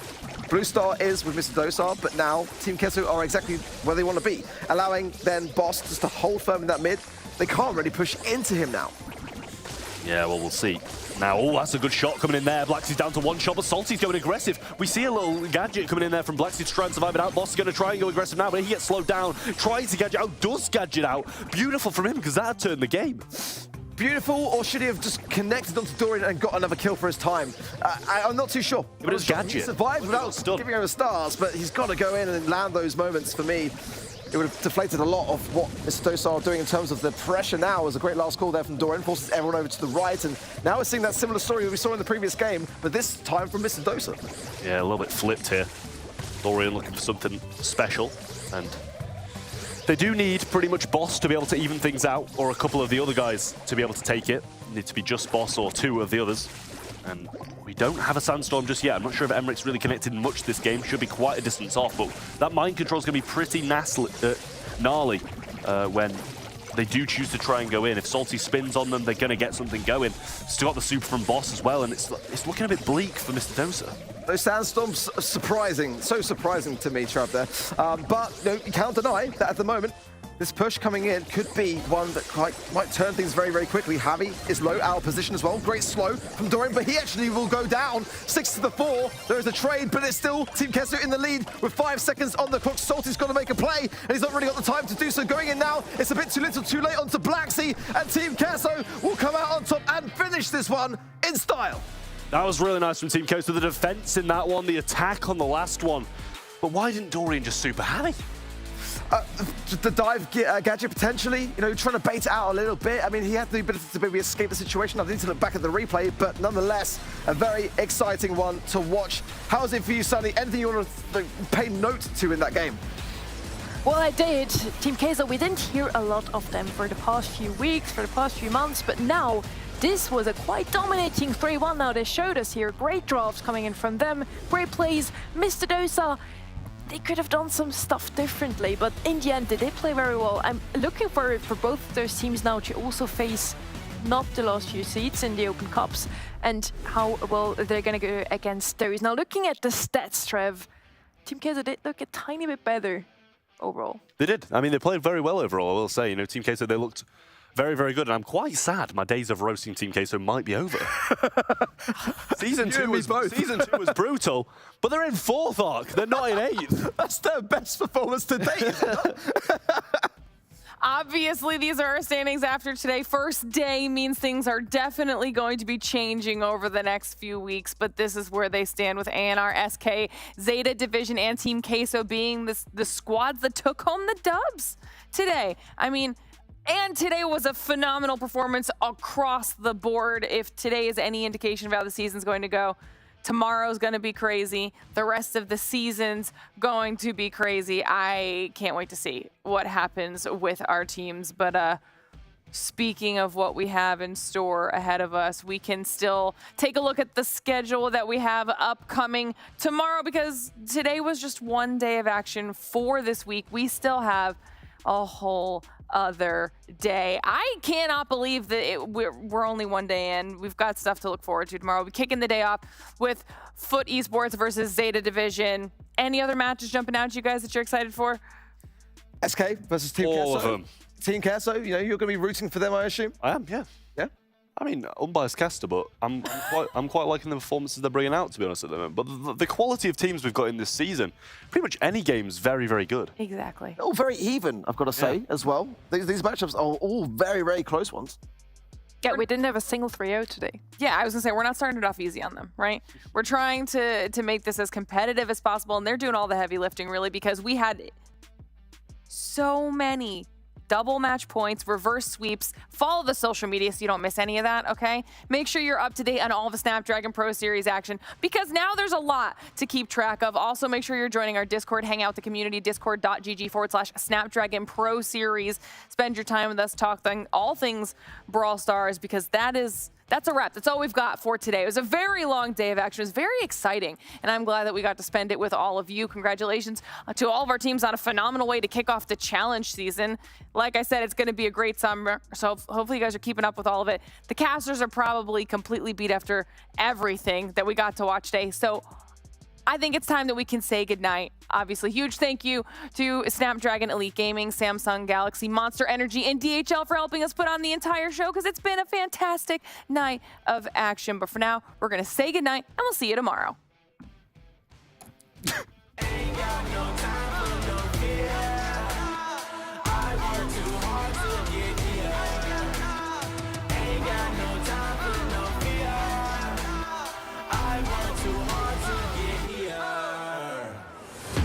Got the time, put me in, coach. I've been going hard, time to let it show. Everything raw, give it to me now. Let me have the spot, man, it's going down. Gotta get it here, I don't wanna wait. Take what I want, then I go train. Gotta get a win, I won't lose the game. This is my year, I ain't gonna break. Strap in, cause it's gonna be a long ride. Working on me every single day and night. There comes a time when your worlds will collide. If it's holding you back, push it right to the side. On another level, I will never settle. Mind over matter, get the gold medal. On another level, I will never settle. Mind over matter, get the gold medal. Ain't got no time for no fear. I work too hard to get here. Ain't got no time for no fear. I work too hard to get here. On another level, I will never settle. Mind over matter, get the gold medal. On another level, I will never settle. Mind over matter, get the gold medal. On another level, I will never settle. Mind over matter, get the gold medal. On another level, I will never settle. Mind over matter, get the gold medal. The Snapdragon Pro Series powered by Samsung Galaxy is brought to you by Snapdragon Elite Gaming, Samsung Galaxy S23 Ultra, Monster Energy, and DHL.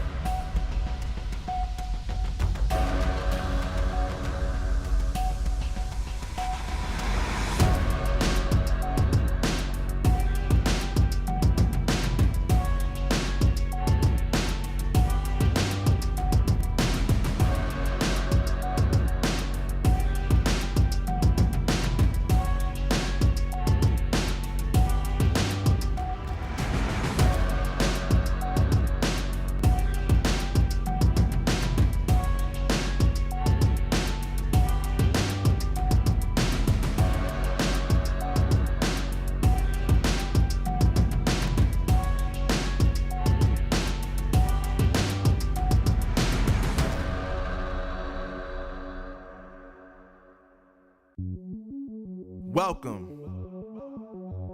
to the place where dreams come true. Where everything you want can be yours. If and only if you're willing to work for them. You're willing to hurt for them. But most of all, you're willing to be first for them. Ha! Look, I'm going straight to the top. I don't know how I would stop, like it or not. I got some goals that I'm hitting. You hear what I'm spitting, it's hot. Look what I got, whole lot of passion and pain. The road to success is insane. Stay out my lane, cause I'm on a mission. I'm getting what stands in my way. Yeah, I'm a beast. I wouldn't play with me, baby. The way that I'm training is crazy, and I do it daily. You wanna talk about drive? I got more drive than Mercedes. I've never been lazy. I'm in the room, it's a red alert. You wanna compete? Well, get better first. I got 10 toes in the dirt, push through the hurt just to show them my worth. I'm the best. Yeah, I'm the best. I never stress. I know what's next. I'm who they test, like we playing chess. But I'm unimpressed, so now let me flex. Ha. Yeah, I'ma work through the struggle and hurt, cause I know my worth, and I gotta be first. Ha. Yeah, I gotta be first. Look, I don't want anyone's sympathy. I understand what it's meant for me. I give my focus and energy. If it's meant to be, then it's meant to be.